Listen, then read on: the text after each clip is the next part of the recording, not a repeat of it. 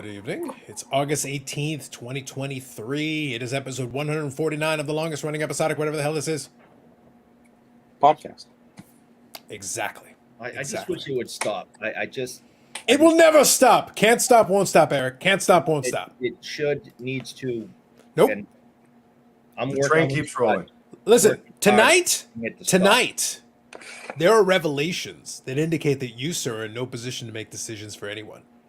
Because there are suspicious happenings out there, Yeah. and I have the photographic evidence to prove that there are individuals over here who should not be left in charge because they are responsible for some very shady dealings, and we have the photographic evidence, which we will reveal very early on tonight. Oh, how exciting! We're not even going to wait long. It's happening. It's Breaking coming. news. I know. So real quick, first, good evening, absolutely. Good evening, Josh. It's Friday night, and you know what that means because I'm Carlos Live. Thank you, Josh. Rick says we can start now. I'm here. There you go, Rick. Rick Vintage Oddball Cards. Good evening. Morning to you in Australia. Morning, lads. And Eric. Love it. 357. Hey, Carlos and everyone. I wonder if Wonder Franco is brought up tonight. We can wait until more people join the stream. I'll touch on it briefly. We can wait in a little bit. We'll touch on it, but there's not a lot to say. It's actually very straightforward, but we'll come back to it in a second. Proof of UFOs. I think Wonder Franco's probably would love proof of UFOs. It would take some of the heat off of him. Yeah, he should be happy. Right now, at this point, he needs Yeah. something. So, good evening, Orlando. Maximus Parker. Carlos, are you a Linus Tech Tips follower? I am familiar with that. So, real quick, actually, quick question. Eric, did you watch that video I gave you? I gave you a little background on the whole Timepiece Gentleman thing? I unfortunately no. It's on my to-do list. I've been just too busy this week. He was almost starting to lie there at the beginning, but I'm glad. No, I was just. yeah. How was I going to phrase no? It was so good though. It's so good. I want Well, to. Linus Tech Tips is now the latest. So I'm still looking forward to the Timepiece Gentleman thing, but right now things are kind of quiet in that front. Nothing new has been added. I went down that rabbit hole last week and talked about it. I stand behind the glory that is the drama. But this week, Linus Tech Tips is the new drama. It's the new hotness.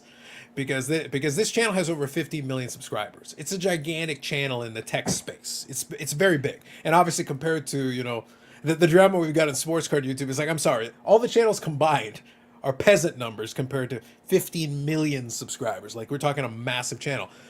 And also a Canadian channel, massive, based out of, I think, Vancouver. They're out in BC. And the thing is that, so they've had two issues. They had two issues that kind of compounded. I'll touch on them briefly, and maybe we'll talk about it more later. They had two issues that came to light one after the other. Because the company got so big and they make so many videos, they've gotten very sloppy to the point that they've made a lot of really stupid mistakes in their reviews. And as a tech review channel, the problem is the integrity of your reviews are really important. Stupid, silly mistakes are not a big deal. But if you're reviewing prototype from technology from small companies, you can basically make or break a company. Like, if you test something incorrectly and give a bad assessment based on improper testing methodology, without getting too deep in the weeds, if you're testing something and putting it in the conditions it's not designed for, and it fails, and you say it sucks, you're damaging a company where they're like, wait, it was never designed to do that. Why are you testing it in a way where, of course, it's going to fail? It's not designed for that. We didn't do that. My phone So these small work underwater. Well, yes, basically. But the point is, like, then the company has legitimate case to be like, wait, that wasn't a fair test because that wasn't designed to do that ever. And that's not normal use. And aren't you guys supposed to know that? And we even told you the conditions it could operate under and test it under the conditions it's designed to work under. So if it fails, then at least we know it failed for good reason and not because you put it in a position to fail. Modeling is highly overrated. There you go. But the point is, so that was one issue. And as a result of a specific thing with a prototype, a company gave them a prototype. They gave them a bad result because of the testing methodology. And they got called out to that. But they also accidentally auctioned off the prototype. Oh. And then terrible communication back and forth. And the owner, Linus, does a very bad job of communicating. He had already stepped down as CEO because obviously he's good as being a visionary coming up. He built this small, tiny company from effectively himself to being over 100 employees. The problem is now he has no control really over what's going on here because he doesn't know how to be a manager. He's somebody who has ideas.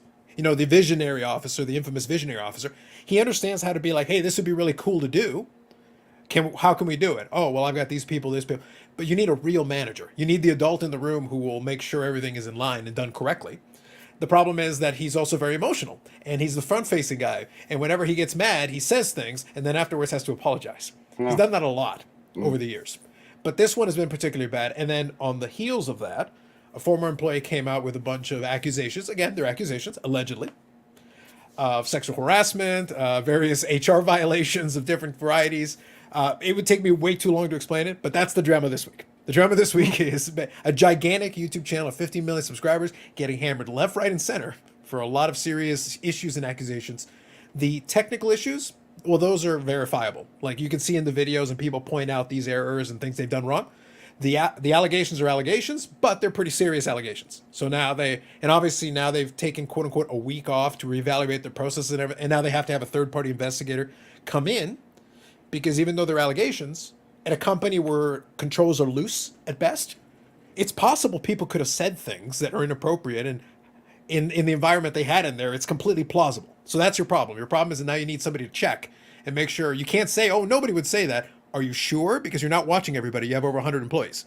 So you can't tell me it's not possible that somebody said something wrong when you really don't have a real management structure and real controls.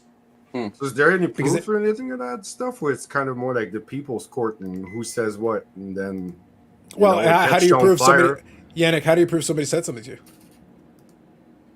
Because I was there. Yeah, I guess. Yeah. Now, what you can do is you can actually point to a history of certain types of behavior, because even if it's not specifically to that person, you say that, this manager yelled at this person, and in a horrible way. And that happens at meetings all the time. It's not always the same person. It's different people. Usually. You can be like, okay, so that's plausible. Even if I wasn't there for that specific, shouting match or whatever, I've seen them do this before. That's when you can start putting the pieces together. That's the investigator's job. The investigator's job is to talk to other people and go, hey, even if you weren't here for this conversation, has anything like this happened before? If so, who? If so, when? Put the pieces together and start with circumstantial evidence and then compile the case and figure out, is this even possible? If the answer is yes, okay, now is it plausible? Who is it? The same people over and over again that we're hearing about, and is that the person that's being accused of XYZ? Then the pieces start coming together. It's an investigation. You have to put all the pieces together that way. Good evening, Will. Absolutely. Can we talk about the odd cardboard post about being sexist? I haven't seen it, so I can't. I'm updated on that one anyway.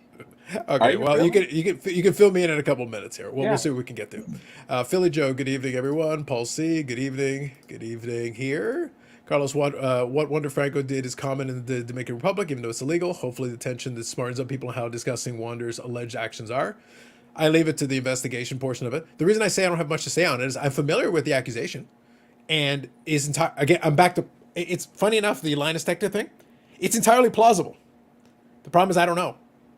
So all I got is is it plausible? Yeah, for sure. Is it plausible? Yeah, it's even plausible.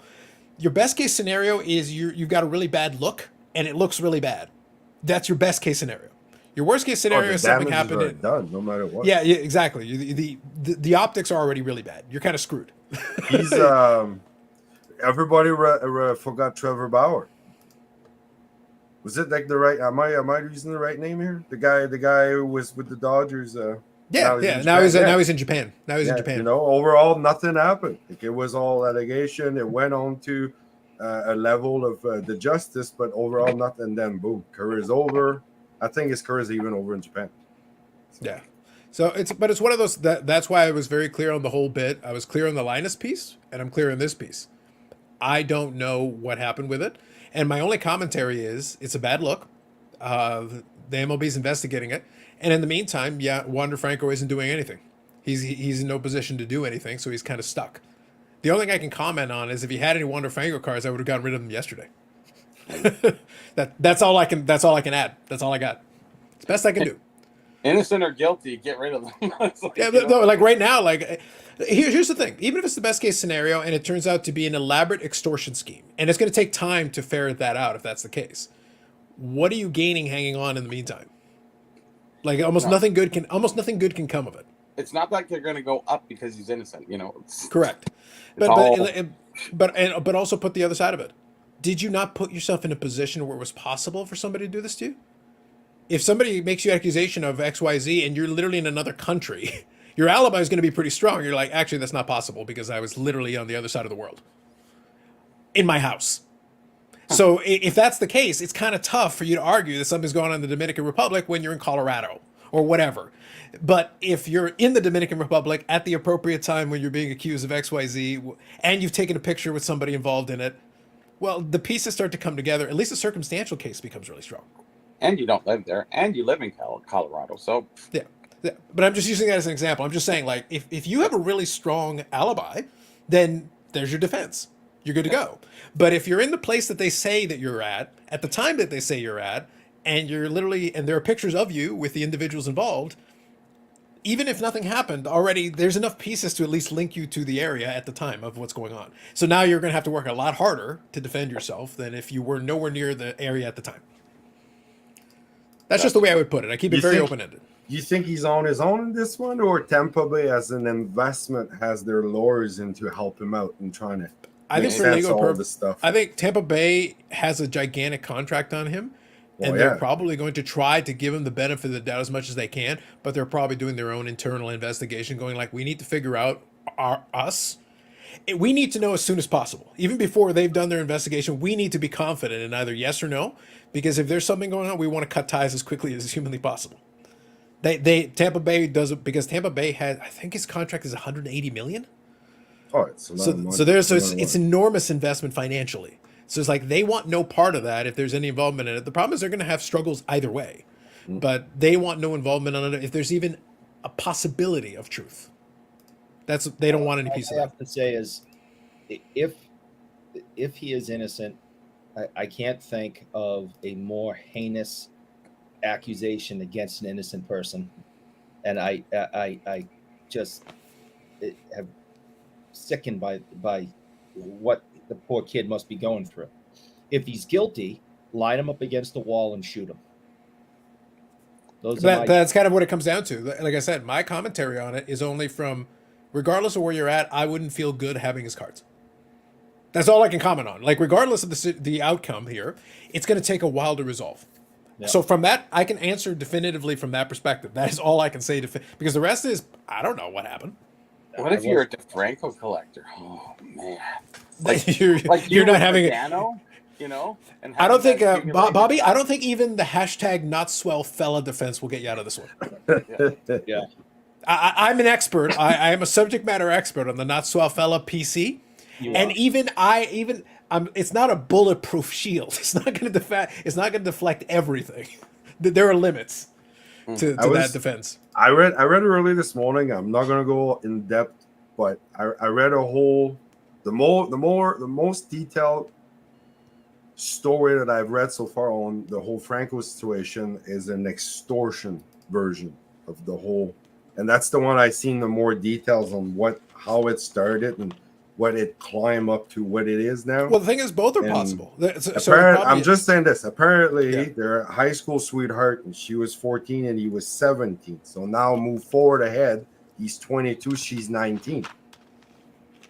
You know, and then I don't know the rest. And like I said, I read my version. If you guys want more curious, go right ahead. But there is information. Depends on the state too, because I know there's different age of consent in different states. So that's but all. In this case, you're talking another country. In this case, you're talking the Dominican Republic, regardless. So you've got an investigation. So you've got an investigation that has to happen over there. Yeah. So, the bottom line is this: I've only peripherally paid attention to it a little bit because, in all honesty, I don't care. I also have no reason to care. I can comment, like I said, on the card portion of it. I wouldn't feel comfortable with any major holdings in Wander right now. And by the way, even if you think maybe down the road he gets exonerated, even if you have that theory, I would still have gotten rid of the cards.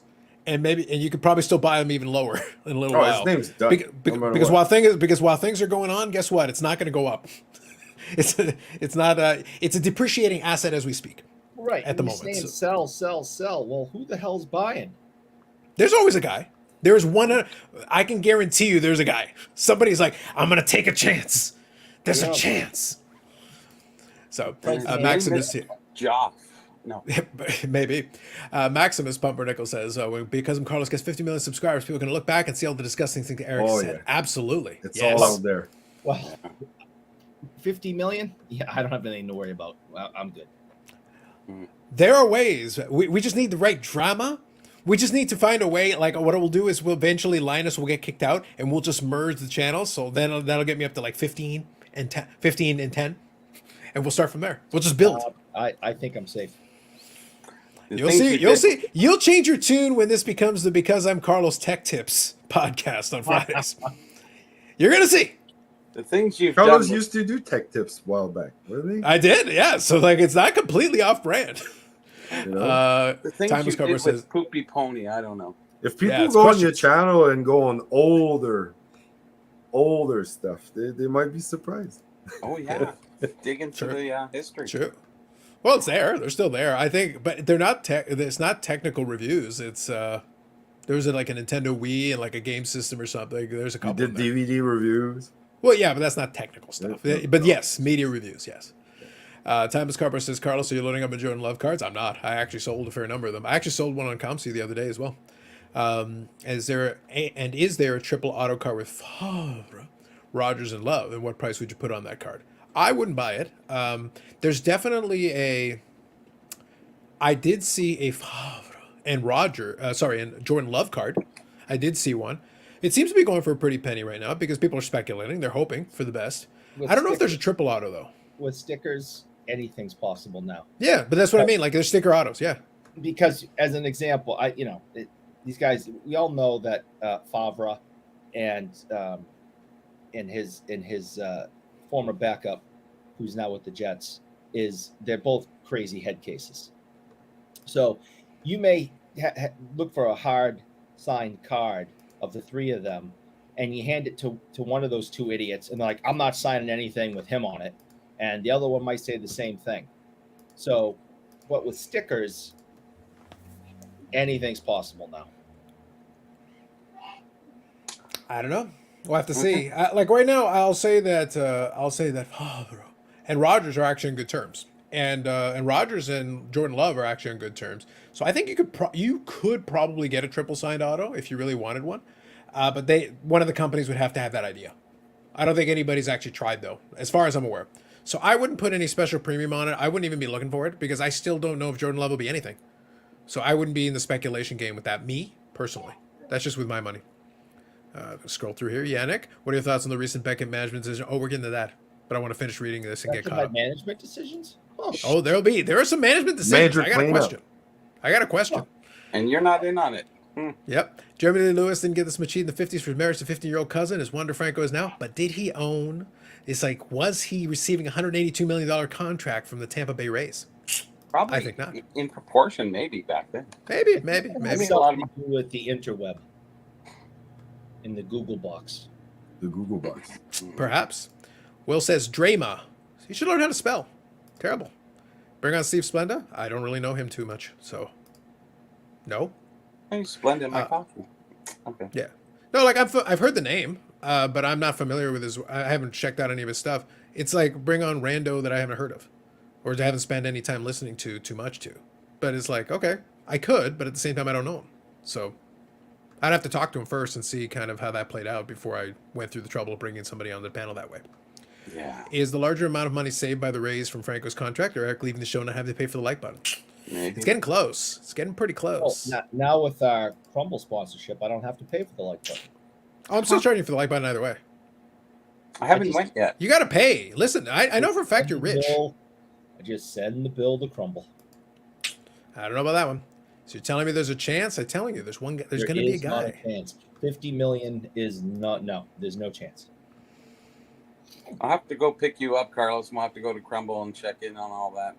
I Is it might have open to, yet? yeah. I have to go on. Oh, yeah, it's open. Yeah. We're going to have to go on location. We're going to have to go on location, check the Crumble. So let's see here. Rick Generette. Tabor's play-by-play legend will be truly missed, mostly known for his Mayday, Top Shelf, where Mama hides the cookies. Were they crumble cookies? And these guys are scary good. There you go. Eric has to pay for the dislike button too. Oh, no doubt. Pat left on. Basically, interactivity of it. And in fact, we might have to expand it to the dislike button of the Linus Tech Tips. Eric, brace yourself. There's a lot of zeros on that invoice coming up. Yeah, I don't know, but I don't think Crumble's going to help me with that one. I don't think so. Not at this time. Not at this time, I'm afraid. Yes. All right, so we got caught up on the comments. Beautiful. Thank you all for that. Now, let's talk about Beckett. I did mention it briefly on the video last night. I was very proud of the video. I had a lot of fun breaking down the AEW Metal. Our Long National Nightmare is nearly over. The product might actually be released. But I did touch on the Beckett thing a little bit. Alas, the only good Jeremy in the hobby, the only one, Jeremy Murray of Beckett, is gone from Beckett after 18 years. And that in and of itself is very sad. Because as I said, the only good Jeremy in the hobby. The rest of them are trash. But here's the important thing. I'm deeply concerned that this is not what it seems on the surface. It sounds like, oh, well, getting rid of this guy after 18 years and all the problem. No, I think it's a palace coup. I think there are individuals who will remain nameless, who I think had something to do with it. Now, before we get to that, first, we need to see what the current situation is. We can't assume anything. We got to know what the truth is. I need to know, with all these happenings, what is the current state? What does it look like over at Beckett HQ? So, Bobby, this is my number one question. What's happening over at Beckett HQ as we speak right now? And we've got some footage. Well, we got a picture. Okay, it seems fine. Yeah. Maybe it's not as bad as I thought. The flames and the smoke are kind of concerning. I'm a little worried about it, but the problem is, look who's right there. Look who's right there. Look who's right there assuring us it's fine. See, this is what I'm worried about. So I'm looking here and I'm seeing this. Well, let's see what other images we got. Oh, that's nightmare fuel right there. That's deeply. And look who is trying to decapitate Jeremy. I don't know. What's going on over there, man? That's a problem. I think, Bobby, that someone has been trying to make the moves on the presidency of Beckett for this entire time. And the reason he's been slandering Beckett's good name is because he wanted the job for himself. He's been lobbying for this for quite some time. Like, look at all these locations where I see this man. Oh, it's like this was a PR disaster. This is terrible. And look who's right there, right in the middle of it. Once again. We even have some clips from a future campaign video that's coming. Like, look at this. Make Beckett great again. Paid for by Eric Wade for president. Like, you realize this isn't the kind of presidency we're talking about. You don't have to campaign for this one. No. You do know that. I have deep concerns because we're going to see soon the future of Beckett collectibles. Look at this. Eric, what do you have to say for yourself? Like, I'm deeply disturbed. There's a lot of questions here that I have. And the evidence is really unlike the Wander Franco allegations, unlike the Linus Tech Tips allegations. This is some hard evidence. This is damning. Mr. Wade, what do you have to say for your obvious palace coup attempt in progress as we speak? My evil plan worked. And I am finally going to turn this company around and put it back at the top of the ladder where it belongs. I have worked my magic. I have infiltrated and I have twisted the screws that were needed for major change to happen. And now that we have gotten rid of the dissenters and those that were destroying this once great company, I will now bring it back. We will rise to the top and we will dominate this hobby yet again. Now, I have a major question on how you plan on doing that, given that you're still paying for the like button. And secondly, my secondary concern is, how do you intend to do that when you don't even know who had the first three-pointer in NBA history? Your facts consistently change, sir. I don't think you're going to make it out of the first board meeting, is my point. I'm just going to say that everyone just needs to do as I say. That's the first board meeting right there. Nothing else really needs to be said. Just do as I say. Follow me. Get on my shoulders. Let me carry you to the promised land.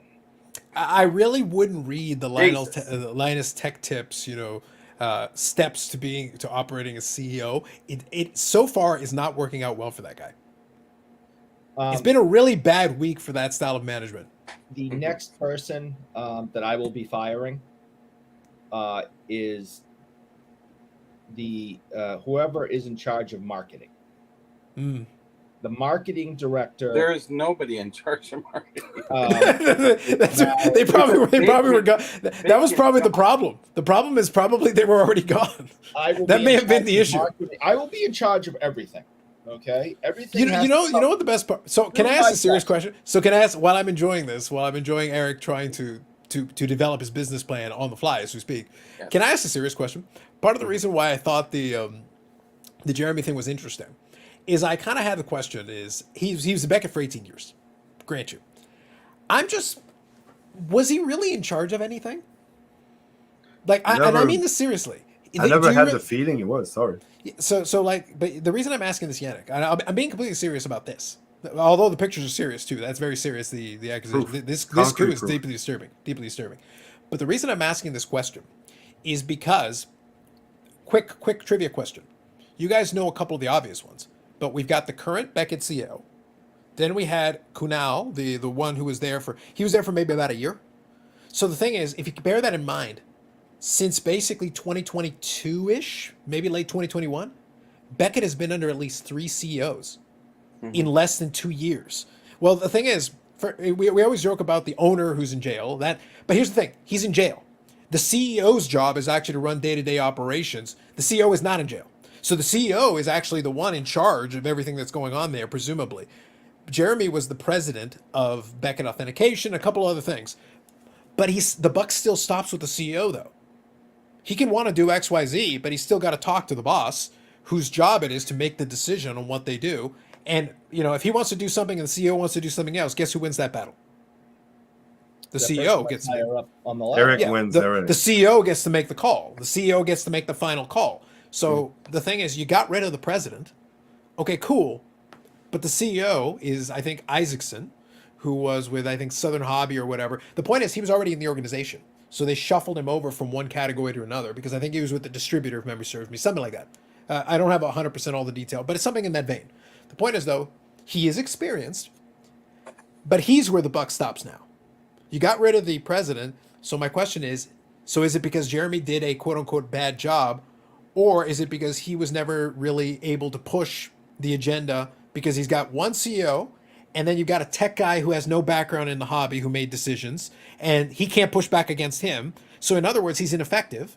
So they just decide, all right, well, we'll can him. But the thing is, like, so did you actually fix the problem? Because now you're going to put somebody else in there. Are they in any better position to make better decisions? If the CEO is in agreement with the current path, is it just putting somebody else in there who's just going to follow the same trajectory, but just a different name? And you got to Isn't wonder, the large was it a parent company mutual then? separation? What was that? Sorry, Bobby? Doesn't a large parent company have something to say in there? That's what I mean. So my point that I'm making, and you're 100% right, but just understand something. When we think of Beckett, Dr. Beckett, Jim Beckett, whatever you want to call him, it doesn't matter. He's gone. We're actually 2 sales Long from that. time. Yeah. Yeah, He's been but gone it's for been- over 15 years. Like, Yeah, it's been almost 20 actually. It's close to 20. So 06, like he sold Beckett. he has nothing to do with the day-to-day operations. He's a completely different dude. Whoa. But then that company bought it from his group, but then that company sold it to somebody else. So you're already a couple of sales removed from that. So guess what? It's what does the parent company want to do? Again, the owner is one thing, but in turns, he's got a CEO of that company, and then you've got a CEO of Beckett. Well, Beckett is a division effectively. So you've got a division here. Division has a budget. Division has a certain mandate. So you got the top brass having a mandate, and then you got the Beckett having a mandate, and then the president's job is to fulfill the mandate that was brought down from about 2 or 3 layers of management. Too many people thinking Yeah. or not thinking, and basically he was the poster boy. Yeah. I Well, guess that's like exactly now it. maybe like he got the cut like the coach, like you're not necessarily like you're not at fault of what's going on the field or above you, but at the same time someone has to go, and he's the one who got the gong. Bye. Yeah, but that's the reason I ask. It's like, so is it really? At the end of the day, we I don't think know. it's not him. I don't think it's Yeah. his like skills or anything. I think it's more he's the goat. He's the goat, Yeah. as in I think he was the one. sacrifice goat. I think you're sending a message. You're just saying something has to change, so we need to change it. We need to mix it up. So you get rid of the guy, and put somebody else in there. But my question is, if it wasn't his call, and obviously the big disasters that happened were not his call, then does anything really change if the people who did make the call are still there? Yeah, I think Or they're that still kind of there? gets into the game of hockey. You know, if you have bad players and a great coach, it doesn't make for great players. It makes for maybe a little better. So the same thing goes with the company. If they have a lot of things that are wrong, a good CFO, CEO, whatever is going to come in. He can only do so much. We Yes. all know that they need a new holder, and they need to regenerate their The whole website, the online whole report. presence. Yep. They have so many things that they can hit, and they're quite obvious to me, sort of like looking at the Leafs. We need defense, but they never get it. So Beckett's sort of the same thing. They're just going, we're not getting a new holder. We're not fixing that issue. And that's actually one of the major issues. They still have their reputation. They just need to bump it up a little bit. And I think they can carry themselves. Are you comparing Beckett to the Toronto Maple Leafs Yeah. situation? Yeah, because the Leafs do bullshit all the time. They get rid of the coach if they're not winning, and it's not. If you want the analogy to work for you, though, Paul's question here I think plays into that well. At what point does the parent company decide they have no plan to just sell when they stop being profitable? Here's the thing: like, it doesn't matter if you like what they're doing. So really important. This applies to the hobby. This applies to other businesses. It applies to everything else. It doesn't matter if you think they're doing a shitty job. It doesn't matter if they are doing a shitty job. The question is, are they profitable? The question is, are they still making money in something? Whatever it is, it doesn't really matter what it, because we talk about all the issues they've got and everything, right? With their grading, with all the other things, all those issues. And yet, go look at the gem rate data. People are still submitting cards. We had the thing from the National. They were still using paper, fill in the paper forms, while other companies had moved on to tablets. They'd be like, hey, you can go on the computer and fill it in and like whatever. And it's like, oh, here's a piece of paper and it's got the carbon paper and you can use your copy and you're still doing it in the old ways and basically creating a slowdown. You're at the National. You're surrounded by people who want to get their stuff graded, get things moving. Why would you make this harder? You want to make it as smooth and easy as that. Get their stuff processed, get it in, get it graded, get it back to them, and get it out. Yeah. What if they're still making money in spite of themselves? Like I was comparing with the Leafs, the same thing. They play great all season, and they're doing okay, and then all of a sudden it comes to the playoffs, and they shit the bed. So, same thing with them. They get up to this certain point, and if they just changed a few more things, they could go so much further. And the potential's there. It really is. And they're hanging on to second place, third place. I don't know which they are. Right now, as far as grading volume, yeah. But they have their magazine. They have other things too. So there is. Yeah, but is anybody even ordering the magazine anymore? Well, like, no, is that even play? That's another thing they faltered on. Yeah. Well, I don't think as many people are keen on the magazines anyway at this point. Well, they're online. What was their app? A 1.5 out of 5. Oh yeah, no, the app's atrocious. Well, one of the guys that was let go in that bit was the guy who did the app. Was one of the guys responsible for the app. Yeah. So so you need a new app. There's a new app coming. Anyways, just God, I'm gonna throw up. Yeah. So Beckett's third right now. Based on gem rate. However, we got to factor in that the CGC thing is still not giving us the full accurate number. But regardless, like. So right now they're sitting at about half to 2/3 of what SGC is doing. So like SGC, so in July SGC had 95,000 and Beckett had 57,000. It was down, but the point is you're still getting 57,000 cards in despite the fact you're not doing a good job. So imagine if you were doing a good job. That's on loyalty. Yeah, exactly. Yeah. If they would just get a new holder and tweak a few other things, I think they could just get back to a solid second and have that respect back again. You think they still have the love? Some people don't give up. Yeah, and remember they're going back to the 80s, so they have a lot of history there, and a lot of people remember collecting 80s, 90s, 2000s, whatever. Beckett is synonymous with. Hey, in April at the expo, people were lining up, and they were not only lining up, they were bringing big money cards too. Well, that's so. I made that point. So the reason when I did the thing in the video, I said I talked to Jake, 90s B-ball cards. I asked him the first segment right at the beginning of if you don't want to watch the whole conversation, in the first couple of minutes, I'm literally talking to him about Beckett right away. Because I wanted to ask him that question, because as a basketball guy, there's a lot of big basketball cards that are in Beckett holders. So Mhm. so talking to a basketball guy is very appropriate. It makes a lot of sense because they're still a category that submits a lot of those ones. There's still a lot of big cards that are sitting in Beckett holders to this day. So they've got that little They get good residual money, cachet. too. Exactly. So there's because the cards are good. It's one of those things where like as long as the holder's legitimate, it'll still sell for good money anyway. It like it's in spite of the holder, despite it. So it allows Beckett to keep a little bit of profile. Like a big auction sale will happen. The card will sell for a couple of $100,000 or whatever it is, and it's in a Beckett holder. Oh, that must mean Beckett's good. No, that means it was put in the holder probably 15 years ago, and they're Yeah. still riding the coattails of that residual respect from 10, 15 years ago that is no longer in place. But they're losing as they keep going forward. They keep going Correct. back. So one Correct. step forward, 2 steps back. So they're really falling. Obviously, because they're in third place. I heard a will they hot go to take. fourth before they fix things. I don't know. I heard a hot take this couple of days ago, yesterday, I think, from Neil. And actually, I thought the same thing when he was mentioning it. Did they need a bougie president? Yes, Because I know somebody's making that pitch. the bougie presidency is already locked. We already know that. Mm. But no, Neil was talking about what if Fnatic buys Beckett? It's just about Well- it goes back. I think we've had the conversation with a couple of the different graders though. Out of the graders that are there, the easiest one, quote unquote, and I'm putting easy in quotation marks because you still have to get the ownership to agree and be interested. So this is really important. The easiest one to buy, technically, would be SGC. Because it's private ownership. You're dealing with a specific individual who's still there, who isn't in System jail. already works. And it's not part of a bigger conglomerate. CGC is part of a bigger company and a bigger conglomerate.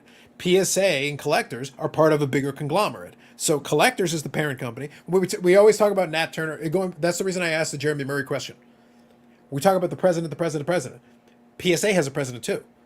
But we look at Nat Turner. But Nat Turner is the CEO not of PSA. Nat Turner is the CEO of collectors. That includes PCGS. That includes other stuff. It's more than just the Sorry, one I'm thing. not aware, but this Beckett has like the same kind of. It's under Beckett another umbrella? Beckett is owned by a parent company that owns other companies. Yeah, So big you're actually trying to negotiate the purchase of a division, a segment within the So it greater gets organization. Complicated.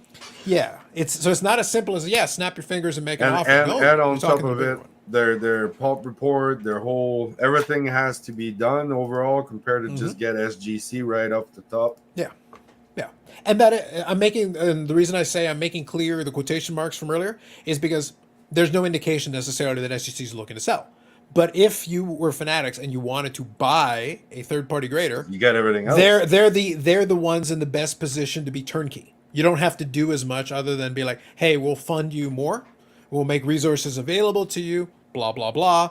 Because the other ones is one is a conglomerate, the other one's a conglomerate, and the third one is sitting as kind of a conglomerate, but not a collecting conglomerate.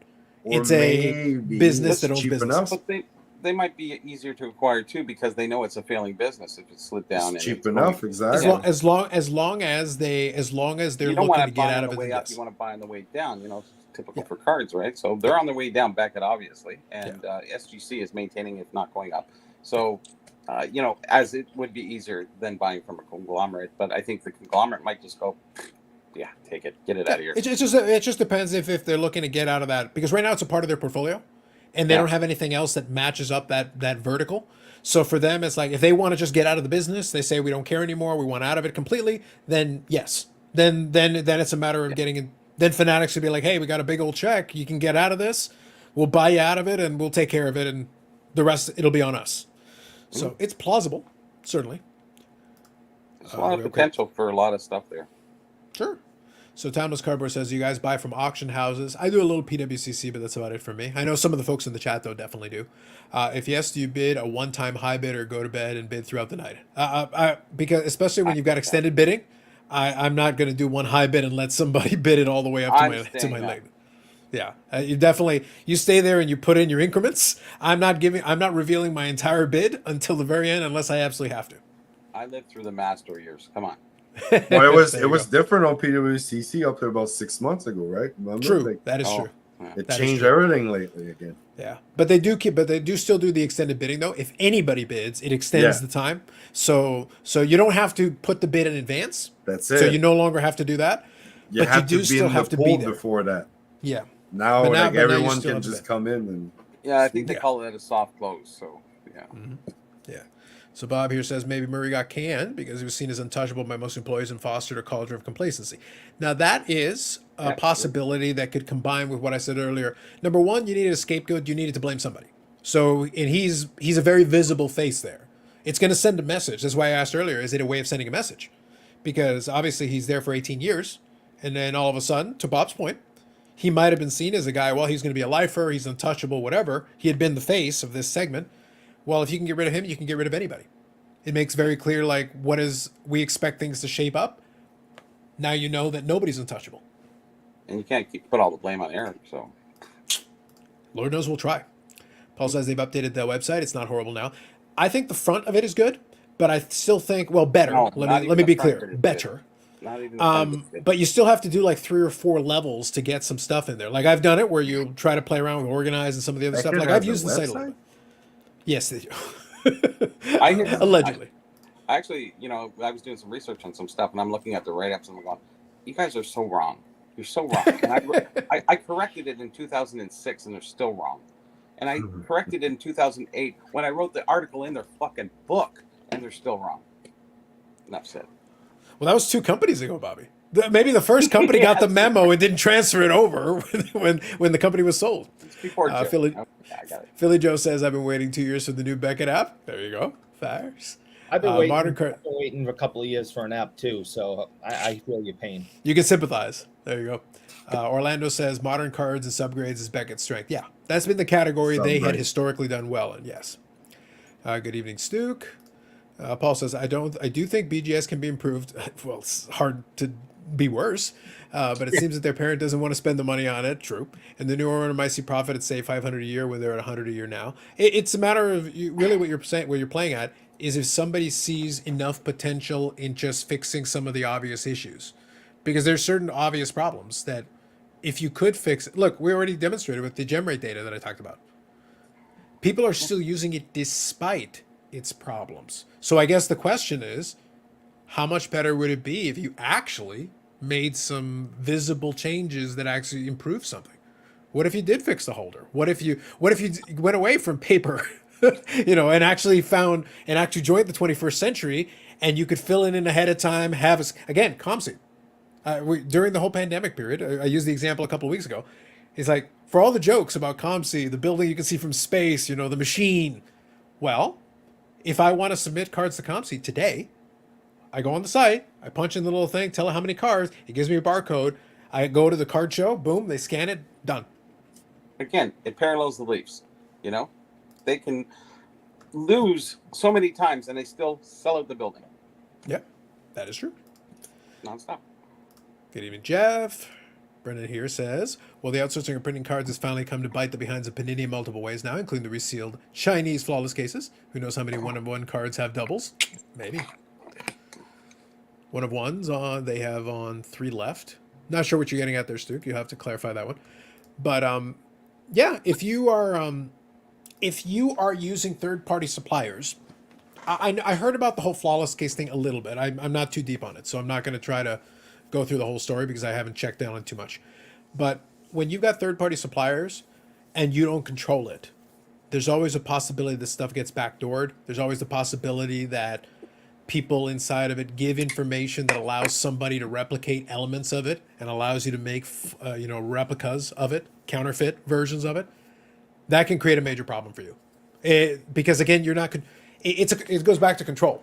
Like I put control in quotation marks because it's like it's a manufacturing thing. We call you manufacturers, but you're not the manufacturer. You're basically a design house. You come up with the idea, you come up with the concept art, you do all these things, you decide what technologies we're going to use, and then you go to supplier and say, can you make it? And then it's the supplier's job to make it. It's the supplier's job to make the boxes it's in. It's the supplier's job to make the advertising material. All that stuff is happening over there. And I'll give you one more example here using the video I did last night. I talked about the AEW Metal. It was delayed an infinite number of times. We made a lot of jokes about it, but finally now the checklist is out, which is to say now the release is imminent. So I think they put August 30th as the date. When the checklist is out, it's usually within about 2 weeks. Upper Deck is usually pretty good about that. So if the checklist came out this week, August 30th that's probably about right. So I would expect stuff to start hitting stores, at least stateside, if nothing else, How many around dentist August 30th. cards did they have? 39. 39. Not All right. including one of ones. Not including one of ones. There was almost 30 one of ones, Eric. It's obscene. I went over the checklist. It was obscene. These companies realize that one of ones are not as exciting as they once were, and they have. Well, it's not when you got 30 of them. And don't most care. of them are printing plates. Eric, most of them are printing plates. Stacks of printing plates. Nothing So like I don't know. flooding the market with something and just destroying the cool factor. Yeah. So I when I went over to the checklist, that was one of my concerns. I just said, like, so you went from, yes, there were one of ones. Yeah, the completionist is dead. The completionist has been dead a long time. That's fine.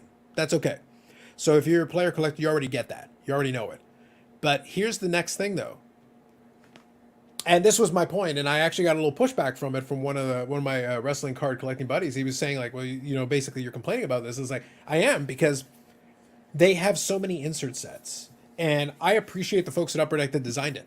I respect what they do, but it's one of those things where I looked at that checklist. The problem is you don't know until you see the checklist. The only way you're going to be able to evaluate it properly, you have to see it and actually see what they did and who they put where and what they did.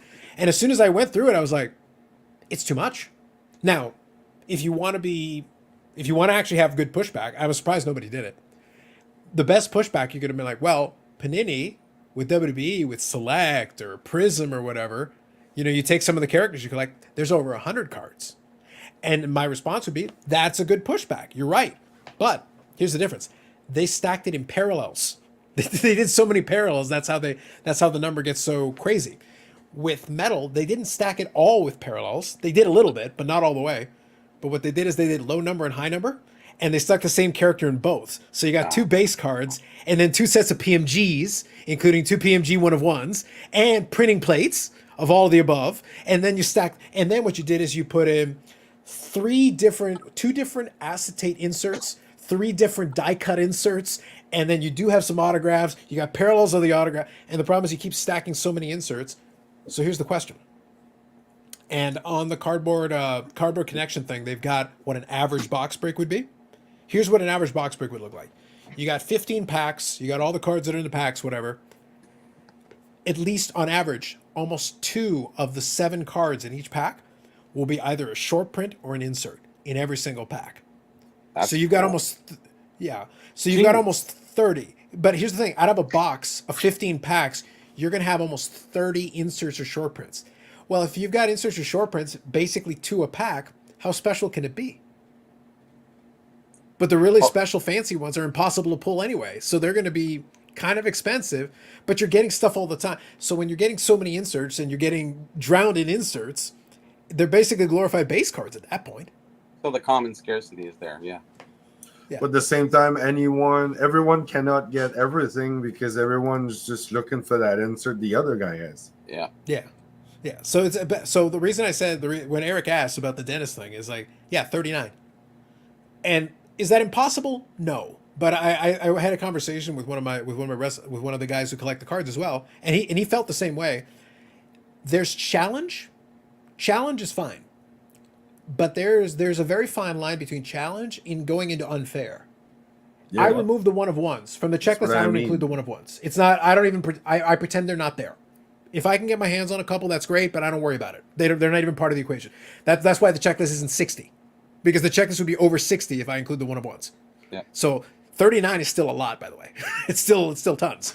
But there's stuff out of 20. There's stuff out of this. And by the way, there's also EPAC.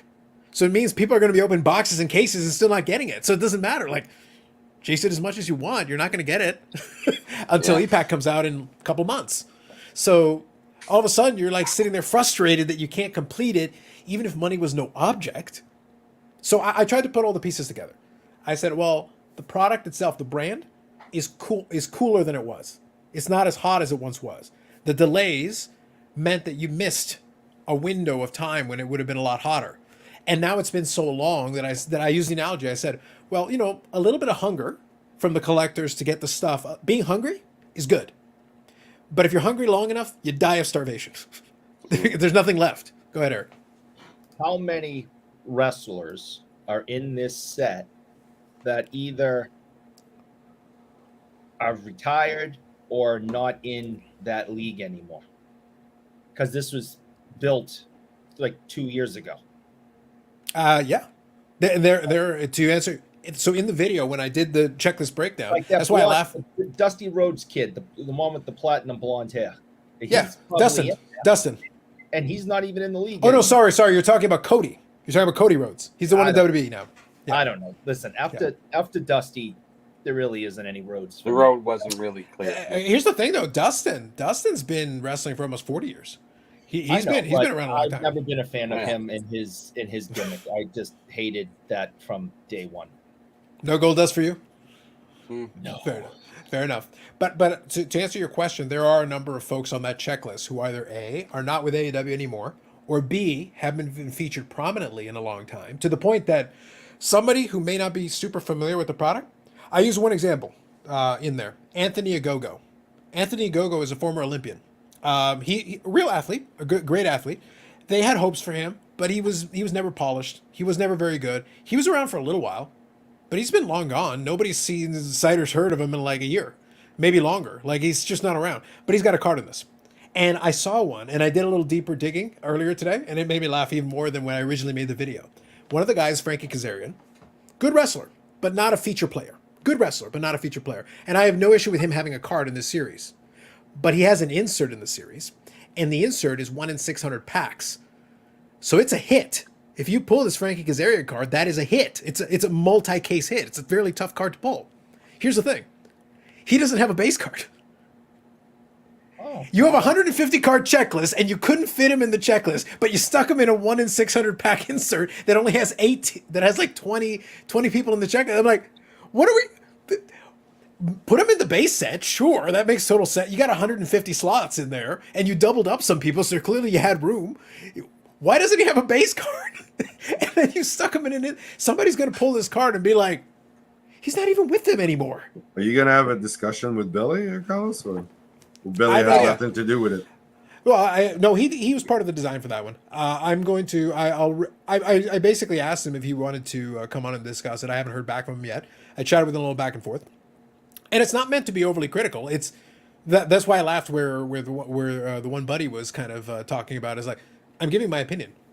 I'm looking at the checklist. This is my assessment of the checklist based on what it is. I'm not saying I can design it better. I'm not saying it's my job to design it, but I can look at it and go like, well, based on what I know of where we're sitting at currently, based on me talking to other collectors who collect and are interested in this product, we're a little lukewarm on it. This is why. And then I look at the checklist and I see some of these glaring things where I'm like, wow. And then I have to transport, to Eric, to your point, I have to transport myself mentally back to the time when you would have composed the checklist. And I asked myself, would it have made sense back then? So I'm actually giving them that caveat. But there's a couple where I go, even back then, I would have been borderline on it at best. And in those cases, I don't like the Frankie Kazarian one makes no sense whatsoever. Having him in the insert, but not having him in the base set. That makes no sense. Back then, right now, ever. That makes no sense. And I understand that, this young lady that you collect, the dentist lady, is popular, but why does she have 39 cards in a set? I mean, isn't that because they've got a lot of insert sets? They've got a lot of insert sets in it, Eric. It just seems. I mean, she's like in every insert set. It's not a joke. And then they have parallels of the insert set. I think that just. And is it parallels like, it's the same card 10 times with different colored borders?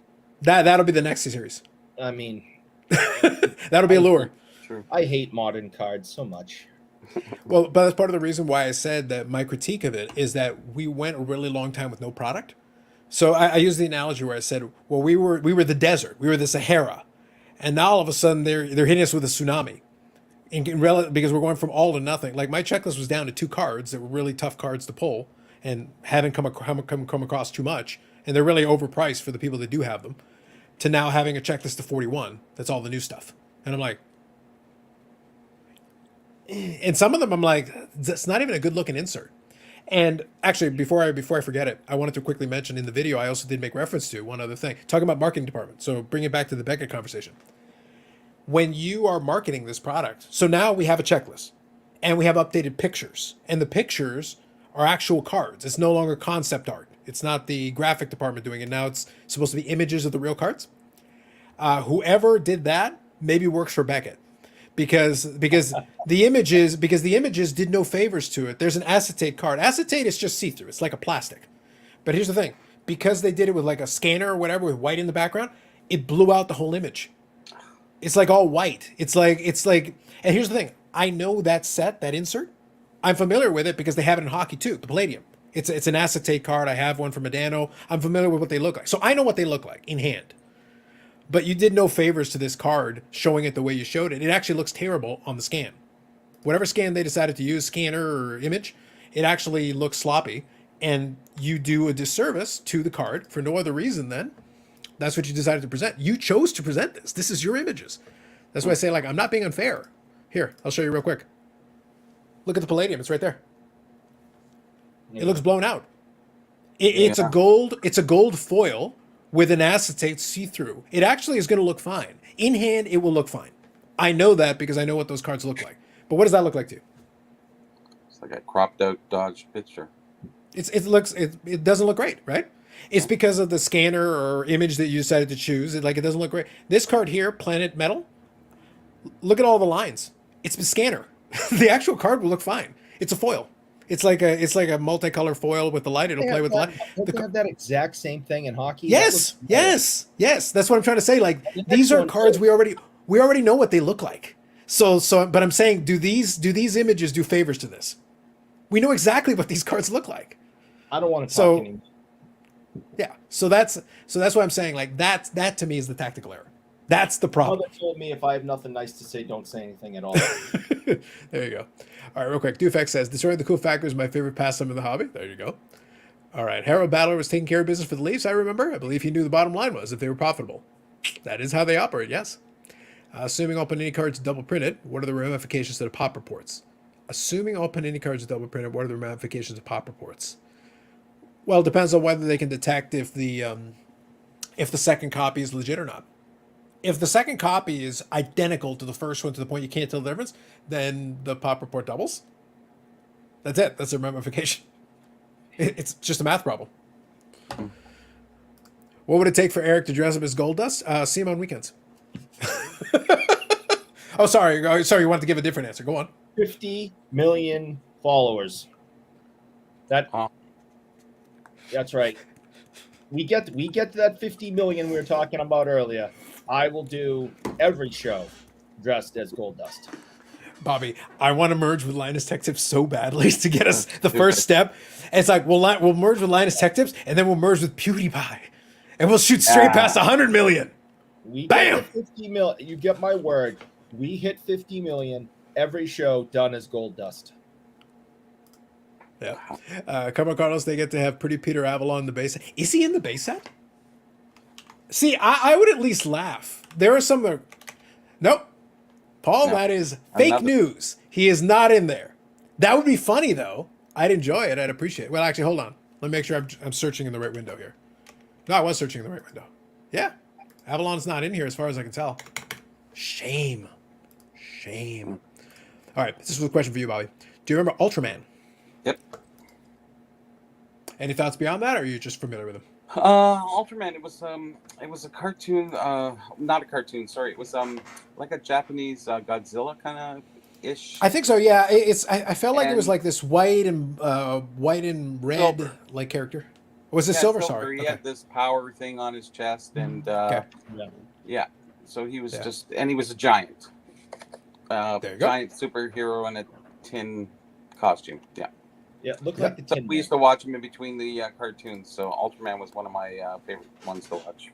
They dubbed it pretty good back then too, actually. So, all right, that's good. Yep, no worries. But so Paul, to Connor Paul's point though, like it wasn't a bad guess. It would have been like, but maybe this would be the way I would present this as well. I don't care if the checklist doesn't have all the best stars in it necessarily. AEW is a smaller roster than WWE, but you know what WWE can do to kind of cheat around that, Eric? They can use legends.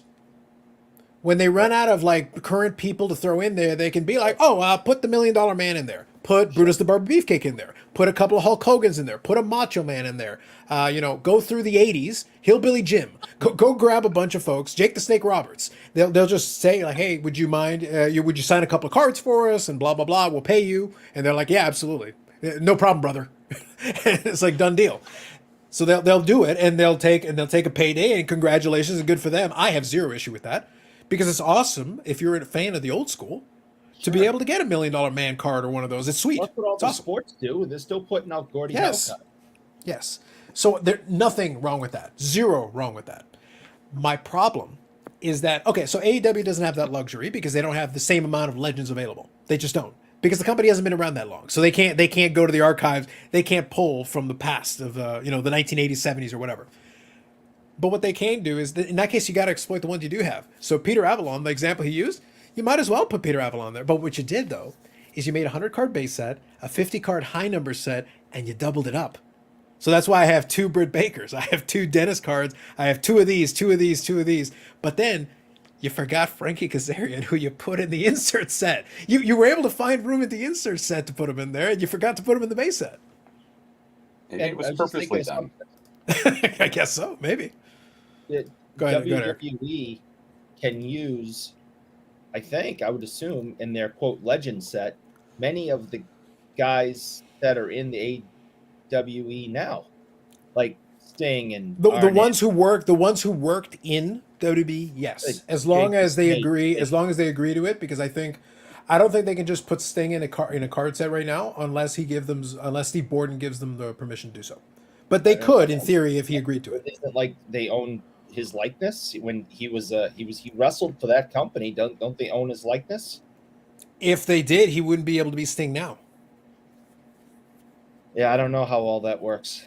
No, he literally would not. WWE sued for this before. He's like, any contract he signs is that I can always be Sting.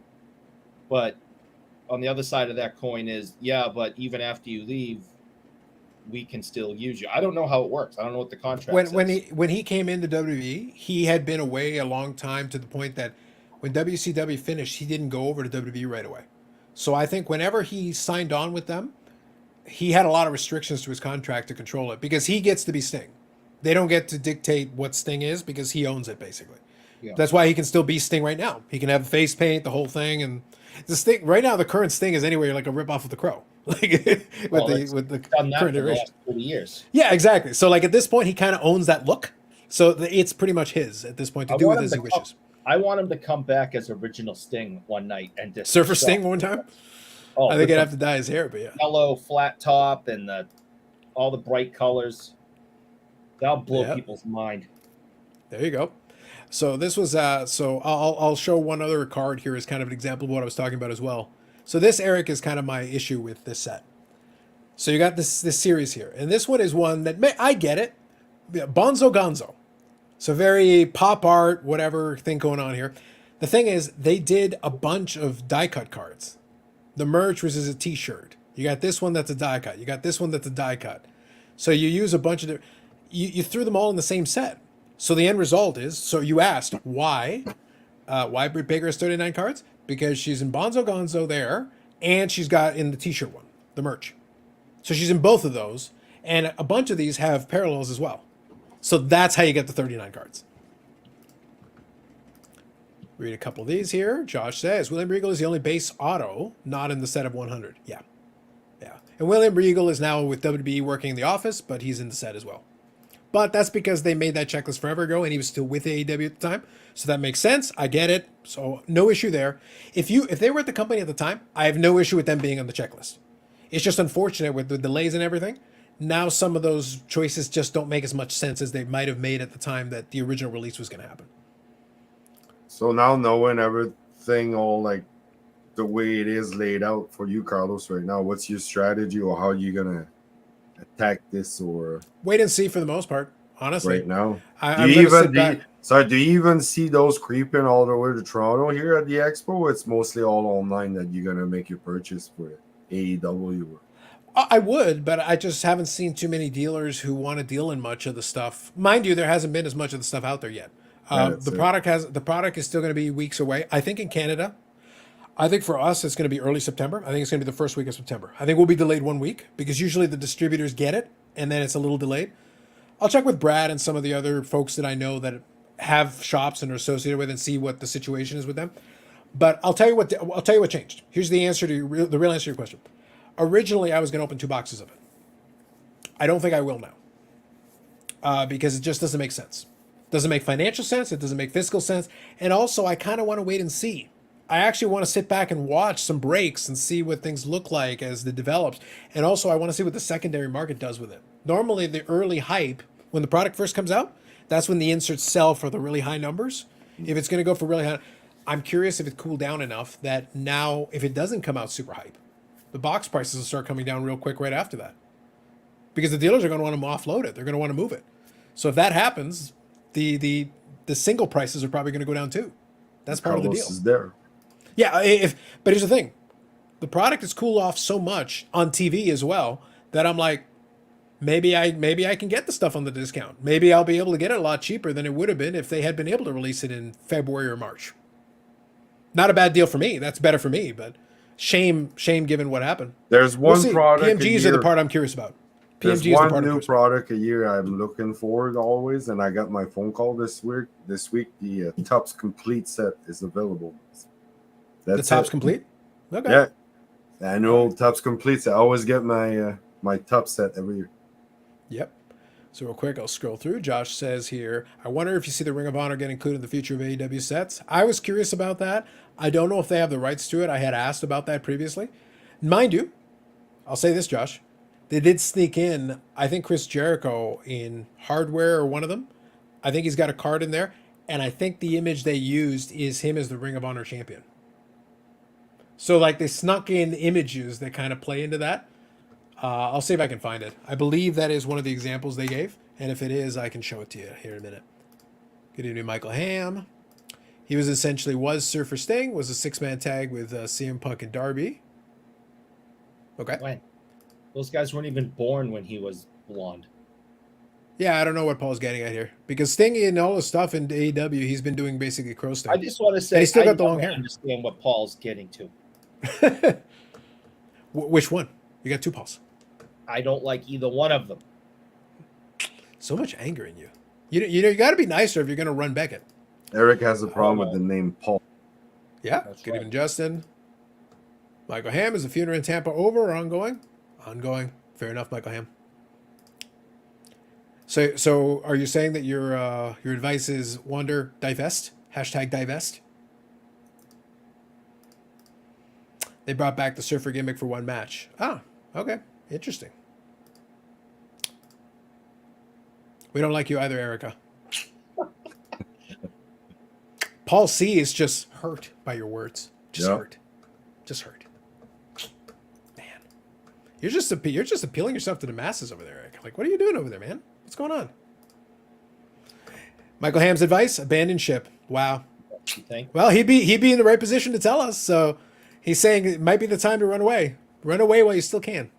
I am curious, Mike, is what's like sports radio saying? Are they trying to stand by him? Are they abandoning ship? Are they staying neutral? Let's see what happens approach, or are they just going after the guy? Hopefully it's their own local guy, so they're not going after him. I'm hoping, because we don't know yet. No, but here's the thing, Yannick. I think even if you want to be a super homer, then your best case is talking about it like the way that I do, because I don't have a vested interest. I don't care if he plays again, if he's exonerated. Like, it makes no difference to me one way or the other. However, I can still say accurately, it doesn't look good. I can still say accurately, what little I've seen of it doesn't suggest that he's going to get out of this unscathed. Oh, there's smoke. He's damaged. There's damage. No matter what, there's a lot of damage here. And back to what I said earlier, the next thing that's going to happen here is you needed the people around you to keep you away. Now you had a $180 million contract. You needed the people around you to protect you by making sure that you didn't put yourself in a potentially compromising position. You should be nowhere near anything that could cause you trouble. You're a rich man. All you got to do is stay out of trouble. Just stay out of trouble. I'm not for or against. I'm just like the last few years, I think because of social media and everything, the way it comes out, like it doesn't necessarily come across with the straight facts, and people just go and like, I mean, now basically we're back in medieval age. We throw rocks and then we'll If it's think, Eric, I like to throw rocks. Can we do that? yeah.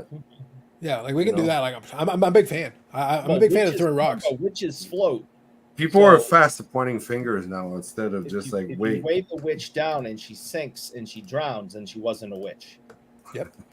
All right, so here, this is what I was talking about. Hardware. By the way, this is from Upper Deck's Facebook page. This is one of the images. It wasn't included in that other one, but this is one of the images that's included. By the way, just so you know, this is also an acetate card.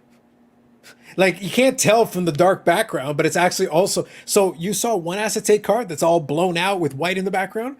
This one is like a dark brown background, but it's an acetate card. So apparently it's see-through. So this one actually should look better in hand also. I haven't seen this one personally yet. I have to look at it, but So this is apparently an acetate card as well. The second hem right there, that's from the back see-through of the card, or that's just This the card, effect they're going for? from what I understand, is an acetate card, so it should be see-through. You should be able to look at it and see that ghost image in the background. So we'll see what it looks like in hand. I suspect it'll look better, but I'm saying this image isn't flattering either. Why does his belt say Ron? That's Ring of Honor. So Josh was asking about the Ring of Honor thing. This is what I was referencing. I said the Chris Jericho one, they actually took an image of him with the Ring of Honor championship around his belt. So that's what ROH stands for. Oh, okay. So that is the answer to that. But yeah, so Michael Ham says they have no real info. It's definitely neutral until info comes out, but it looks bad. And that last point is the one that I'm making. I'm not going to weigh in on it one way or the other. I don't have any evidence. Can't help you there. But it looks bad. I agree. It looks bad. Regardless, it's not a good. You're not off to a good start. Nope. Justin says Sports Card Radio is pointing fingers and saying prospectors are idiots. The latter portion of it, though, arguably is true. Prospectors put a lot of blind faith in a lot of things. Can Water get in touch with Karl Malone's PR person? We did talk about the Karl Malone thing, I think, last week or the week before. So not surprising. There's a lot of trouble. Look, I saw a meme that made that inference already. The Karl Malone and Water thing. It's like, ooh. 1 second. Ooh. Leaving that one alone. Prospectors are generally idiots in modern stuff. Yes. That's not pointing fingers. It's facts. And I don't like SCR. Fair enough, Paul. Look, what I need here is Eric, what I need is the prospectors to get in on vintage. I just need him to buy all the vintage and jack it up 40 million%. I want a 52 Topps base card to be $8,000 for no reason. Of just some rando. Just some rando. Just for fun. And then all of a sudden all the vintage guys bitch and moan and whine and cry, and then I laugh. So but I will also sell. Like if they're gonna jack it up like that, I got those cards. I can sell them. Just throwing it out there. Carlos got more coasters. Let's go. Carlos. Let's As go. long as they don't do that to hockey, I don't care. Speaking of which, Coaster 2.0. The greatest coasters on the market.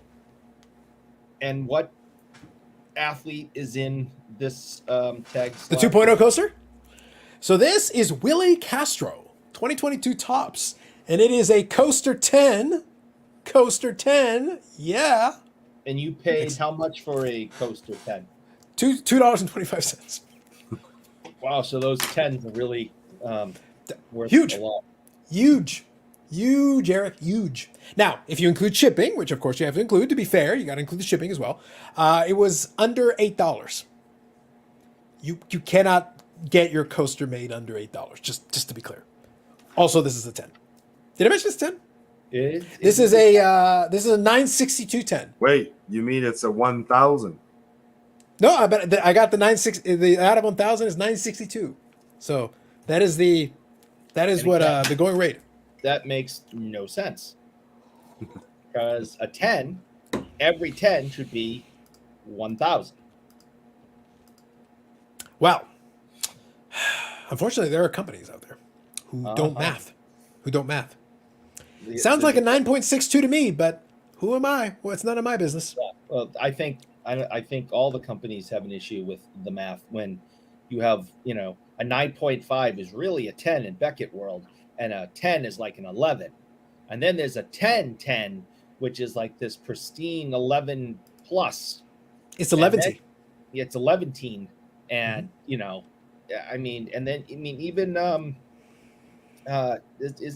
doesn't CSG even have like a? They got a pristine, yeah. They got a fancier version of the label in a 10. That up. You can't have multiple of the same number. How stupid are you people? You can't have two different 10s. You're just idiots. Will says, remember, Carlos, some of these athletes have the mental and emotional maturity of an 8-year-old. I agree.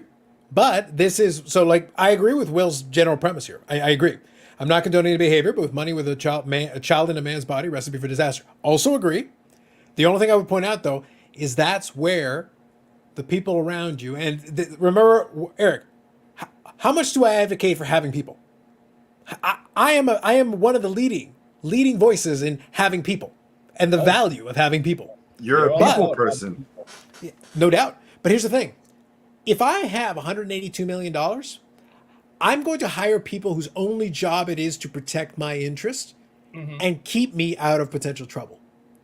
Their job is to literally be like, wait, the situation looks like it could be problematic. I'm going to protect you. I'll take the bullet and get you out of here. Which country are these guys from, Carlos? It doesn't matter. You can look. I know Carlos got people everywhere. Oh, I got people everywhere. But the thing is that in those countries, it'd be cheaper to get that kind of help. You got to have somebody who provides a security perimeter. The only thing that could ruin you is something really dumb. Because in that country, you've already got all this money, so you can literally walk around like a god, which is to say that you're also going to be the target. So that person's job, it is to protect you and be the first line of defense to prevent anything that could be a problem ever getting to you. You should never even see the problem, and it should already be taken care of before you even walk in. That's their job. Do you remember a few years back now, the NFL, charity, did the NFL put together a program for their rookies where they would volunteers tribute. Sorry, they would bring veterans in that had some issues in the past to kind of warn these rookies about making the same mistakes, and the message was supposed to be stay away from drugs, make sure you surround yourself with good people, don't buy 17 houses and 14 luxury cars and waste all your money, and that was what the message was supposed to be. Well, they had Chris Carter and Hall of Fame wide receiver, and I forget who the other player was, and it ended up on video that they were basically telling these guys, make sure you surround yourself with a crew that, and I forget the term they used, I honestly do, that basically is your blame guy. The guy your fall guy. Yeah. Blue Man Crew? Basically, so to put it in, because I'm Carlos' terms, Eric Wade. Go on. Yes, right. This was their professional advice at the rookie camp. The NFL put on and had players come in and told these young kids, make sure that when you're at strip joints and you're hanging out with gangbangers and you're holding guns and drugs, that you surround yourself with guys that will take the heat for you. Yes. And this is an official NFL event. Chris Carter was the guy who said this. I co-sign. I agree. Eric, I didn't say these need to be good people. You don't need not so fellas here. This is not important. The only thing that's important is you have to have people whose job it is to take the bullet, look, your only job is to get out, is to get out of the problem. Whatever it is, you need to not. So remember what I said earlier? I don't know what the facts are going to end up being. They got to do their investigation. They got to do their own. This applies to the Linus Tech Tip things too. There were a lot of very heavy allegations made about what was going on in that office. I'm not there. I don't know what's going on. But it doesn't matter because the investigator's job, and Yannick asked the question, how are you going to prove or disprove it? your first thing is going to be to figure out who was there. That's number one. Then you start talking to those people. If the stories don't match up, if things don't add up, or if somebody just flat out says, yeah, I heard XYZ, even if it's not the exact conversation included, now you know there's a little bit of smoke. Now you start following the smoke and you start trying to figure out if there's a fire underneath it. That's the investigator's job. The point is for a guy like Wander Franco, you should have been nowhere near the smoke. You should have been nowhere near the fire. You should have been far away. That's your excuse. That's your alibi. But if you're there and everybody knows you're there, they're going to look at you and be like, well, how do I know? It's very plausible you did do it because you were there at the right time, right place. Everything else matches up. What were you doing? And somebody can pose that question. It's legitimate. This is what Chris Carter said in 2015 to a bunch of rookies that he was supposed to be mentoring. I let my homeboys know y'all want to keep rolling like this, that I need to know who's going to be the fall guy, who's going to be driving. Y'all not going to all do the right stuff now. So I've got to teach you how to get around all this stuff too. If you're going to have a crew, one of them fools got to know he going to jail. Well, get him out. If you're going to have a crew, make sure they understand can't nothing happen to you. Your name can't be in lights under no circumstances. You all understand that? Prophetic. That's what he told a bunch of rookies and I think Warren Sapp was with him.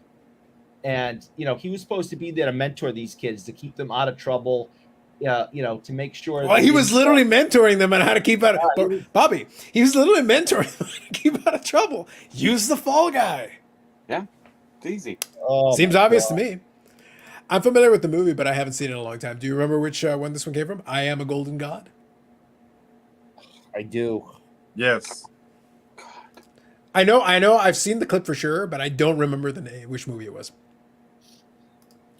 If I had I'll leave to you guys in the chat if you want to throw it in. If you know it already, just throw it in the chat. If I had a list of 3 movies and one of them and the right answer was in there, I'd know which one it was. We Are Marshall. No, it wasn't We Are Marshall. If we knew the truth about these guys, most would not be considered good people or had a career or be in the Hall of Fame. Why do you think I have the hashtag not swell fella caveat? Now, the problem is for the issue, the alleged issue, the not swell fella ain't getting you out of this one. Sorry, my dude. You want to steal money from the poor? We could probably get you off on the not swell fella category. We can probably make it work. You steal some money, we can probably figure this out. The Wander Franco alleged issue, sorry, it ain't going to protect you from that one. It ain't going to protect you from that. I'm sorry. We're out. Go find a fall guy. Listen to Chris Carter. When I go to strip clubs, I leave my guns at home. I can imagine, Will. I can envision it with you. Smart. I only have so much space for bills to make it rain. Facts. You should have told that to the wide receiver of the Giants a few years ago. He wouldn't have shot himself. Plexico? No, was it Plexico? I think it was Plexico who shot himself, yeah. Oh, I thought it was someone else. Anyways, yeah, because not only was he carrying an illegal gun, but he had it tucked into sweatpants. That was the best part. Like, he didn't even have jeans and a belt to really make sure it was safely secured. No, he just had sweatpants, and the thing fell out and shot himself in the ass. You could at least maybe you could have had a guy whose job was to hold your gun and make sure you don't shoot yourself with it. He needed a very specialized guy. Was his butt exposed? And then he was found guilty and sent to jail. As he should. I've noticed was most his hands NFL hanging players. down the back too? Probably. I wasn't there. I wasn't there. Can't help you there. Noticing most NFL players would either be in prison or play football. That's about it for some of these guys. Ignorance is bliss. I bet Mantle would be dirtier than Wander. Well, actually, somebody wrote a book about a lot of Mickey Mantle's exploits, and there was a lot of issues. The Mick was not a clean-cut All-American boy. Almost famous. There you go. Yeah, that's what it was. Oh, that's it. Yeah. And that was the Kate Hudson movie. Kate Hudson. Yes. Story about that prestigious band, but basically it would have been Led Zeppelin. Yeah. It was funny. It was funny you mentioned the Plexico one though, since it was funny, and this actually plays into the AEW discussion from earlier. One of the guys who's going to be in the All In show in London, so the big show they're going to have right now, they're over 80,000 tickets sold, so it's their big stadium show that they're going to have here coming up in 9 days. So the 27th is when they're going to have it. one of the guys that's one of the big feature matches, got arrested in Florida for again, details are still coming in. We're getting all the information, but presumably in a road rage incident, he flashed a gun, which obviously enhances the issue in question. So now it becomes like, so obviously this still has to play out. We got to see how the courts deal with it.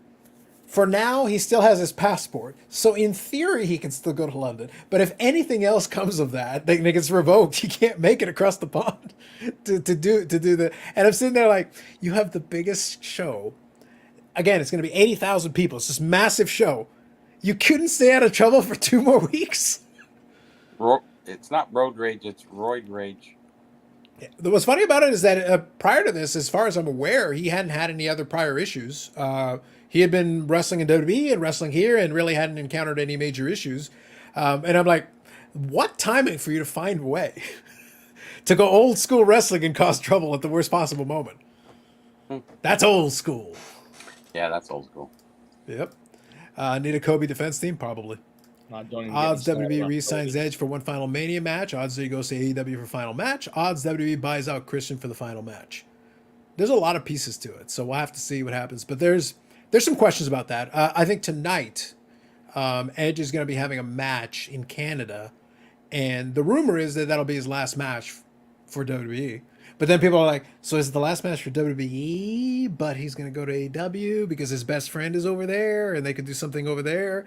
What's the status of the contract? What are you doing? We don't know what the status of the contract is. It depends on what the contract status is. That's the important piece. Who's his And best then revoke friend? cash. Edge.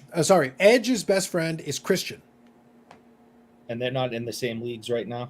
Christian is in AEW right now. He is managing one of the champions and carrying the belt around like he's the champion, which is funny. Oh, okay. And then Edge has been just hanging around WWE being a legend, basically, because they don't have anything for him to do, really. They're both in their 50s, I would assume. Late 40s, yeah. Late 40s, early 50s, yeah. But both in honestly, really good shape. And they can both still actually wrestle pretty well because they even though they've had injuries and stuff, they've kept themselves in much better shape in their 40s. So that now, and they're not wrestling all the time. To be clear, they're doing something very smart. If they do have to wrestle, it's once in a blue moon. They're pacing it out, spacing it out so they're not hurting themselves. And that way they're like, oh, if you need me, I'll prepare. I'll do a training camp and make sure I'm in shape and I'll come in and do what I need to do. That way it's like you're not wrestling every week. You're not wrestling every night. Nope. At this age, I'm not wrestling 100, 200 nights a year. It's going to be like, you need me once in a blue moon? I'll come and do a big show. I'll train ahead of time and I'll be ready to go. That's kind of the problem with The Rock. Stay in shape in our 40s. You know, it's not easy, but some of us, you know. Yeah, we know. The best part is even when he tried to do the pose, the arm was still crooked. It was like you couldn't even straighten. Can't straighten it all the way out. I gotta stretch it a bit. That hurts. That hurts my Dang. shoulder. Okay, can't do it. All of a sudden, it's like it straightens out. Oh God, why? It's an elbow replacement now too. Yeah, Yep. even flexing, I'm afraid I'm gonna tear a bicep or something. There you go. We say All right, so real quick, 357 says, "Hey, Carlos, a little off topic, but I saw a Lay's potato chip flavor called All Dressed. I never heard of it. Yeah, the dressing one, that's a Canadian one. Yeah, it's that and the ketchup a chips. mixture of salt and vinegar and It's all the flavors together. Yeah. Yeah, and then I think the ketchup chips are also ones that are like Canadian exclusive, basically. Yep, disgusting. They don't come stateside. Disgusting. Good Lord, how many things, Eric? They're not. I didn't say mayo chips. Oh, come Yeah. on. Jesus. Oh yeah, smoky bacon's my Mayo favorite. chips that he dips in mayo. So gross. So yeah, so to answer your question, 357, yes, it is a Canadian thing. Edge rides trail bikes, the pedal kind. Oh my God, Edge might be the last one with the clown in the little pedal bike. After everybody else tests positive, it'll be him and Edge racing for the cyclocross finals. Ooh. Man. Those little clown bikes. Well, no, Eric takes a Bicycles. very hardline stance. So last week we had a big thing where Eric took a very hardline stance against anybody who does performance enhancers, but he's also a cycling fan, which is to say everyone who's cycling is cheating. So I said, well, so after everybody gets pegged for steroids or, blood doping and all that stuff, and all that's left in cyclocross is the clown and the little tricycle, Is that what you're going to be rooting for? Yeah, go Clown and Tricycle. You're the man. You the man. If he's doing it clean, I will support him. I feel like the Clown and the Tricycle is probably legit. He's probably right. When Eric takes the stance, Yep. we know it. You know which side Eric is. It's That's black right. and white, baby. There is no gray. No gray for this man. Did we Not on that. had a heater one last year? We talked about if you know that you're selling something at way too much, but at the same time you'd pocket that profit, and then but no, you can't be doing that. Remember, Eric? With another influencer, was there some incident? Anyway, doesn't matter. Carry on. He's saying he was saying, if you buy something that's like a inventory control number, but I think it's fine because I remember that story, and I think it was one of the shadier Jeremys of the hobby. Not like Jeremy Murray, who's basically a patron saint. The only good Jeremy in the hobby. Not unlike those shady other people. Looks like giving Edge 30-minute match to close the show. Don't watch WWE often at all, but I'll give Edge one final watch there. Fair enough, Paul. Fair enough. I'm going to watch it on replay, but it sounds good. I knew they would give him a good match. Look, he's in Canada. They're going to, if it's a send-off match for him, they're giving him time. Good evening, Scott. Speaking of wrestling, RIP the Iron Sheik. Yes, that's right. That was a little while ago now, but that's right. Yeah, he's been. I just dip my ketchup chips in Hellman's mayo, Eric. Oh. I have gravy with my ketchup chips. There you go, Stu. I'm starting again. You guys are doing it to me again. Miss Vicky, sour cream and sweet chili. Wow. Yeah, Wow. those are good. Wow. Those are good. Yeah, we had a lot of flavors before the United States. Long time before. Well, I don't think I guess like I know those flavor. I knew that flavor because I was one of a couple of flavors that I know that we obviously have here that in the States they definitely don't. It's only, Because they'll do YouTube videos about it as like chip flavors that are not in the United States. Like, dude, just go across the border and go get one. It's not, but it's also not a big deal. Like, I don't know, do they sell like super well? Like they're there, but are like all people dressed, buying them all the time? Yeah, it's actually a major Okay. brand. It's Okay. not salt and vinegar, but it's Sure. almost salt and vinegar with a couple other things added in there, a little sour cream, a little whatever, All right. Sour cream and bacon was one of my favorites. All right, fair enough. No mayo. Will says Lance Armstrong's IVC. Getting a little Lance Armstrong reference there for you, Eric. Live strong. I bet he could flex. I bet he could extend his arm without cracking it. Oh yeah. Just saying. Well, he has to extend it to get those blood transfusions. It's legit. It's legit. Wow.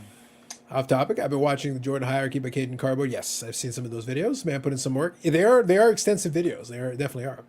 Catch with Doritos is the best. There you go, Scott. Oh, I love the Carlos Jeremy blood feud. There's a blood feud? What? Will, are you saying that he still makes videos? Are you sure? Yannick, is this true? What? I was not aware of this. Why was I not informed? Why was I not informed? Terrible. Steel cage match. I'll refer for free. You just kneecap him. He's tall. I've got barbells that weigh more than he does. Does Eric like clam chowder? Chowder. No, and my mother loves it. And every Well, there's time two it's in kinds. the house, the entire house smells, and I throw a temper tantrum, Shocking. which does not stop her from getting it. You hate both kinds? No, I didn't think it would. Manhattan or New England? Which one? New England is what we have around here, and I can't stand. Really? the smell. Because you're in Boston? Fuck. Whatever.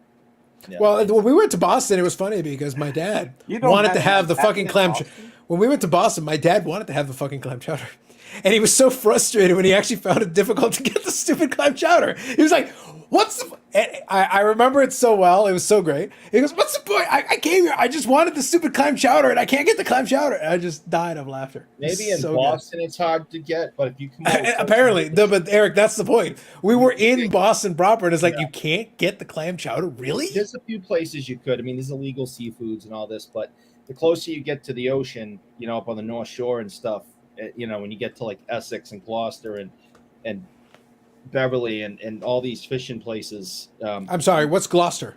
I only know Gloucester. Gloucester. Gloucester, sure. You can't even spell it. It's hard enough to say. But Who lives Yeah. in Beverly, by the way, anyway? There's A girls lot of everywhere. really awesome people have come from Beverly. What is Beverly? Is that like a neighborhood in People come Worcestershire? from By PB. Is that a neighborhood in Worcestershire? It's not a neighborhood in Worcestershire. At least you pronounced it correctly this time. Yes, that is right. It's important. Real quick, I'll scan through here. How 5 far minutes is the into- Dunkin' Donut, Eric, from your place? Sorry. he literally had one installed outside of that door. Is If I pump it go- straight into my veins. If I go to the far left of my driveway and just bend You over can see and the look, glow of the sign. I can see the sign. If I go to the end of my driveway and lean a little and turn my head right, I can see the Dunkin' Donuts. Nice. It's Can almost smell it. Yeah, there you go. Yeah. So 5 minutes in WB, realizing why I can't watch this trash. Big storyline was Jey Uso leaving. Yeah, I remember something like that. Yeah, only 4 weeks later to announce he's back a week later. Yeah, that's why I watch it with like PVR controls so I can fast forward. I'm like, whatever, man. Dr. Exclusive, good evening. What's with Reggie Jackson charging to play catch for 4 minutes at the November? I saw that. That is such a weird VIP thing. And how much? I was is like, that? you can literally play catch with Reggie Jackson. Yeah. And I'm like, Wow. all right, cool, but why? It's a lot, actually. It's a hold on, I will pull it up here. Mr. October, come on, man. I get it, but I'm like, Guys, I don't know if you guys know this or not, but Reggie is kind of an older person now, and that's my point. is You know what? not- I'm pretty sure you can kick your ass. no, That's like everyone. go look at a current picture of him. This is not the big Reggie muscly Still. guy that we all kind of have in our head. They had But a he hasn't drum been bar. like that. But he hasn't been like that in 20 years. The man is. I got it in front of me here. The man is 77. And you know, But have you seen Chuck Norris at 83? Yep. That's Chuck Norris. he Though. is That's different. big. Chuck Norris has Chuck Norris jokes. We like got a whole subcategory, a Oh, he subgenre of Chuck Norris great abilities. He could probably beat everybody up still. Yeah, he can still roundhouse kick somebody. He can still roundhouse kick somebody. He's in there. He's out there, man. Oh, All right, so here it is. So the Reggie Jackson VIP package is play catch for 4 minutes with Reggie, get the baseball you played catch with signed, and then the photo op. So you're combining these three things into that VIP package. and how much? It's $4.99 Canadian, $500. I was gonna say not 500. so bad. So it's like a quarter for you, Eric. Yeah. Yeah, right? I still think like it's the photo op. The 4 fact that you can get the fact that you can get like it's like somebody there with a stopwatch is like that's 4 minutes and 6 seconds.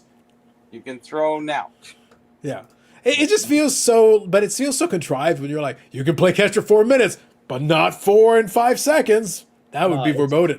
So I he's- think that's a good thing. I've never really heard of that. You know. He's Look- 209. I'll give credit. It is new. Like I've never seen something like that. So I'll give him credit for doing something a little different. Well, you can videotape it too, which is great. Like that's awesome. Yeah. And I will say that, and obviously one of the other ones that was included, part of that group, same day, it's on the Saturday. They got Davey Keon as well. So Yeah. that's included on the Saturday. And the VIP package for Davey Keon is a Toronto Maple Leafs fully stitched Fanatics, or you gotta be Fanatics Overlords. Number 14 Keon signed jersey, one regular autograph, your item, so whatever you want, and one inscription, and the photo op. And for that, it's $650. Yep. What? You're paying $150 more, and you don't get to play catch with Davey Keon. Reggie. I'm going Reggie. Dang. When you look at Reggie right now, minimum that you just want to say hello, Mr. Jackson, sign something, you're in for 300, no matter what. So Yeah. Yeah. Ridiculous. $4.99 when you get to play catch and all that stuff too. Hey, you so know what's you're going like, to happen is some complete little league loser who's Eric, like 47 years old, right, is going to want not 49 though. No, is going to want to impress this legend of baseball, and is going to wind up and try to show him his best stuff, and Eric? whip this ball at him to a 77-year-old man, and it's going to hit him right in the face and kill him. Wow. Might It's so happen. stupid. hey, you can get Tyson for 400 or 600. Did you get 4 minutes in the boxing ring with him? 4 minutes in the ring, Eric against I'll do Mike it. Tyson. I'll do it. Now, I'll pay the $6 if I'm by just myself. running Look, I'll around- pay double if Mike Tyson boxes Eric after no. he kills Reggie Jackson allegedly. That was a very vivid story Eric had. He was like, he's You're manifesting it All right, into his you're life. telling me It's all in there. some fan at a card show who meets their hero isn't going to want to throw a fastball to impress him and could possibly hurt a 77-year-old man. No, they won't. I don't think he's that frail. Okay. I feel like I feel like Reggie Jackson has people, Eric, that will see you coming a mile away and will prevent this from ever becoming a thing. So let me finish answering this question. Is that a good value? I guess if you really value the experience. I just don't know if playing catch with a 77-year-old guy is like, look, it's different. I'll give it that it's a cool idea. It's a cool idea. It's a cool idea. If they had Johnny Bauer where you could, shoot the puck against them or, Eric would also kill him. Go on. Oh, yeah. He has a That'd be 100-mile-an-hour slap shot. Yeah. It's adorable. You think you could shoot a $100 slap shot. I just want to say something, though, about have experienced autograph sessions at the expo. I truly hope, and Eric can back me up on the last one we had to go through. By the way, I'll respond to this more in a this minute. shit together. I'm sorry, because it's horrible every time. Yeah. I'm They just saying. screwed up last year so bad. It Big was time. ugly. Like it's gonna be unbelievable. better this year, Whoever guys. handles the autograph over there, the last 3 or so, it's just. Why is it going to be better, Bobby? show. I'm Oh, sorry. it's going to be better. I was talking to Steve. Okay, fair It's enough. It was Lots of big, horrible great last changes year. coming. Yeah. So real quick, I want to make sure. It's like, well, normally we support slander on this show, allegedly. But I don't know. Calling me Canadian? That's a bridge too far, sir. That's bordering on third rail. Canadian citizen. There's a difference. Edge is retiring. He's steering up walking the ring. There you go. Fair enough. I hope in the future we will have enhanced leagues of sport. ELS. Look at you. Kneecap strategy is perfect. Yeah, it's so easy. It's so obvious. All right. Will wants to talk about porn. It's like, do that on your own time. Oh, sorry, card porn. He's talking about, you're not going to talk about card porn? I don't know what you're talking about. I do. Like, he's made multiple references to it, but it's like, don't. dude, I have no I don't idea. follow card porn, so I don't know what you're referring to. Card porn definitely dropped the ball. They are getting destroyed right now. So I'm sure. But like, okay, Eric, can you give me the Cole's Notes version? Give me the short version. What are we talking about? There were two women doing a break online. Okay. Many of the comments during the break were negative. Sure. They were not inappropriate. They were not sexist. They were not degrading. It was, you're not doing a good job. This bothers me. I don't like the way you're doing this, blah, blah, blah. Right? Just like any other breaking duo would get, right? You get you the negative Nellies, in the comment. So real quick, I want you to finish. I want you to continue, but before, I'm going to pause for 1 second. I'll do this reaction video style. So let me pause based on what you just told me. Yes and no. I watch a lot of breaks. And there will be a couple of folks that'll kind of hang around and chirp somebody if they're doing it slow or whatever. But here's the thing. If some people really don't like it, they'll say a couple of things and then they'll just leave. So they won't hang in.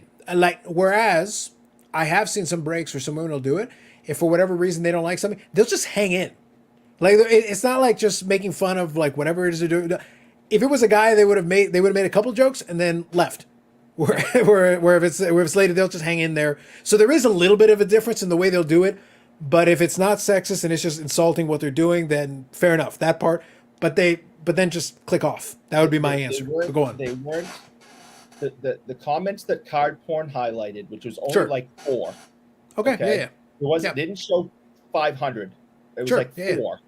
Okay. Yep.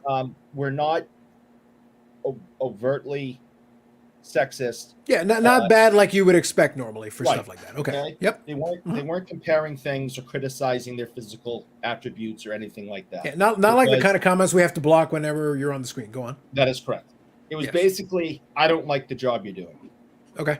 Card porn showed these 4 comments, blocked out the names of the people who typed them, accused them and the hobby of being sexist, and then threatened the entire hobby With and what? said, if we continue to see sexist comments Okay. like this, Uh-huh. we are putting you on notice, and we are going to start putting your names up on screen. We have blocked them out this time as a warning, but moving forward, any sexist comments that doesn't support women in the hobby, because we are going to put your name out and shame you here on Card Porn. And Card Porn got lit up because oh my god, is sexist. They're now threatening people. They're it was Wow. disgusting. It was that they misjudged their attempt of whatever it is they were trying to do. Sure. They were white knighting, as a term that I've been explained. That's a new term that's come up in the last couple of years.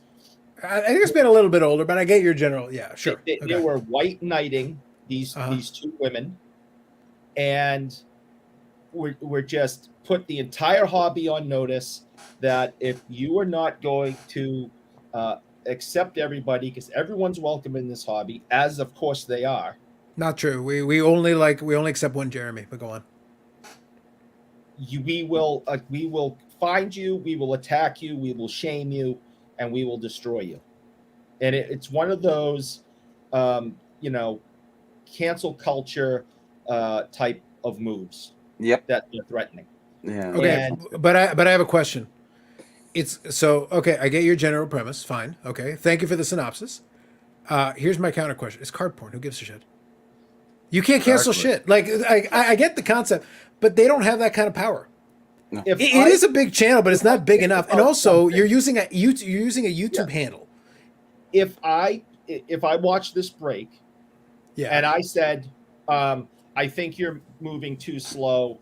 I don't think I'm gonna, watch you do breaks anymore. And Card Porn would say that comment is being sexist, and because I gave negative feedback to two women. Okay. Now they're going to say Eric Wade Sanderson DeOr is a sexist on their Instagram account. Cool. How do they know your last name other than looking up your Instagram? Which has quite a large following. Well, that's ridiculous. Yeah, and then you put in the comments section, I'm telling you to go screw. My point is, nobody wants to be accused of sexist, racist, fill in the ist behavior if that is absolutely positively not what's in your heart. If you're saying that person over there is doing something I don't like simply because I don't like the behavior, to say, well, I'm sorry, that's a woman, so you're sexist. No, I just don't like the job she's doing. Those are two different things. One has nothing to do with the other. If I start talking about her looks, or whether she's well endowed in certain things, she's outrageous. Making comments like you should do this topless. Yeah, those are disgusting, completely inappropriate, and those types of comments should be called out and those people held accountable. There would be people who would argue against what you just said. They would say even for that, don't call them out. And me just saying, I don't think you're doing a good job at this. No, I don't like negative people. It's like, if you don't like it, just don't watch it. Why do you have to put... Whoa. I understand. Whoa. Yes. The point I'm making is, all right, Yannick, don't leave. I'm perplexed. I'm bewildered. Just watching him burn here. Like, I'm bewildered. Comments on Instagram. If I don't like it, I stop watching it, or I hit unfollow. Why are we even talking about this? No, look, Will wanted me to bring up, but I had no idea what he's talking about. And clearly Eric is versed on this. So look, Yannick, for like the only time ever, Eric is actually, he's dispensing knowledge. He's telling us about a thing. I genuinely had no idea what Cardboard was up to or what Will was talking about. So Eric is giving us the information. Okay, so Bobby, I got to be honest with you. I find myself thoroughly conceptually I get what Eric's saying, but I still find myself, look, two standouts in this conversation.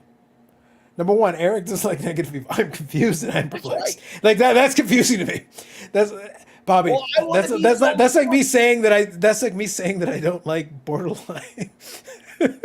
That's like me saying that I don't enjoy a little bit of making fun of people. Yes. And I'm like, it's like I don't like when people on internet live streams or do YouTube videos and like are mean to people or make fun of people. Yeah. Or slander that. them allegedly. Or slander them allegedly. I don't I think don't like anybody beyond. I want to we'd all be the be only canceled. negative person. Well, that's a different conversation. But okay, so but that's my first thought. The shock and awe at this Shock turn and at awe. this bizarre turn of events. That's the first That thing. is correct. Especially after you murdered Reggie Jackson allegedly. So that Allegedly. like With an morality 80 is the mile an last thing hour we're going to ball. discuss here. Or So 70. that's first. Okay. So that's first. Second thought is, I still don't care. I mean, like I'm trying. Like I'm like card porn, whatever, man. Card porn can threaten to strap themselves with dynamite in protest and blow themselves up. I don't give a shit. I don't care. Whatever. Okay. Who made them boss? Yeah. Well, this is kind of this is that's the look. The goats that's of the the best. hobby, Bobby. The But the greatest thing- of all time. but the It's thing called- is, though, it's called unfollow. But to be fair, though, Yeah. I don't think they have that level of cachet anymore. They've got followers, yes, but that doesn't mean that anyone like actually takes them seriously at the stage. Like Hey, they've when they were they've already- holding that camera for the Logo Man break, that's where I went like, okay. like Who are these here's the guys? thing. I take all these things at face value. So this is the same conversation we can have for SCR. It's the same conversation we can have for any of the other. It is your choice how much you want to take at face value whatever it is they say. They are entitled to say, to a certain degree, we talk about the infamous First Amendment, whatever. It doesn't actually apply to this. This is not actually what it means, but fine, whatever. If you want to invoke it, conceptually, I'll for the sake of this conversation, even though you're using it incorrectly, I will allow it just because it's easy for everybody to understand.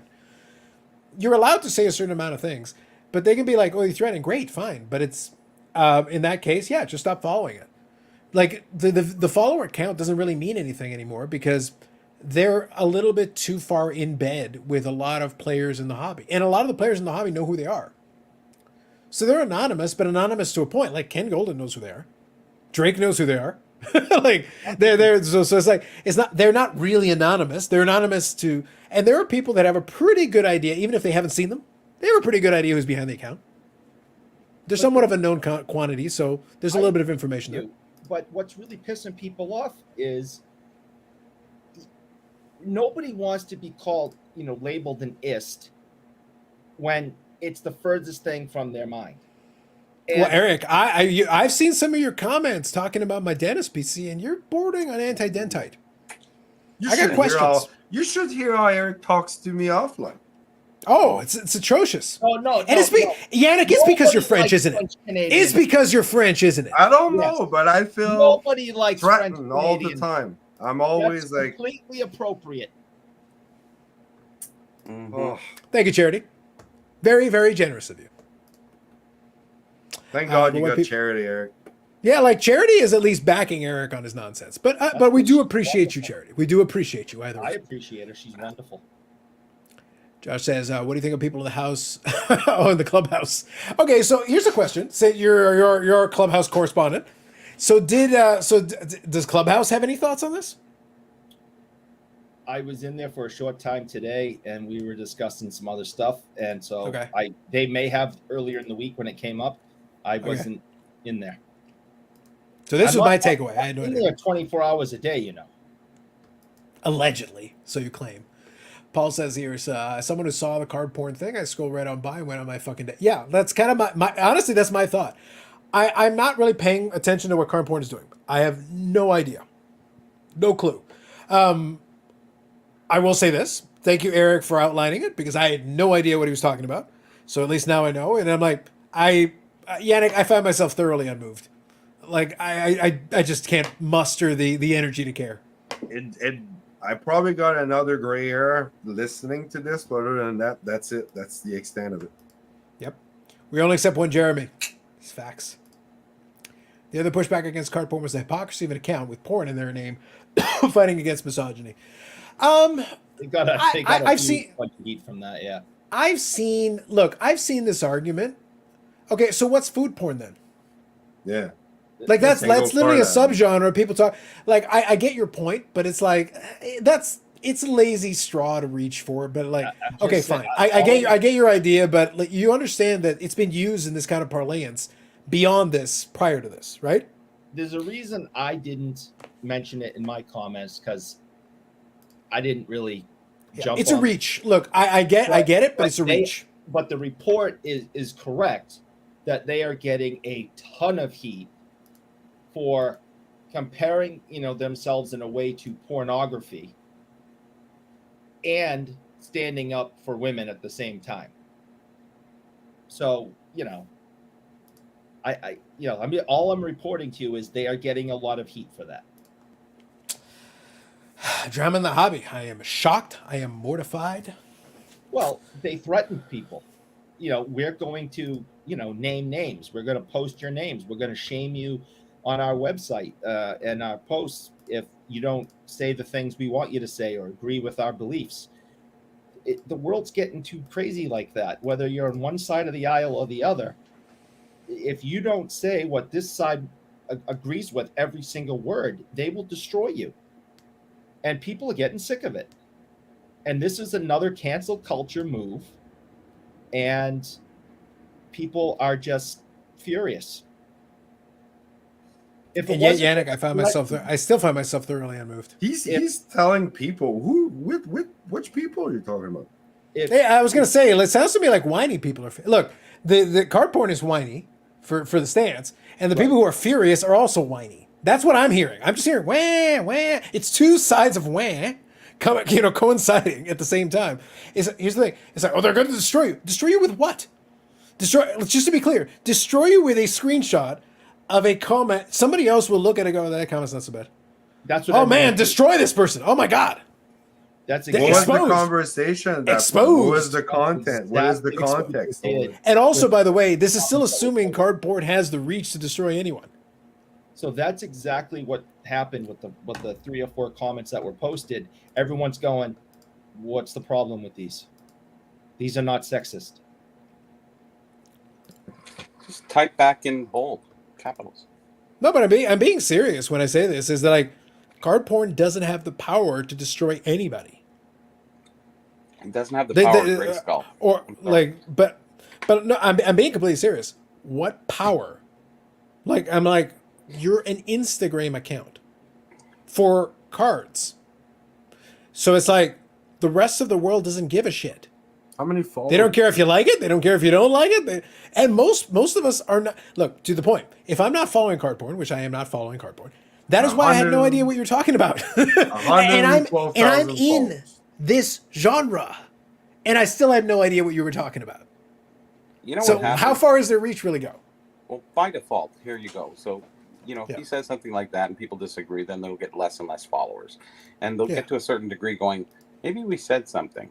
And then, that'll happen to them by default. It's Instagram, right? Whatever. Yep. Josh says, another hobby news doesn't impact me. Panini flawless cases are being resealed. Yeah. We touched on that really briefly, but it's kind of the same thing. Like, I have no idea. Like, it's, at the end of the day, you can reseal, you can fabricate, you can counterfeit, you can do a lot of these things. And as ISA, what's his name, does them all the time. Cuts, trims, everything. Ooh, it's true. It's true. And Dufex is trying to be fair for everyone. Men work in porn too. Eric, why are we downplaying the importance of porn to the economy? Look, true fact. What was it that led to the victory of VHS over Betamax? Porn adoption. Affordability. You want any audio video technology to go through faster than anything else? Porn will do it. Yannick, that's what I'm trying to say. What happened that was the tipping of the scale between Betamax, which arguably was a higher quality video format, and the VHS? Porn adoption of VHS. Sorry, Betamax. You're done. Cheaper. Game over. Better doesn't always win. So Game clearly, over, man. Game over. So clearly, porn moved the human race forward. Eric, create an account on Instagram and have it card porn 2. And put the revenge as your subheading. The revenge of Just put the revenge as your subheading. yes. I like Justin's double entendre there. Eric has his back channels. Who is the breaker? Yeah, I didn't look too far into that one, but I know there was a thing with a flawless case of some kind, some issue with that. Oh, the flawless case, that was in China. The fake case. Oh, no, okay. sorry, we're talking something different. Never mind. Okay. No, it was the flawless case. It was the one that's the one we're talking about. Yeah, that was a breaker actually in China. So because in China Chinese, because in China there's never anything counterfeit. Everything is completely no, legit. exactly. You know, it Yeah, just original. falls off the Up truck and up. everywhere. So Bobby, your buddy, you in the case of the example we were talking about, it's fine. But one of the piece of advice I give to a few folks is like, if it says Folex on it, then we got a problem. Huh. It's like I think I know where it came from. I think I know. So yeah, from what I saw this morning, it was a break in China, and basically the product was pulled previously, maybe in the last couple months before that, and someone kind of added 2 + 2, and we're able to prove that the identical. I think it was 2 autograph for 1. I'm not exactly sure on that, Yeah. but they were like, Okay. and you can't tell. It's the same card, same number, same. Actually, it's not even someone. I don't believe someone who tried to reproduce. It's the same card. It just got resealed. Yeah, I think that's what Brendan was talking about in the chat there earlier about Rattle's people been busy duplicating some lately. cards. So of course Yeah. on the Okay. spot they don't know. It's after the fact with all the eyes and everyone has time to waste. I guess looking for that kind of not time to waste, but anyway, it's out now. It's a fake case apparently. Yeah, Rattle Pokemon's been hitting it hard with a lot of people faking, breaking, all this other stuff. So a lot of it's going on in every And facet of them. and they bought the case. If I'm not mistaken, they bought the case from Dave and Adams.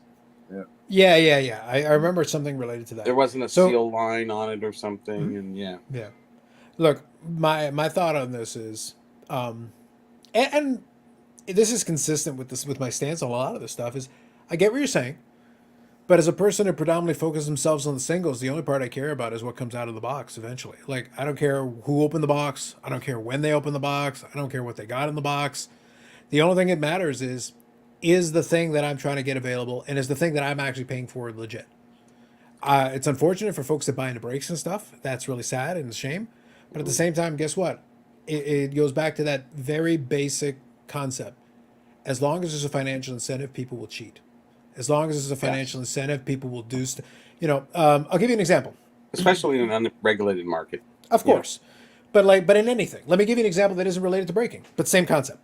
So there was, I want to say, Wax Museum Podcast. You guys can look up a recent episode on their YouTube channel, and they had it in their podcast as well. So you can listen to audio or video or both.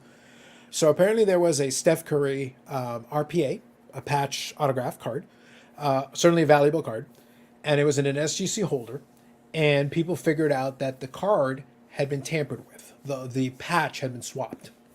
So obviously major issue. And it was in an SGC holder. So people were like, wait a minute.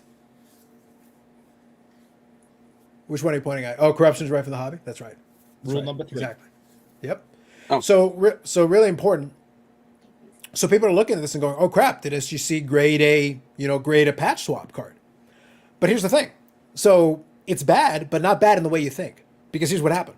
Fortunately, for our friends at SGC, Bobble's off in the distance, wherever he is. He's probably in the basement of 540 Flips, because I'm still suspicious 540 Flips is doing horrible things to Bobbles probably as we speak. Maybe. But the point is that SGC indirectly was able to exonerate themselves. Because what happened is people saw the card. They were able to confirm it was the same card as the one that was patch swapped. But what people figured out by looking at the scans is that the two cards had the exact same barcode, which meant that not the SGC didn't grade a card that got swapped. They graded a proper card, and somebody was able to open the SGC slab, swap the card, and put the card back in and reclose the slab. Absolutely. Now, on the one hand, that means SGC needs to look at their slab a little bit more carefully, their design, maybe make some adjustments. But That's still better than you slabbed the card they got. And the reason they were able to tell is because the serial number was the same, and because SGC puts the serial number of the specific card. If it's a numbered card, it tells you exactly which one it is. And also, third thing, if you punch in the serial number, SGC took a scan of the card after they graded it. So you can see that it was with the appropriate patch and not with the swapped out patch. So when it left SGC's possession, it was the proper card. Somebody did something to it after the fact, it was the same, but when you punch in the barcode, you see the old picture. Yeah. So you know something was done after SGC got done with it. So in this case, it wasn't SGC's fault. Somebody else did. But why would they do that? Because there's money to be made. Sure. It's still fraudulent, but they took a legitimate graded card and they did something fraudulent with it to enhance the value and make it more valuable, right? But in this case, SGC did in fact do their job. And because they took a scan of it, it allowed people to be able to audit it and figure it out that something was up. So So sorry. that's good. Go ahead. For a guy, I guess I follow you on that regard. I don't do patch. I don't know nothing. But the more valuable patch will be a 3-color or More colors, like, more colors, the crests and stuff, right? Yeah, exactly. Yeah, so they swapped it out to what looks like a more desirable patch, but obviously in this case it would be a fake patch that you get from a jersey off the rack somewhere. But the end result was aesthetically it would look like a better card, but in this case, SGC's process of taking the image was able to validate that this card had been tampered with, because you were able to see that this card was graded without any of that enhancement, and now you know something's up, something's PSA wrong. still doesn't do that, correct? They do. No, they do now. They do now. Do all Yep. the major companies scan what comes out, leaves there? CGC has been doing it for a little bit. PSA does now. initially did it with the higher end cards, but now I think they basically do it with all of them. So now you can with new stuff that's being graded, you can punch in the serial number and you'll see an image of the card. I did scan one lately, and the photo wasn't coming up. That was actually weird. Like it was just like a blank with a question mark, and That's because Yeah, it was predates fresh. when they No, scanned it. no. Fresh, like from last week. What was the card actually graded last week? Mm-hmm. Yeah, What was the card? Wayne Gretzky rookie.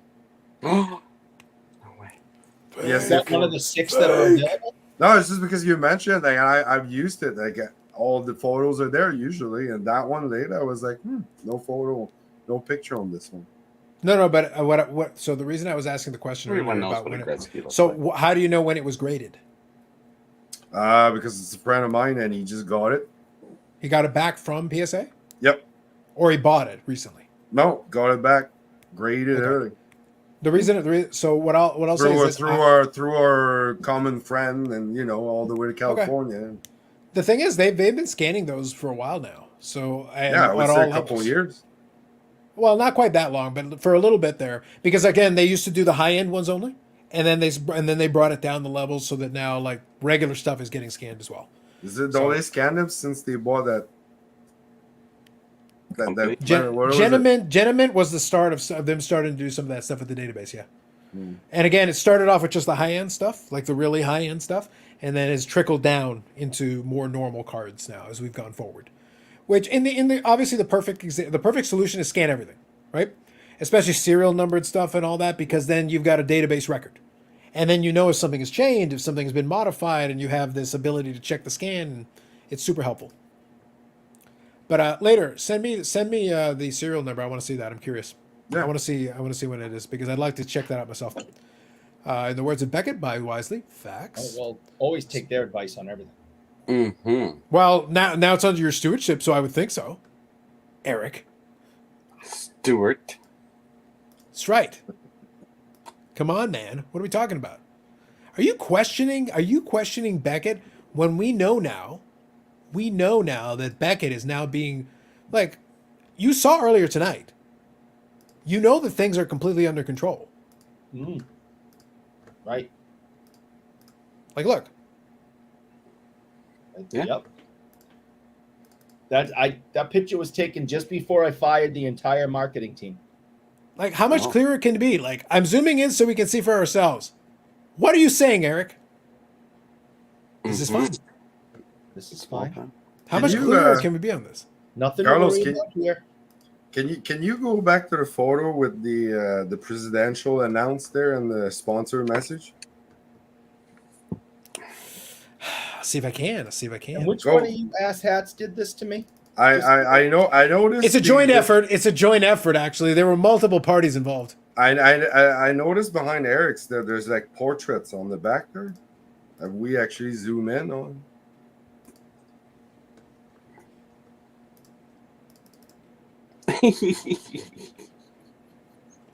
Oh, Explain there yourself, it Eric. is. I got a lot of questions, Eric. What are we doing over there? Like, look. What is this? Pixelated or not, we know what that is, Eric. We totally know what this is. That's the restraining order you're holding, right?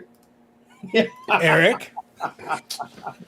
Wow. Just wow. Like I said at the very beginning of this show tonight, we were going to get to the bottom of this Beckett business, and now we know what's going on, Eric. We know what's going on. Yeah. So to answer your question, Eric, there are multiple parties involved in this. Multiple parties. We found volunteers and people were like throwing themselves. Eric, just say it. People. Stop people. There are people. Yeah. Throwing it out there. Well, I'm glad. Can't tell you how happy I am. Listen, you thought that your lies, your distractions, your attempts to take us off the scent. No, Eric. Hashtag exposed. We know the truth. Forgot the jar of mayo. Facts. No, you Facts. Maybe another day. Stop helping, Paul. Stop helping. Maybe another day. Who knows? So we made fun of Beckett. We dispelled card porn's powers to cancel people, so we took care of that. What else is going on? Oh, and I poked some fun at AEW Metal. Like I said, I'm still going to enjoy it for what it is. I'll kind of sit back, though, and I'll wait. I think that the enthusiasm is a little bit tempered, though. I am going to be curious to see how people react to the actual product. Once it's actually live and people can buy it, are they going to fly it off the shelf? Is it going to sit a little bit? Is that going to adjust the price? Do you have an idea how much a box is going to cost? Some of the pre-sale were like 199 Canadian, which isn't too bad. I want to say I saw somebody had it for 150. I don't See if know. I can find it. I guess the word's too bad, just different down here. You got to remember though, the current products like $200 is a pretty standard price for a lot of products now. Like even Upper Deck base, Upper Deck flagship is like 130. So it's like, you know, it's not quite the we're not in the days where the sub $100 box is common anymore. It's pretty much like, no, if you can go under $200, it's pretty good for a lot of this stuff. Otherwise, you have to go back to Pro Set again. Yeah, basically. The All right, good let's see old if I can- days. Yeah, let's see if I can find it. Allure right now on pre-order is 140, so if that should be a little bit less. Metal 199 from Breaker. That's one of the dealers I've got on here. And I'll see if I can find the other one. 401 Games needs to fix their website. It's not quite as broken as Beckett, but it's not great. Wrestling. Let's see. Allure, they've got it for 139 and 199. So right now about 200 Canadian. So knock off about 30%. Yeah. So not terrible. And also for Metal. And also think about what Metal Hockey did. So it's probably in line with Metal Hockey. It's not far off from what Metal Hockey was selling for at the time. Pretty close. But one of the points that I was making was that AEW as a product itself is not at the hottest ebb, which is weird. But the reason why I got a little bit of pushback, because they're like, well, they're going to that big show in London. I go, yeah, but that big show in London, 80,000 people in the stands and a $10 million gate. That should be like their big showcase here. That's like their WrestleMania. This is an opportunity to have like a WrestleMania style of presentation. Mm-hmm. It doesn't feel like it. They've thrown together some of that stuff really late. Some of the stuff is like not the best version of it. Look, put it this way.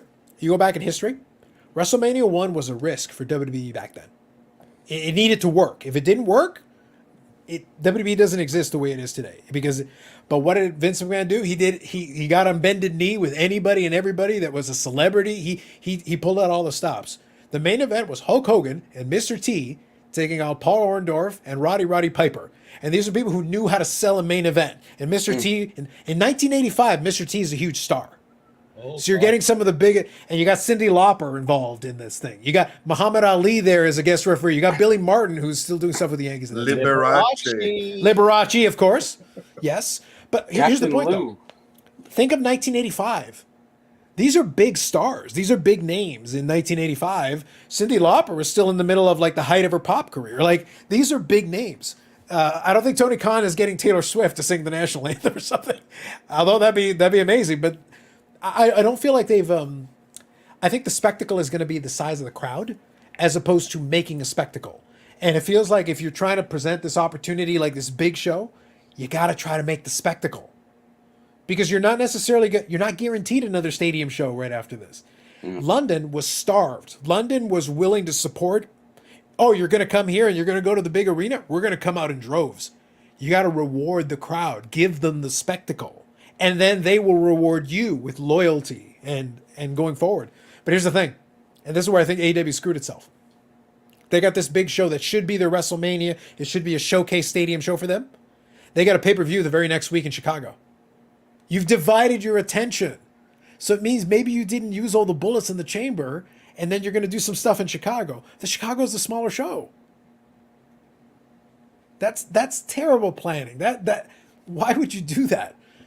You should be going all out, pulling all the stops for the stadium show is what you should be So doing. what you're saying is the fired Beckett employees from the marketing department now work at AEW. I wish it would almost be better.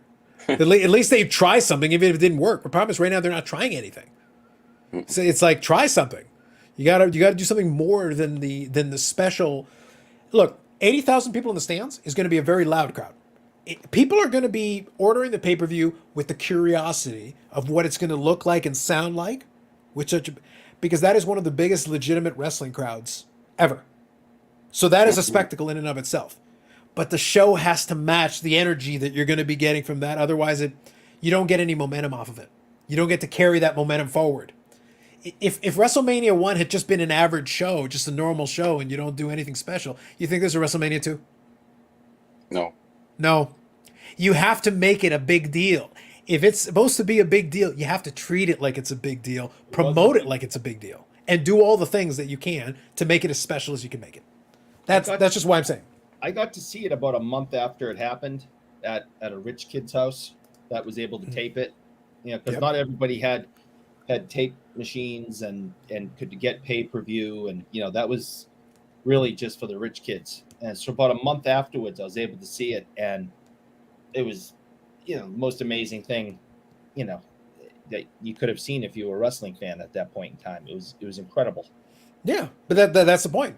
Vince booked a super show. He put together the best show that he could put together in 1985. Any celebrity that would be willing to do business with him, that was willing to come in and do a cameo, a guest spot. Again, Liberace. That's a bit random, but in 1985 it makes sense. Sure. In 1985, sure. Look, you're talking spectacle, right?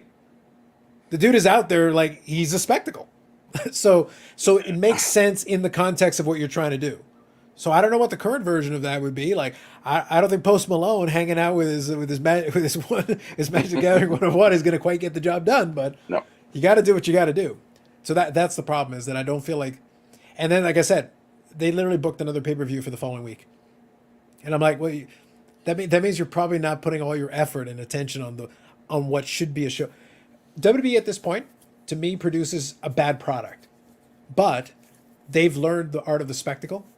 To the point that now WrestleMania is a brand. WrestleMania is a stadium show. Everybody knows it's a stadium show. So you're going to run a big show. SummerSlam is now a stadium show, and Royal Rumble is a stadium show. And there's their Saudi Arabia thing, which are a little bit more murky, a little shadier. But the point is, WWE can run like 4 or 5 stadium shows a year now. Right. They'll get these 30,000, 40,000, 50,000 seat crowds, but they can do it 4 or 5 times a year consistently. That means you get treated like you're a big deal because you can sell these shows. So if you get the opportunity and you're a new company, you don't have that kind of cachet. You can't pull on WrestleMania 1 through 39 to give you that push forward. What was WCW's big WrestleMania? Starrcade? Yep. That was the big one, right? Yeah. Then they had other ones like Bash at the Beach and a couple of other ones, but And they had a couple of, and WCW had a couple of stadium shows that did well, but WCW also made the same mistake that they squandered some good opportunities because they had a WCW night show that had 41,000 in it, 41,000 people in the Georgia Dome. That was when Goldberg beat Hollywood Hulk Hogan. That was the biggest match they could do at the time, but they put it together on 1 week's notice. They went and got 41,000 in the Georgia Dome. They did great. You know, Hogan got to brag about that, brother. We put 41,000 in the Georgia Dome on 1 week's notice, basically. Hey, you did do that. That's true. But that should have been a pay-per-view match. That's not, you don't put that shit on TV. That's the biggest match you got at that moment in time. One act that is super hot, and you got Hogan there, still has a lot of drawing power. If you can get 41,000 in the Georgia Dome, what can you do if it's a pay-per-view that you actually promoted with some lead time? yeah, but they were trying to win the Monday Night Wars, and Well, they won the night, but they lost the war. They won the battle, but lost the war. It was short-sighted thinking. You missed out on a beautiful opportunity to capitalize. You should have gotten more out of it. There was so much money left on the table, is the point. So real quick, I'll read a couple of these here. Who started the recent autographed vintage card hype? I'm guessing you're thinking like rookie cards and stuff. Every deal at the show had tons of auto vintage cards now. Okay. Lots of deals at IP auto vintage rookies and national. That's why I'm asking if it's the vintage rookie thing you're talking about, Dufex, or just autograph vintage in general. I've been collecting that my desk is filled with it. I've been collecting it forever. Everything on my desk is autographed vintage. Yeah. I mean, that's what I like. I got piles of it. You know, I mean, no, I get it, but that's the reason why I'm asking if Dufex is focusing in on the, yeah. But that's why I'm wondering. That's why I'm wondering if Dufex is referring to the vintage rookies, because that's been more of an emphasis. Our good buddy Geoff is obviously leading the brigade trying to pump that up, but Okay. it's more recent that people have fixated on it, because for a long time people didn't like autographed rookie cards. Now you charge the premium and you do all that stuff now, but it's like now people are like, well, that'll make it rarer in relative terms, sure, but like it's still not rare per se, but depends on the I item. know I showed this plenty of times, but here's Terry O'Reilly's autographed rookie. It sits on my desk right here. I mean, I always get rookie cards signed unless they are really, really expensive rookie cards. And that's just. And you don't own any of those. That's right. So I can do it. Yep. So Paul here, to be frank, WWE runs monthly pay-per-views, yes. The AEW running 2 in 2 weeks should have enough storyline coming out of Wembley to just insta-run another pay-per-view. The problem is they don't have enough storyline to run the Wembley show. I won't get into the weeds, but they did not do a good job building up the Wembley. My point, in addition to not having a spectacle, you didn't build up the Wembley show properly, even though you had time. You knew you were going to run this big show and you were suddenly selling all these tickets. That should have put your focus in on being like, I got to make this Wembley show as big as it can possibly be. Make it the biggest, get the best matches I can get together with people that I have available. Injuries happen, stuff happens, but get the best possible card you can. If you can get some celebrity involvement to bring in the regular media and all that, make it a spectacle. Get the whole thing, the whole package, because it'd be huge. You could own the UK. If you make it into a big show and everybody loves it and it gets rave reviews, you could have a big stranglehold in Europe in addition to having some stuff in North America, and then build off that. And then you could run another big show down the road.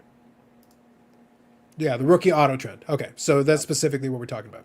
We're having, we call him up and ask every, 6 months for him to come in as Ray Bork. He comes in while the store is closed and just signs tons of stuff for us. One of the things I have set aside is, a slightly banged up Ray Bork rookie card. I'm going to have him sign it. I always get rookie cards signed. I've been doing it since I started collecting. I guess I didn't know that's a trend now. Is it in all sports? Is it hockey specific? Is it, this is something that's being pushed by I guess influencers? if you watch, what's his name, Geoff? I didn't notice anybody like really throwing himself more at autographed rookies lately, but like Carlos mentioned it, if that's what come back, whatever his name is, pushes right now, then people are throwing themselves. I just, I guess I'm you know? I don't follow anybody specifically, so I don't Well, really know. you got to remember something. So even But- before Geoff started doing it recently, he started doing it in increasingly amounts. So obviously that means it's visible because obviously his channel, people see it and talk about it and they do whatever. But obviously, look, we already talked about this earlier.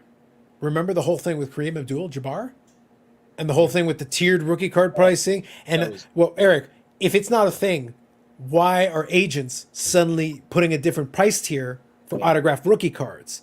Right. So to your point, yeah, you might have been doing it for a long time. Most people weren't.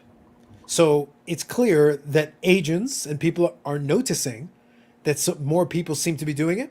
Therefore, they're looking to monetize that and get more money out of it. Reggie Lemlin, autograph rookie, right there. First that's- reporter in the NBA, Yannick. Booyah! Reggie rookie, autoed. Boom! Yeah.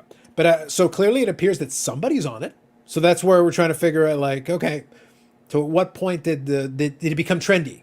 And I don't know the answer to that. I haven't kept tabs on it. But clearly it's a thing now if agents are noticing it to try to get a little extra money out of it. So if they're trying to squeeze extra cash out of it, it means they've noticed it too.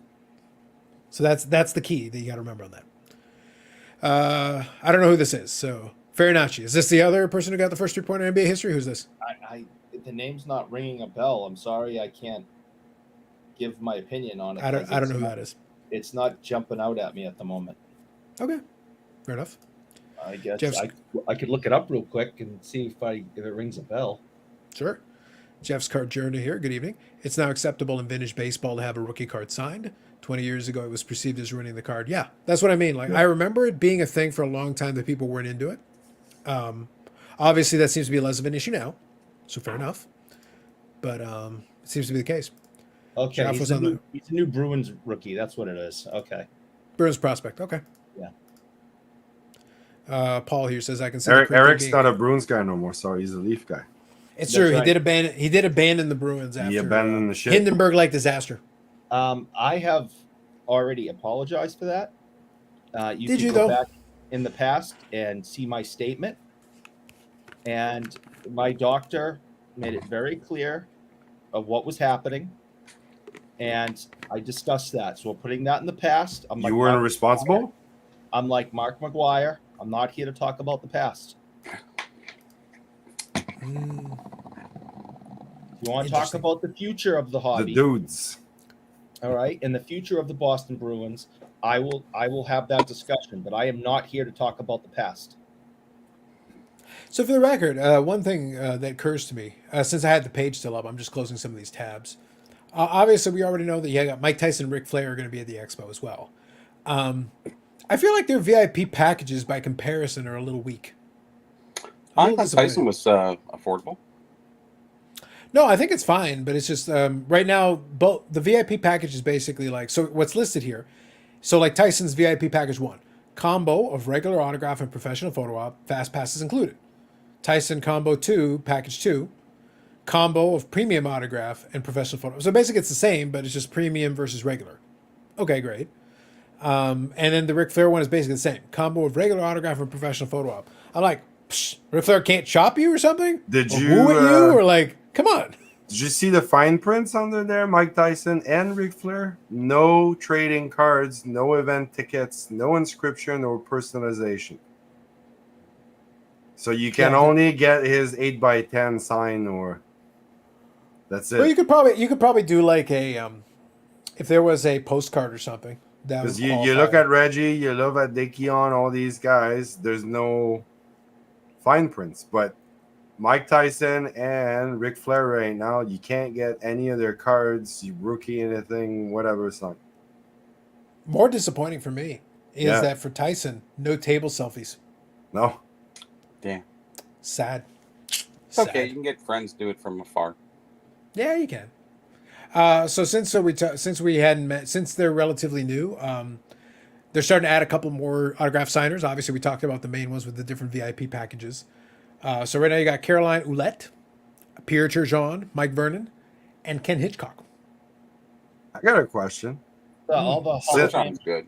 Turgeon's Yeah, the amazing. Hall of Famers. Yeah. Can I get Mike Tyson to autograph my bong or a joint or something? Maybe. He loves his weed. Well, it wasn't in the exclusions, Yannick. That's what I'm saying. Wasn't Can you mentioned. imagine an autographed bong of Mike Tyson? That will sell. Paul wants to go a slightly different angle. The question is, how did you preserve it, Paul? That's the Yeah, important question. exactly. Like, did you put it in liquid? Are you getting him to autograph the jar? Are we talking about taxidermy? Are we talking about mummification? Like, what do we got going on over here? I got questions. Questions. No answers. Posing questions. I watched But that yeah. fight live. I don't know for you guys, but Oh, the Tyson ear thing? Yeah, I the saw Tyson that. Holyfield? yeah, live. That was kind of like, what the hell just happened there? Can someone explain to me why Dave Keon is $149 just to autograph a card? Yeah, well, because he had a lot of problems with the Leafs early or later in his career, so he wouldn't sign anything for Toronto for the longest time. So now he's sort of coming back, and they voted him number one all-star of the Leafs forever, which was wrong. But anyways, in my opinion, so I guess they're trying to make up on that. So There's absolutely no way I am spending $149 to have him sign something. no, that's because too much. you can go on eBay and buy his shit cheap. $10. But here's the thing. A lot of the autograph signing prices are like that now. Look, we talked about I did the video where I talked about the Joe Montana thing. We talked in the past where Menzie tried to do that sports section to Fan Expo. So they had the Fan Expo, but they did a sports edition. And they had Hogan and Bischoff was one thing. But I think they tried it at the Expo as well, but I thought they did Joe Montana there as well. They might have tried it in both. I forget. They definitely tried Joe Montana at Expo once, for sure. Yep. But I thought they did it at Fan Expo as well. I thought there was like with the photo op thing as well. Well, they had Bobby Orr. They had Bobby Orr, yes. Yeah. Yeah, Hulk Hogan. I'll sell this to anybody for $145. No, Yeah. that's another quarter, Eric. It's fake. Yeah, totally fake. But the point that I'm Not making is fake. that the price on the Joe Montana was really high. Yeah. Like, it wasn't cheap. Regardless, it wasn't cheap. But I literally bought a Leaf autographed Joe Montana card for $40. Yeah. Joe Montana's still a great player, and it's a nice looking card and the whole bit, and that's fine. But Davey Keon, if you get an autographed Davey Keon card, like a certified auto for Davey Keon, wouldn't be that crazy. While we're discussing this, I'm going to go and try to find the best certified Reggie Jackson auto that is actually ending recently that you can get your hands on, or that's a buy it now or whatever. I'm going to see what I can find. Reggie Yeah, Jackson they're all gonna be auto, 'Cause those Yeah, guys I want been to see around what I long- can find. I wanna 200 see what I can US. They've been around a long time and signed a lot of stuff. But that's the point. The point is that you can get, more than likely, you should be able to get yourself a decent Reggie Jackson autograph. Depending what's on it. Yeah. You can So I'm get gonna see one what on I can- Baseball cheap. Come on. Hey guys, I'm gonna have to go. Thank you for having me, fellas. No worries, of course. And, All right, Yannick. Good Appreciate evening, your everyone. appreciate your contribution to our exposing Eric. I'm always in for that. I just want to yet again say I hate you and good night. Yeah, I love you too, buddy. All right. There you go. See you guys in the chat. We'll talk to you later. Have a good Okay. night. Take Take it it easy. easy. Thanks. Au revoir. Au revoir. Okay, so here's a Reggie Jackson on-card autograph. Early 2000s, so 2001. Pretty clean auto because when it's one of these guys who have been signing a long time, I'll usually look for an autograph that's like almost 20 years ago, because these guys are going to tend to have a steadier, like that autograph's pretty clean. That looks pretty nice. And it's on card, which is great. And you get a little piece of a jersey as well. That's awesome. And since it's 2001, it's probably game used as well. I'll double check, but it probably is. And this one's numbered to 44. You got a hand numbered to 44. This card was $152. So you're getting on card with a little piece of memorabilia on a nice clean design, $152. And at Expo, we're talking regular, $209. Yeah. Wow. So it's like, and you got to provide the item. So it's like, I'm sorry, like the value proposition is out of whack with this stuff, where it's like, But I can get a Reggie Jackson auto for like, I can get it on a nice presentation and everything way cheaper. Like it's just available. I don't know. Maybe this is me. I guess it's meeting them in person, getting it done that time. I guess That it's more I think that's supposed to be the selling point. nostalgic part of it. You can see look Paul. back and say, I I Yeah, remember meeting and I them. don't mind paying a little bit for that in the experience, as long as it's not overly rushed. Phil Esposito, who I've had him sign things many times over the years. He was so rushed. He never even looked up at people. The handlers would just push stuff in front of him. He'd sign it, and then they'd pull it off the other side. It was like a conveyor belt. He never even looked up and acknowledged you because they were pushing him so fast because his line was so long. And like we said earlier, last year's autograph signings were a disaster. It was complete unorganized chaos. And Esposito's line was the longest of anyone for the whole weekend. And he went way over the time that he was supposed to be there. And he was just writing and never, ever looking up. Okay. And they didn't have pictures. All right. There were no pictures you were allowed to take. So there wasn't like, he was posing for people with, for an who paid extra to take a picture with him. None of those guys from the 72 team you could take pictures with. It was autos, get out. And it was chaos. It was the worst autograph show I've ever been to. It was horrible. Some are good, some are bad. What are you going to do? Josh here is bringing up, how much is the experience of getting it signed yourself worth it to you, though? That's really has to be the selling point. If it's got to be worth it to you. I think it also depends on the individual. It depends on how interested you are again in that experience. But it's not like what kind of experience is it really? It's not like you're sitting there having an extended conversation and then they sign your thing. Usually it's like a moment, like a quick moment. Maybe you can say something, maybe you can't. It depends on the autograph signing. But the thing is that also, if you're a longtime collector, just posing the thought, what if you already have a ton of signed shit by this person? And again, it's not like you're having an extended conversation with them or anything. Like, so are you really getting an experience? At least, look, regardless of whether I'd be interested in it or not, that VIP package, you're literally playing catch with Reggie Jackson. Yeah. So like you can say truthfully that there was some interactivity. And part of this package is that he'll sign the autograph. So he'll autograph the ball that you guys were just playing catch with. So you in fact played catch with him. He'll sign that specific ball and there's a photo op. So you can take a picture of you two holding the ball that he just signed that you guys played catch with. Okay. You're combining these elements. So it's not like I'm looking down, signing your thing, doing the conveyor belt style that Eric is talking about. But again, it depends. It also depends, I guess, on how each person will be different. It depends on how significant the individual is to you as a fan or as a collector. We always joke about we joke about since that expo where Brad was trying to arrange a thing. It's like, and I couldn't be bothered to get out of bed to get the autograph from Banano. Yeah. And I was like, dude, it's like I've been in an autograph signing with Banano, but the dude is not that interesting. And again, you're not really having a conversation or anything with him. Or even if you do, like, what are you going to talk about? The weather? Well, if you back it up to your bubble head of Gordie Howe getting autographed, but that was kind of special. Sure. I got a photo op with him. Yeah. I think your mileage may vary, though, is the point. I think it depends on the individual. I think it depends on what the actual scenario is. Because if they are rushed, they might just be able to say hello to you. That might be the full extent of it. Maybe shake your hand. Maybe that's it. You know, you're there for about 30 seconds. They'll say hello, be cordial, shake your hand, off you go. Get out of here. That's not much of an experience to me, is my point. But it just depends on what the situation is. Only done a live signing once, and it was a game used jersey. There's value in meeting your heroes, but the prices for a basic auto on these guys are nuts. Yeah, it's pretty high. All right, who is the better band back in the early 70s? Bobby, this one's for you. You got Led Zeppelin or Deep Purple Mark II? This question keeps me awake at night.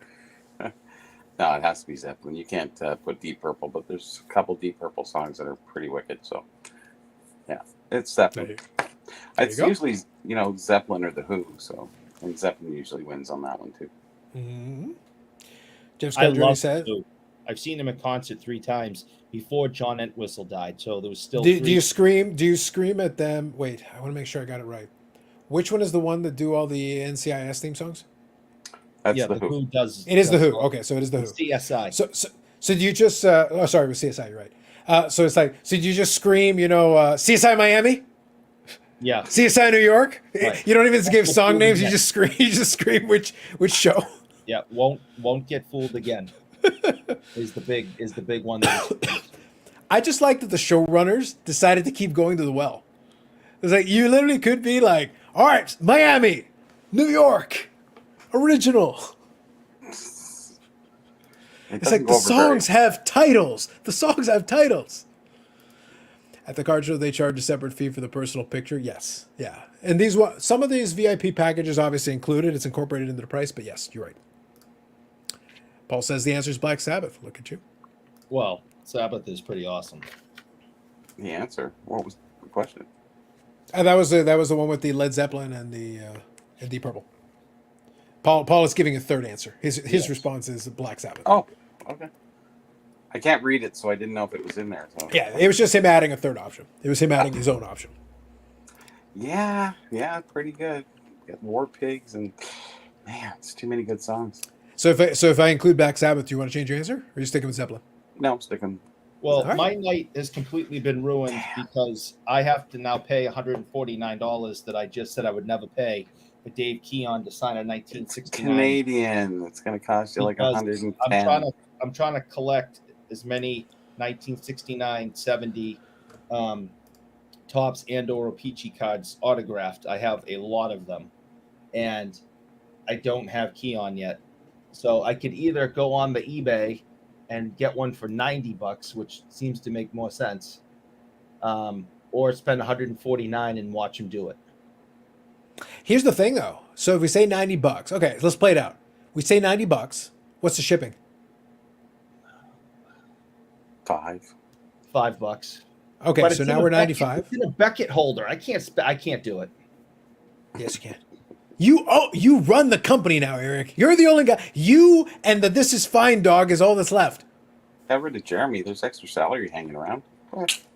Man, amazing. Oh, and this one's smudged a little. Well, so here's the reason I'm making this point. And the If next it's 95, one, do they charge you sales tax do they charge you $199. sales tax when you buy on eBay? Yeah. Yeah. you gotta pay tax. So then it's not 95 anymore. Now it's No. over 100. Mm. So now you're getting closer and closer to the 149 every moment that we talk. The longer we talk, it's getting closer. And the next cheapest one that's autographed is $199 with free shipping. So So now isn't I'm at 200 American. the extra $50 when Keon goes?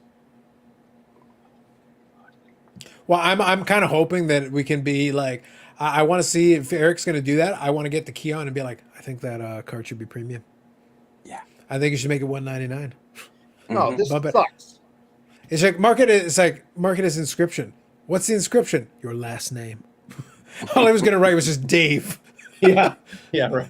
It's like, you want Keon? That's an inscription. Another Yeah. $35. I can't Dave believe or that. Davey Yeah. or David? Oh, That's right. Because you Good can evening, get Wes. Keon another autos $100.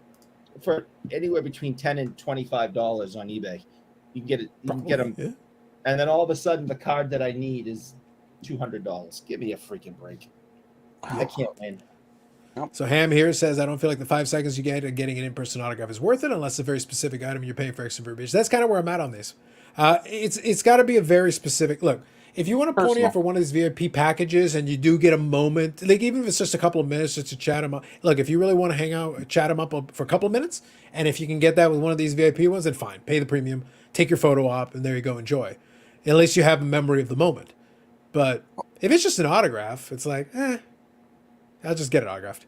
Dave's going to have some good stories for us. I'm sure. I have no doubt. You remember where it left off, right? What, Keon? No, Dave, my friend Dave. He's going to. Oh, sorry. Is that Dave who does the sauce? Yes. That's what I thought. It's not yes. the sauce, it's the booze, but yeah. Oh, I'm sorry. You're right. But you can call it sauce.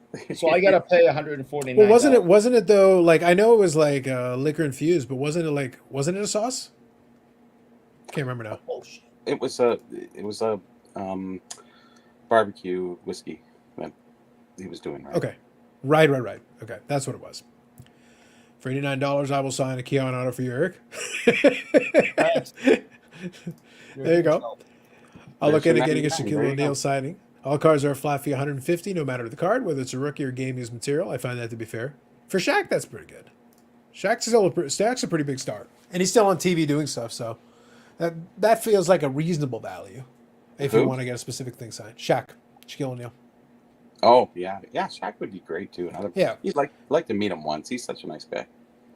Yeah, I think that's one of those ones where like, and Shaq is one of those guys who would at least be entertaining for a couple of minutes just to chat with. If you can include that as part of the deal, then at least you're getting, because he's a personable dude, and he probably has a couple of stories, and you'd be able to throw that in. That would probably be worth it under the right circumstances. Why not? But for a lot of these guys, it's just kind of work. It's just kind of a job. They're just kind of there, like, look, they're going to make X amount of money. Their job is to sign the thing. They're just going to sign it. Yeah, and it keeps them popular too. You know, in the hobby. Makes sense. We'll see. There's still a lot of time right now because we're only mid-August. I'm waiting to see. It feels like it's going to be a little while from now, but obviously November. We'll blink and we'll see how long it takes for all that to go in. I unlike the National, my hotel reservation is already made and I'm good because they named off like, oh, this is the official one of the expo, the official one of the expo. No, I'm ordering my damn room at a time. I think I'm going to be in the hallway. In the hallway. You Yeah, start up a trade night, Bobby? No, I'll be selling subscriptions. Yeah, There you go. But yeah, I think I'm going to do the hallway because there's a recon fig coming, so it's cool. Ooh, fancy. Got that Steve on soon, not a month or so. You should just for Eric, you should have a single Beckett grading form there for him. Just one. Just literally just on the side of the table and be like, hey, Eric, for you. Fill in the form. No. You want access to the app? Fill in the form. No. That's good. Take them a really long time. That's the worst. Yep. He would sign it like this. Yeah, that's what I'm saying. It'd be just a lot of anger. It's like, Eric, you know that there's the carbon copy underneath. You got to make sure we get the words on the carbon copy underneath. Yeah, it's I'll like, snap the pen. just awful. So with that all said, here we go. What's your current percentage of going to the National 2024? Minus 457%. I'm not going. 2020, where? 2024. Yeah. 100%. Yeah, that's your percentage of going to the National 2024? You're going to Cleveland? Yeah. Ah. 6 hour drive, 5 hour drive. That's It because is you're true. trying to sell something. Hmm? That's because you got to go and try to promote. I think there's enough out there that I wouldn't have to really promote because I wouldn't set up a table there. There's no way. I would just go down for a day and stay over one night and go to the show again and then come back home. Simple. That's I fair. don't need a 5-day, 6-day venture there. I'm not a goat like the IRP. Come on. Oh, well, that's true. I don't think I based on their entire description is like I don't think they spent more than a couple hours on the actual show floor for the entire time because they put themselves like if you guys were any further away from the show you could have rented the condo beside me.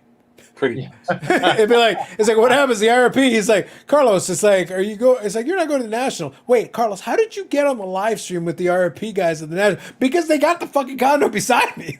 I just walked over and I'd be like, you guys want me to bring over some beer? Neighbor, Yeah. howdy, neighbor. Yes, Yeah, I'm out. If I was going to go to the first of all, I'm permanently banned from the National by edict of me. But secondly. Yeah, if I went to Cleveland, I just go to Canton. I've been there. It's like honestly, the appeal of going to that show is like zero to me. Oh, but you can hang out. Yeah, it's still zero. I'm feeling like a strong zero with a side of zero. It would be the cheapest venture, I think, rather than going to Chicago and flying in and staying over. And I don't know, it just seems. Yeah, if you drive down, no, if you are going to drive down. Like I've literally been on the drive to Cleveland. It's not bad. Like it's totally doable. It's complete. If you make to me, I would I've driven if I was going to do Cleveland 5 times in my life. So Yeah, if you're going to do that, you can make something out of it. You totally could. Rock and Roll Hall of Fame's there. There's Yeah. the field there. Yeah, exactly. Like when we went, right we there. stayed across the street from the field. So we were able to go to the game, and we literally went over. They were still the Indians when we went. Well, it's right so off now the now main it'd be the street. Guardians. Right off the main Yeah. street there. It's like, can't miss it. See, Eric will be very proud. That was the only time I visited Dunkin' Donuts when we were in Cleveland. Ah, Yeah, it's like I went down. Their iced coffee's trash, by the way. Absolute trash. The Dunkin' Donuts was invented here in Massachusetts. This is where Dunkin' Donuts home is. Every place else, you're getting an extension of Dunkin' Donuts. You want a Dunkin' Donuts, you got to come here to Massachusetts. we don't have that with Tim Hortons. And they crush. Dunkin'. You don't think a Timmy's is different in British Columbia than it is in Toronto? In Just from Canada, the- they're pretty standard. In just from Canada, they're the pretty water. standardized. Just a little. It's bit when from the it's water. when they go to. I've been to the Tim Hortons in Buffalo. That one has a little bit of when you go to Western New York and some of the New York State ones, they try to be close. It's not quite right.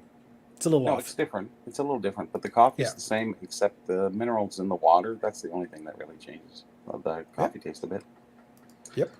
Sort of like sourdough bread. They said the best water is San Francisco or something, which I doubt. But anyways, just saying.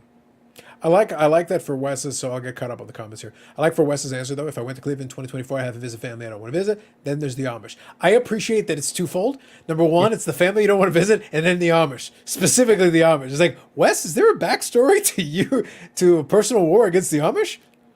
I'm intrigued. I'm just Or saying, is I'm it intrigued. Or is it Carlos, just Dave? what's the one thing worse than the Amish? Dave. The Dutch. Oh, It's the Dutch. It's true. It is the Dutch. 20% for me. Solid show, but I'm not paying to even split a hotel plus admission. Not worth it. Fair. I get you. Wes, don't tell them. There you go. Wait, Ham, are you saying don't tell the family or the Amish? Just making sure Yeah. you didn't clarify that. And 3 of 3 guys with all the vintage football I can outside of the show anyway. Contact outside of the show anyways. Yeah. You could just hang out with Orlando. Come on. It's good times. So fun. Well, Ham had a good time at the National, so that's true. How much will Wander Franco's autograph cost in person? Now? I think you have to visit.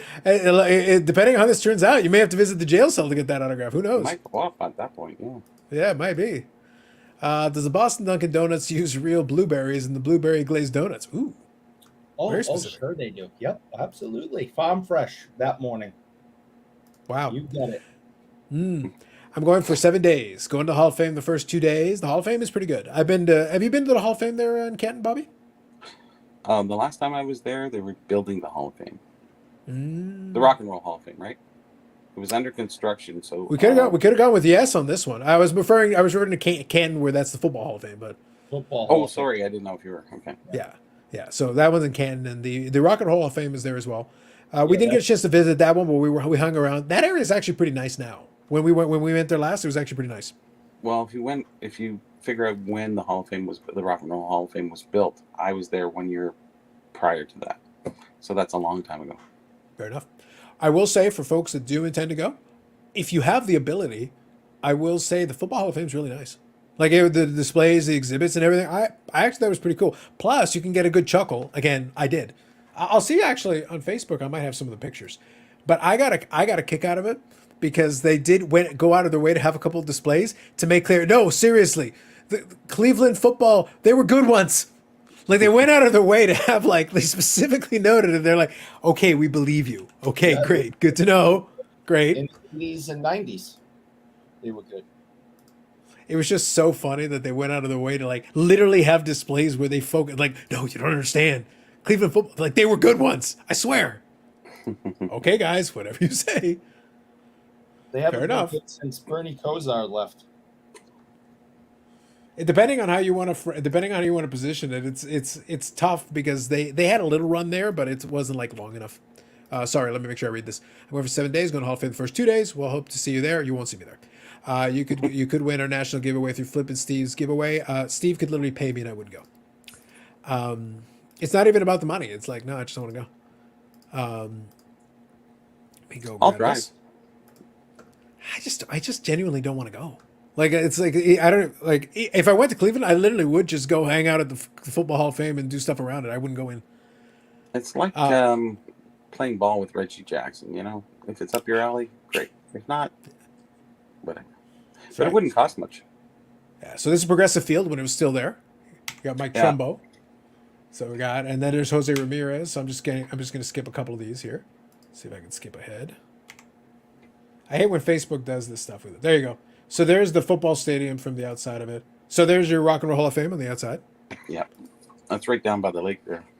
Yep, exactly. Which wasn't too bad. They had to pose with the sign and everything. That was a thing. And there's They your tried to make it look like the Louvre. Was that done on purpose?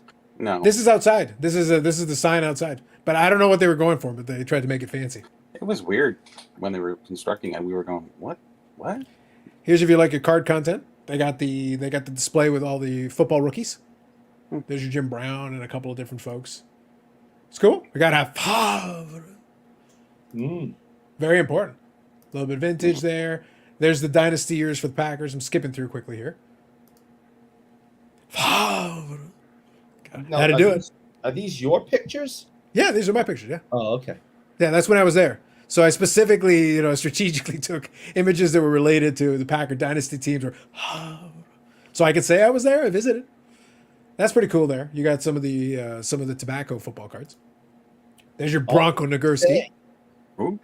Fancy schmancy. Do they have them all in PSA because they maybe have a contract with them, or? I don't know. Well, like these were in our SGC here, so like I don't think they cared. I think whoever the donor was that made it available, it's whatever they had. So obviously, Right. PSA Bronco Nagurski is pretty good. Like that's pretty strong. And I like that they've got a bunch of displays like this stuff. It's pretty sweet. And then here you go, Akron professional football team. You got a little bit of paperwork involved in that. And here you go. The Cleveland Browns dominate. I took a picture specifically for that because, like, see, I was like, you got to go out of your way to be like, no, you don't understand. Got to have a little bit more Favre in there. That's late Favre. And there's Reinitsky. Nice. And there it is. The tallest and shortest NFL players of all time. Average human for scale. Is Ed Too Tall Jones the tallest player of all time? No, it's Richard Singh, 7 feet tall. Oh, I can't Really? see that. But Richard Singh is the tall one, 7 feet tall. And then the shortest one is Jack Shapiro, 5 foot and 1/2 inch. Wow. was he like the ball? I have no idea. Something. Those are just the facts, my friend. Those are just the facts. But my point is that they had a pretty cool setup with the whole. I've been to a couple of those museums, obviously, and the Hockey Hall of Fame is across. You can visit it all the time. It's easy. But I will say, like, I thought the displays and everything was pretty cool, and they did have. Unfortunately, with the way this shows, it's a little hard to see. They had one where they showed off various Super Bowl rings, but it was actually a hologram. It was actually kind of cool. You could see it from a variety of angles, and they would spin around the rings, but it was literally a hologram. It was very. They didn't spare any expense. I just thought it was really well done, and they did a display where you could actually see. Again, it's a hologram, and it was basically they took some coaches, they like Lombardi and a couple of those guys giving the speeches, and they got this replica locker room, and you put these different coaches in there pretending like they're giving the speech to the team, and they did it from old NFL films footage. So you're seeing the coach there looking like, and obviously you got this locker room with all these things. I just thought it was really cool, well done if you're going to go to the Hall of Fame. Read the Amish. Chin strap beard should be outlawed. I see. West of the Amish is a battle that I didn't know I needed to see. Make good furniture. The Amish know where I am at all times. That's creepy. Explains a lot. That's just Dave. From Springer. Both Yeah. Hall of Fames, yeah. The Browns dynasty is super underrated. It's so underrated, no one remembers it. Top tier dynasty and dirt cheap prices. Facts. This can have card shops around the Hall of Fame like Cooperstown did around it. Not at that time that I saw, but wouldn't shock me if they'd build it up. Mayo guys. I mean, hello guys. Good evening, Hobby Champs. Nice. That's not nice. That's not cool. Where's Ray Finkel? I know. Dubious by its absence. Laces out. Yep. They had the Bronco Nagurski in an 8, Paul. Bronco Nagurski in an 8. That was back in the heady days of 2018. Good times. Good times. Almost exactly. Funny enough, I'm looking at the little date stamp on here. August 21st, 2018. Almost 5 years to the day. Oh, interesting. Right around this time when we went down that way. And that's where we were able to go to the. So that's the point, though, is that if you're going to do the national and you're there in that area at that time period, obviously baseball season's on and you can go check out the games and stuff. Like, if you want to do it, hey, that's cool. Why not? Too bad it's not the rookie on that Nagurski. Hey, man, it's one of the famous cards. Either way, like, I'm sure they've refreshed the display somewhat. I took a picture because I thought it was cool that they had some of the football cards and stuff. This is neat. Got a chance to visited the shop and grabbed some Packer swag, so that was fun for me. And yeah, took it back with me as a souvenir. But it was cool. I enjoyed going through it, and you got the little displays, and I'm sure they've come up with new ones since then. So if you got the time, I would recommend visiting it. Rock and Roll Hall of Fame, I wasn't in there, but I'm sure if you're a big fan, I'm sure they've come up with some cool stuff for that too. The area itself is not bad, and there's a lot of restaurants and things. At least there were 5 years ago. I don't know what they're sitting at now. I know the microbreweries, they had a couple of different restaurants that had microbreweries, and some of that beer was pretty good. Again, if you're taking that angle on it. But if you go in the convention center, it's a convention center. go enjoy smelly card collectors in a big old convention center. Have a good time. Whatever works for you. The Rock and Roll Hall of Fame is filled with acts that did not perform rock and roll, and the Rock and Roll Hall of Fame's kind of become a joke over the years. Yeah, I noticed. So you're saying like it's like Kiss? Go on. Yeah. That's not cool either. That's not funny. I enjoyed it quite a bit. No, not cool. Yeah. Not cool. Not cool. But such an obvious next move after you set it up so beautifully. No, not cool at all. Yeah. Yeah. Not. So what else is going on, all. guys? You tell me. Right now we're in the dog days of summer. What else you got going on? I found a few more pictures from the Hall of Fame. So that's the replica locker room. So they'd go and grab. So you got Joe Montana, Howie Long, Jim Thorpe, and I want to say Merlin Olsen. Oh yeah. Orlison. Yeah. So they would take so they would do like shoulder pads, jersey, and a couple more pieces. Like you got bobbleheads and stuff going on. Then you got the little nameplates. And then on the other side, you would have another set of like Hall of Fame players. There's some more busts. You got John Madden. Oh yeah. And I took this one. So you got John Madden, you got Troy Aikman, but then you also got Reggie White. So you also got the Packer inclusion in there. But when they had John Madden, I thought that was fun. And then on the other side here, Marcus Allen, Red Grange, and Dan Marino. So again, you got this whole display, and then you got a little center stage. And I think I said it was some coaches, but also you had a hologram Joe Namath talking to you and introducing it. I just thought it was weird. It's like, hey, it's sober Joe Namath. I didn't know that existed. They had to do a hologram for him. He said, "I want to kiss you." It would have been awkward. The Susie Colbert display might not have been ready at the time. I want to kiss you. Just throwing it out there, man. But anyway, it was cool. If you like history and you enjoy football, I think it's neat. They got a lot of good stuff in there. So Yeah, sounds like it. yep.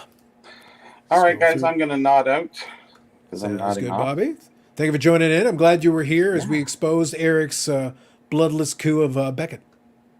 Yes, And I know you were part of that, so I was not a part of that. He I was not. one of the parties involved in that. I'm sorry. I damn wish I was though. Mm-hmm. Damn. uh-huh. As Trust I you. said, we learned a lot of things, Eric. We learned a lot of things A tonight. lot of things. Thanks, Bobby. Okay. Have yourself a good night, okay? Night, guys. Night, Take it everyone. easy. That was the Burrell joining us from the Garage of Knowledge. Is that the cloud old man? Is that the cloud old man Eric decides to yell at tonight? True. Yes, the Rock and Roll Hall of Fame is a complete joke. It's horrible. Go look right. at some of the acts that are in there. That they were not rock and roll performers. I need you to be more clear and specific on the scandalousness while I get my refill. So this is your opportunity. This is your soapbox moment, Eric. I am going to extend the soapbox so that you can pick. Be very specific. You only get to pick a few right now. Mhm. Pick some of the ones that are most egregious in your mind, and I'll be right back. Anyone who performed under the banner of hip hop. Anybody who performed under the banner of folk music. These are the types of bands that and single acts that should not have been in the Rock and Roll Hall of Fame. And I agree that more metal acts, need to be in there because they are actual rock and roll, and not some of these ridiculous single acts and bands they put in over the years. I bet you if I Googled it, they'd actually have a list of some of the more flagrant violators. You keep going in Google. I'll join you here in a second. Rock and Roll Hall of Fame is a joke. Lack of metal is unforgivable. That's Paul's comment. Thank you for that. Carlos, have you been to Lambeau? I have not. It's something I definitely like to do. It just got to be right circumstances. But I definitely would like to give it a shot and see if I could get down there to check in a Packers game live.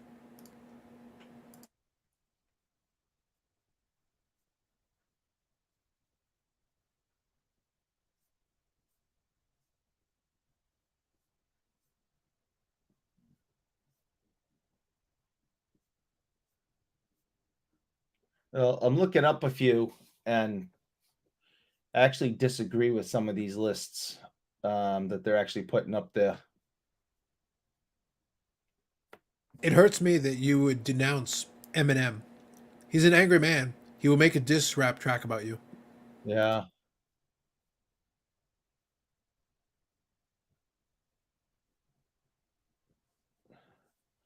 I know shouldn't.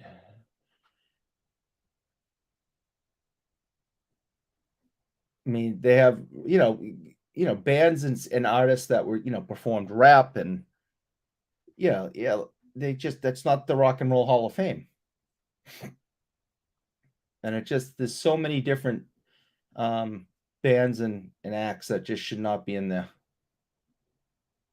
And there's a bunch that aren't in there for some reason. I mean, Willie Nelson leads 2023 Rock Hall inductees. What genre is Willie Nelson, Eric? That would be country. And I love Willie Nelson. So 2023 class consists of Kate Bush, Sheryl Crow, Missy Elliott, George Michael, Willie Nelson, Rage Against the Machine, and the Spinners. Okay. So, and that the chairman of the Rock and Roll Hall of Fame says that rock and roll has never been one definitive sound, but rather an attitude or a spirit. And in this year's honorees show how diverse the definition of rock and roll has become. Yes, Willie Nelson, rock and roll. Listen, I love Willie Nelson.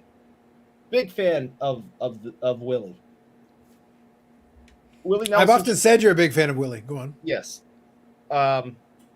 Maturity, people. Maturity. Missy Elliott. Very talented. Never, ever has been confused as a rock and roll star. I've often thought Missy Elliott would say rock on. Are you sure? Are you sure about that? Are you sure that wasn't in some of the lyrics? No. At least Rage Against the Machine actually is a rock band. Are they? Yeah. I'm not saying they should or shouldn't be in the Rock and Roll Hall of Fame, but at least they're a rock band. Rage is interesting because do we consider Rage? So, question, and I pose this to the chat: would we consider Rage to be a rock band, or kind of a punk band, or there are those segments that are almost like they almost become like rap? Honestly, there's almost like a spoken word, like depending on the song, right? Take like "Killing in the Name of." Is that a rock and roll song? What would we consider it? Again, I love when we get into the categories thing because some of it's weird, man.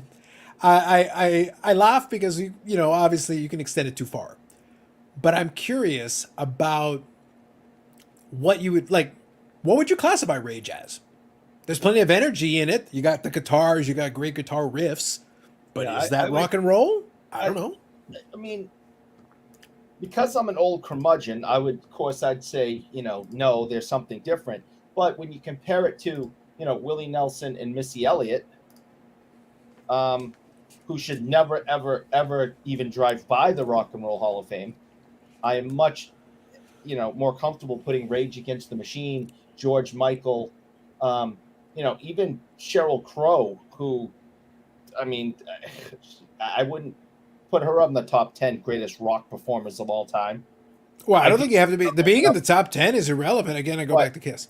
I watched Sheryl Crow open up for the Rolling Stones. The problem, Eric, is that all you didn't want to do was have some fun. That was the issue. But I don't even know who Kate Bush is. That's number one. So I can't even comment. I don't even know who that is. But Missy Elliott and Willie Nelson should not be in the Rock and Roll Hall of Fame. So I have absolutely no respect for the Rock and Roll Hall of Fame and would never go there. Dang. Scorpions and Iron Maiden should be in the Hall of Fame. Yeah. Rage Against the Machine is more metal, and you're leaving out way more A-tier metal to put in Rage Against the Machine. Fair. I didn't say that I would put them in there. I would say I'd be more comfortable putting them in there than Willie Nelson, who's one of the greatest country stars of all time, and Missy Elliott, who's been very successful in rap and R&B. They're not rock stars. Rage has rock elements, but the genre rock has become a joke definition over the years. See Apple Music rock genre. Yeah, it is a joke. It's crazy. Hitting on Kiss is easy. Do you even know more than 3 to 5 songs? That's the point. I wouldn't listen to them. This doesn't. I could listen to 3 or 5 tracks of Nails on the Chalkboard. Wasn't that the last Kiss album? A Kiss bashing session. That is not necessary. It's always a little necessary. No, it is not. Can't wait to see your reaction when Taylor Swift is inducted. Cosign. After she does the national anthem at AEW All In London. Let's go. Taylor Swift started off as a country artist and then decided she wanted to go over to pop. But whatever. I mean, so here's a question. So then, when we talk about pop music is just a short form for popular music. At one point, Elvis Presley was pop music. So is he rock and roll? Because he was a pop artist in his day. Yes, he's definitely rock and roll. All right, so he's rock and roll. By today's standard, the title King of Rock and Roll. The King of Rock and Roll. I consider Willie Nelson to be the king of rock and roll. Go on. Because he should be, he's not the king of country, but he's in the on the round table. He's on King Arthur's round table there. He's like Sir Lancelot. Wow. I included this one. Thank you, Dufex. What about YoMTV Rap Pro Set Cards? Low PSA 10 pop. There you go.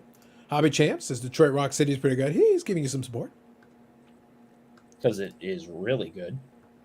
Black Sabbath had to wait. Black fucking Sabbath had to wait until 2006. Win his first class in 1986. It's unforgivable. Unforgivable. Yeah. Sabbath should have been in there right away. I think Boston should be in the Hall of Fame. I have all the Kiss CDs except The Elder. That's probably smart. Nobody really needs The Elder in their collection. At this point, though, all the Kiss people are elders. My favorite music card that I have is Topps Kanye and Taylor Swift Refractor PSA 9. # Grail. Guess who and or Randy Bachman should be in the Rock and Roll Hall of Fame? Sure. At least they actually performed rock music. Led Zeppelin had to wait until 1995. Paul is very passionate about this. I'm enjoying it. How the fuck do you not include Led Zeppelin in the inaugural class? What? Again, because it's a joke, and it's why nobody who really is into rock and roll has any respect for the Rock and Roll Hall of Fame. They should just change it and say it is the Music Hall of Fame, and then they can continue doing what they're doing. But to call it the Rock and Roll Hall of Fame is a complete joke. Rock and Roll Hall of Fame is a bunch of record executives jerking off. They can go piss up a rope. Bob Jackson is also very passionate about this. Well, like I said, Chubby Checker. anyone who is a rock and roll fan and appreciates that genre of music should be upset that the Hall of Fame, that's called the Rock and Roll Hall of Fame, clearly isn't. I think this is one of those situations where I'm going to defer to my default setting on a lot of this stuff. Of And- But I really don't. Like, who cares? people Like, it's who like rock and roll music. it impacts your rock and roll in no way.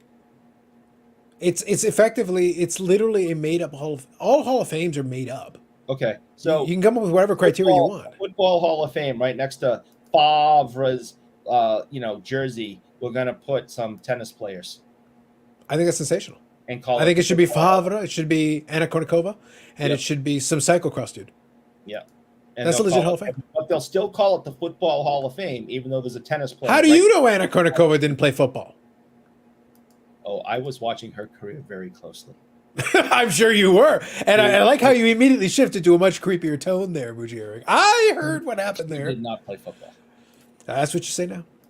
There's a lot of leagues out there. There's a lot of leagues. I'm sure she played Madden once. Don't lie to the people. Christopher Cross in the Boat Rock Hall of Fame. Pink Floyd 1996. What? Is Alice in Chains worthy of Hall of Fame? Who I knows? I understand their. I have a question. When do they? So, for the sake of this conversation, what I'm is the not gonna criteria make- for when somebody's eligible? What if you're still making music? Like, what's the cutoff? I think you had to be in the industry for X amount of time or something. I'm not sure. Yeah, I but there's got to be some kind of a think- cutoff, because with music, you could theoretically be making albums forever. Doesn't mean people are listening to them. Doesn't mean people are buying them. But there's got to be some kind of a criteria or a cutoff. It's utterly ridiculous. Alice in Chains first album available. And I understand the importance of Alice in Chains. I understand they have an enormous dedicated fan base. Their music did not speak to me. So you're saying they didn't have a high enough war? Well, they were competing with Pearl Jam and Nirvana, and they just, their music didn't speak to me at the time. There you go. Is Deep Purple in the Rock and Roll Hall of Fame? I don't know. They should be, but they're probably not. I don't know. Matt here says, I agree. All Alice in Chains albums are masterpieces. There you go. Just go. They have a very strong fan base. Look, part of the reason I enjoy a lot of the music topics so much is because you got the genres, which can mean whatever you want them to mean. You can have somebody.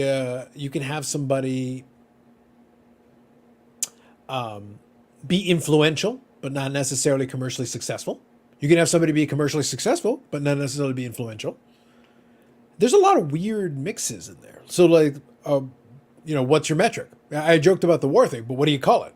Gold records, albums sold, number of people that, number one hit songs, like top 40 hit singles. Like, what is it? And the fact that, most people don't know, like with sports, we all know they have to retire and it's got to be like, 5 years after their retirement. Okay, fine. We don't even know what it is because it's a joke. Because I don't think, but that's the point though. I don't think you've got a valid metric. Like, you could produce some legitimately, you're going to have people that are going to be like, oh, this amazing band produced some of the greatest albums of all time. And it'll be like, so what is this album? And like 10 people heard it.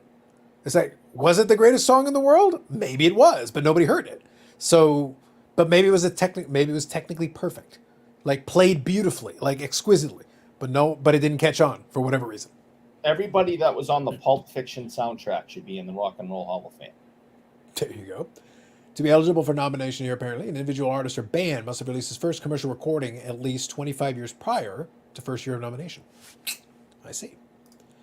Alice in Chains was better than Pearl Jam by miles. Whoa. And again, to each their own. I'm not saying they were or they weren't. I'm saying at the time, they did not speak to me. It wasn't my thing. Bob's got the M War of 12. The Bee Gees go in the Rock and Roll Hall of Fame before Bruce Springsteen. I mean, the Bee Gees and ABBA are probably the two biggest disco bands of all time. It's like, that's not really rock and roll, is it? Oh, we don't have a disco Hall of Fame, so we got to work. No, with what we well, got. maybe there should be, and they should be in the first class. I don't know, but I mean, you're gonna, put, those bands in before Bruce Springsteen. I mean, come on. Music does not compete, Eric. It simply is what it is. There you go. If Judas Priest is in, then the Scorpions should be. When there's a Rock and Roll Hall of Fame, then it's a competition. The Muppet Band eligible for the Rock and Roll Hall of Fame yet? Now you're talking. Yep, and Animal's greatest drummer of all time. Scorpions started in 1965. Jethro Tull is my all-time favorite band in the blues category, but will make no Hall of Fame. Well, according to what I'm being told here, they could certainly make the Rock and Roll Hall of Fame. Why not? I've never thought of Jethro Tull as a blues band, but What are they, Eric? flute aficionados. Wow. Springsteen has no number one singles. There you go. Wait, But that's why I asked. That's why I asked what criteria. Now that might be true. I don't know, but I was alive in like 1984 and listening to music, and Born in the USA, you're telling me was not number one at any time. So Eric, Eric, remember when I asked a couple minutes ago what metric you would use? Because even if I say number one in what? Are we talking about Billboard number one? And Billboard, by the way, has multiple categories. So you could be in number one, or you could be number one in various international tracking. You could be number one in Scandinavia. You could be number one to the Dutch. Well, that Permanently disqualified. permanently disqualified. Deeply disturbing. So what I got? So this could technically be true, and Springsteen still could have sold 1 billion albums. The two things have nothing in direct correlation. So the question is, what metric is there to compare things to? Like, I went down the YouTube rabbit hole some time ago, and you had MTV in the U.S. and Much Music was our version of it here. That was basically, for a little while they tried to do an MTV Canada, but that didn't really go anywhere. But Much Music was kind of our version of that, and they had their own countdown. And I loved. There's a YouTube channel that compiled the top songs of various years. So they would actually get the little music video clips of all the songs that made it under the top 30 countdown.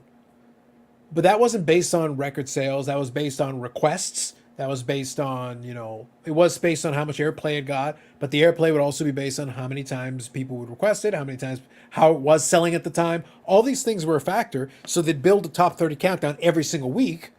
And obviously certain songs would stay on the countdown for an extended period of time. Some of the songs would get into the countdown and then drop off. And if your song only made it to like 27, it was still in the top 30, at least for a little bit. But then it would drop off. And I like going through some of those years and going like, oh man, I remember a bunch of these. And they'd be like, then there'd be a song and be like, I have no idea what that was. And I was watching the Much Music countdown during the years in question. I'm like, I don't remember that one at all. And they would play the whole song. But I was like, I do not remember 1 second. But it was in the top 30. In some cases for weeks. And I was like, I do not have any... I've completely blacked that out from my mind. And I was watching this show where they would play these songs. And I'm like, I don't remember that one. But it was considered a hit song, at least good enough to get into that top 30, at least for a little while. Click here. Alice in Chains is somewhat niche in the realm of rock. Bruce Springsteen is the Harold Baines of rock music. Yeah. Ooh. Dang. These are some rough takes, people. I love when we get into some of these categories, Eric, especially when we get into like music and subjective things. Like, then the claws come out, and people and we find out what their agendas are, and this is where it gets exciting. Iketina. Yep. In the not so fella category, there you go. Queen Scrite. Yes. No, Queensryche. You never heard of Queensryche? I've heard of it, but I've never tried to pronounce it. Yeah, that's what it is Queensryche. I know they inspired Unleash the Archers, who is a Canadian band who does a lot of old school metal a little bit, and the lead singer has done a lot of covers of them. But again, I never try to pronounce the name. Elvin Lee, Blue is Blue. What a great song and a guitar riff. Is that enough to get in the Hall of Fame? Post Malone will go in the Rock and Roll Hall of Fame with his magic card. That'd be amazing. He probably will end up in the Rock and Roll Hall of Fame someday, and Should. everyone's going to be like, "This doesn't make any sense." To show how dumb the Rock and Roll Hall of Fame is, Metallica literally got the Grammys to pull their heads out of their ass on metal, not first ballot Hall of Fame. Psh. Yeah, how does Metallica not get into the Rock and Roll Hall of Fame? Is as soon as eligible, it's just ridiculous. I think their anti-Napster stance got the Napster lobby to push them away. Yeah, well, I mean, I don't think the music industry is the one that's pushing this Rock and Roll Hall of Fame stuff. I mean, I would think they were happy that Metallica did what they did, but who the hell knows? I know they pissed the fans off, but I don't think they pissed the music industry off by doing what they did. But that's why I poked fun at it earlier. And I go, there's really no criteria. We can name off, like, they've named off a ton of bands, but it's like, based on what criteria you're going to say yes or no. The only argument you have is that, well, this one's already in, so it becomes the Harold Baines joke. Well, if they're in, then obviously this other band should be in. And that's basically the argument. That becomes the only argument. The only criteria you can throw in is like, who's already in, and you argue that this band or this musician is better, therefore they should be in. I enjoy the music, but they're an upper echelon. Kate Bush is my favorite female singer. I have all her music, and I love Kiss. Trying to play both sides. I see what you're doing. I didn't say yes or no about Kate Bush. I said nothing about her because I can't say I know who that is. Maybe I'd recognize her music, but it's not jumping out. She is not jumping out at me, and so I had nothing to say, positive or negative. So The Outfield ? Not familiar. Oh no. Well, they're a one-hit wonder. Are they? What was the song? Everyone calls it, I think, Josie. Okay. Is what everyone calls it, but I don't. That's not what. Josie? Is it about Jose Canseco? We know about Josie. I think it's called something else, but everyone kind of calls it Josie. The Outfield, rock band. Yeah. Let's see. Band achieved success in the mid-'80s and are best remembered for their hit single, Your Love. Yeah, that's the one that everyone calls Josie. Okay. Metallica did make it into Rock and Roll Hall of Fame before ABBA. Disgrace. AIC Alice in Chains influence is obvious if you ask the current artists. Again, I did say I do understand their importance. Their music didn't do it for me. Boston is certainly one of their biggest snubs. I think a lot of people want to snub Boston. So I'm not saying I was friends with. I was an acquaintance with their drummer. He was a friend. He was a very good friend of a friend of mine. And I remember being out one night with my friend and Sib, and having a good time and closing a bar, and just having a great night. Sib passed away a couple of years ago. His daughter is now married to The Rock, Dwayne Johnson. I didn't see us getting back to The Rock and bingo card. Interesting. Yep. So yeah, the place that Lenny Clark owns with his brother in Saugus, Massachusetts, it's a pizza place / comedy club, and me and my buddy and Sib were there until they threw us out. So was the pizza funny in the club? The pizza was very funny in the club, and that was just probably the best memory I have of hanging out with him. I mean, I hung out with him a few times, but that was a fun night. How was Billy Idol not in? At some point, I got to look into again, I knew of the Hall of Fame, and obviously I was walking around the outside of it when I took the picture and all that. But I'm sitting there like, I genuinely like have never paid too close attention to it. The only reason I knew about the Eminem thing is because they do like a little mini concert when they induct somebody, and he did a very good job. But to me, it's like I don't know what criteria it's going to be. It's like yeah, Rock and Roll Hall of Fame, but what does that really mean? And I don't know if they know what it means at this stage. It's like this person's popular, they're in. Yeah, Sounds good. I think it should be record sales. Years in the business and record sales. How many, gold, platinum type albums did you sell? And you I like should this one. and you should be a rock and roll performer. I bet I'm back to what is rock and roll. For as loving, radio friendly as the Rock and Roll Hall of Fame is, how the fuck is Oasis not in? Oasis. I can only imagine what the Yeah, acceptance brothers. speech would be like. Oh, and the brothers fighting over the microphone. Who's gonna? That would be the single greatest moment in Rock and Roll Hall of Oh Fame my history. God. They would just be cursing each other for like Oh. an hour, Oh, there'd just be filthy swearing. and it would be directed at anybody but each other. right. Like they're literally just talking to each You can other. understand them because they speak like, guttural Irish slang.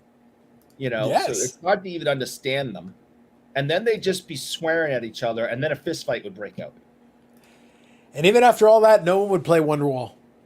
No. It'd be so disappointing. I actually watched. I mentioned the YouTube channel Todd in the Shadows.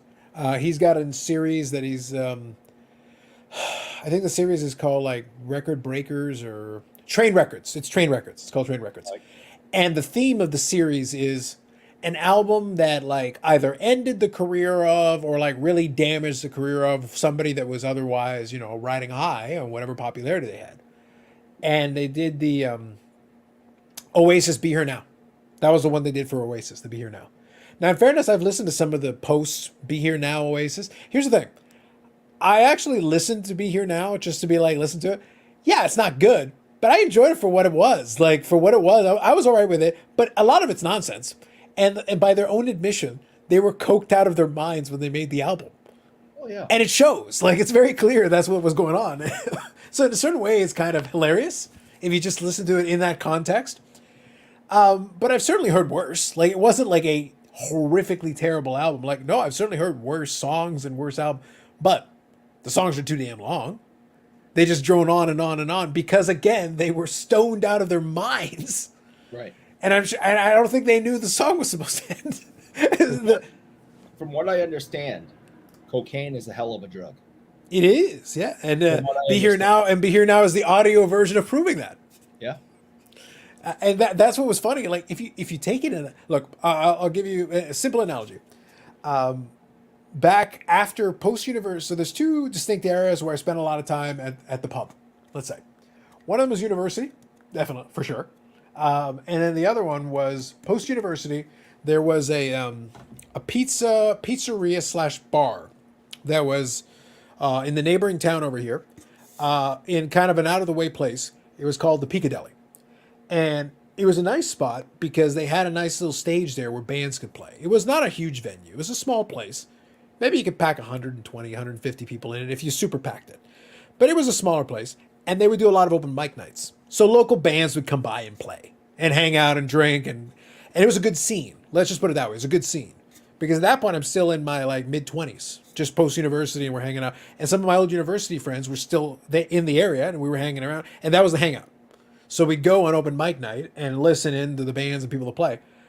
But sometimes there would be a lot of drinking, and then there was a lot of drinking. Yes. And when you get to a lot of drinking, open mic night eventually becomes karaoke, but without lyrics. My favorite night, and Carlos Sr. happened to be there for that one, so it was a good memory that we share, because it was at the end of the night, and he came by and he was going to give me a lift back to the house, and I was like, cool, because he likes coming by, hanging around, listening for a little bit, and then taking off. So I was living nearby because where my apartment was close to work, but it was actually close to their place. So he could literally just drop me off and then head back to the house, and he'd be there in like 5 minutes. Good to go. So I go, yeah, I'll give you a lift, no problem. So he comes in, and he's just hanging out watching it. He's amused. He's just entertained kind of watching it because he can see it. One of the girls goes over there, and she's singing Bohemian Rhapsody. which is a fantastic idea. The best idea ever. And drunk as it could all be. But you know the part where it's like, Mama, that piece, she got stuck there. It was like a broken record, like a broken needle. She went there and then she like forgot the lyrics and then went back to Mama. And this went on for like 8 minutes. And the thing is, we could be like, well, we could try to stop her, but we're kind of laughing too hard. it just kept cycling back to. It was like the next lyric is like she's like Mama, and then she like forget, and she'd be like Mama, and we're just they're like dying of laughter. It's like, will it ever end? Like, we should just pass out, or can't turn away. You have to watch. No, it was. My dad was almost keeling over with laughter. It just went on and on, and that was still my favorite rendition of Bohemian Rhapsody ever. It never ended. To be clear, it never ended. Well, it should. She's still there. Yeah, she's still there to this very day. My point is, though, some of the tracks in Be Here Now are basically like that.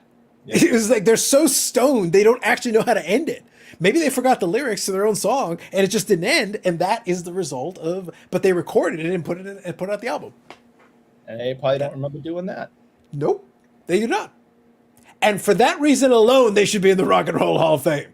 So I am 100% on board with Paul on this. For Be Here Now, the stoned album of our lifetime on cocaine, that should be in the Rock and Roll Hall of Fame. Cocaine's a hell of a drug. Yep. Rock and Roll Hall of Fame voting includes current members voting. TLDR, it's a popularity contest. See, at least that makes sense. That I can get behind. I get that.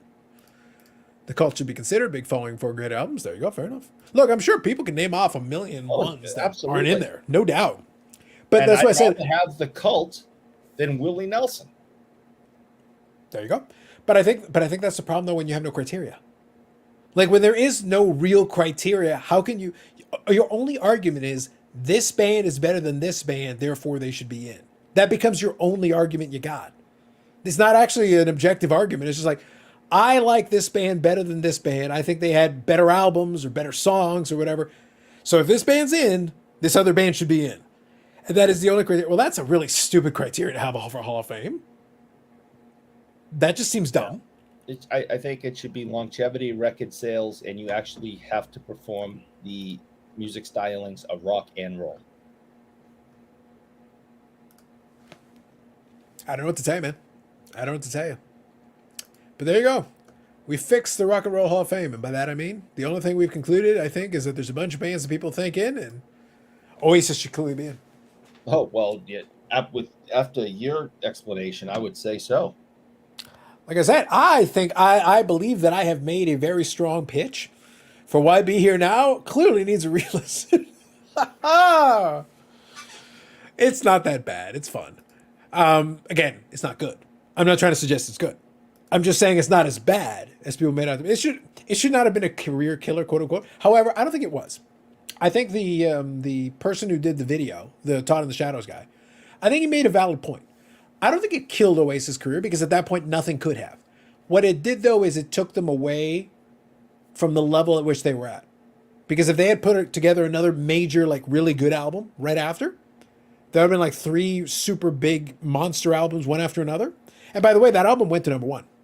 That's why I asked what the criteria was. Technically speaking, that album did go to number 1 on the momentum and the strength of their previous successes.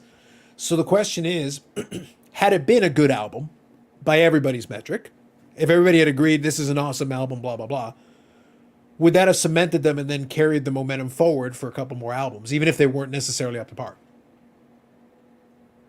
And that's always the way this works with a lot of these. What if he had had another big hit album, if they had had another one, and then the next one is just okay?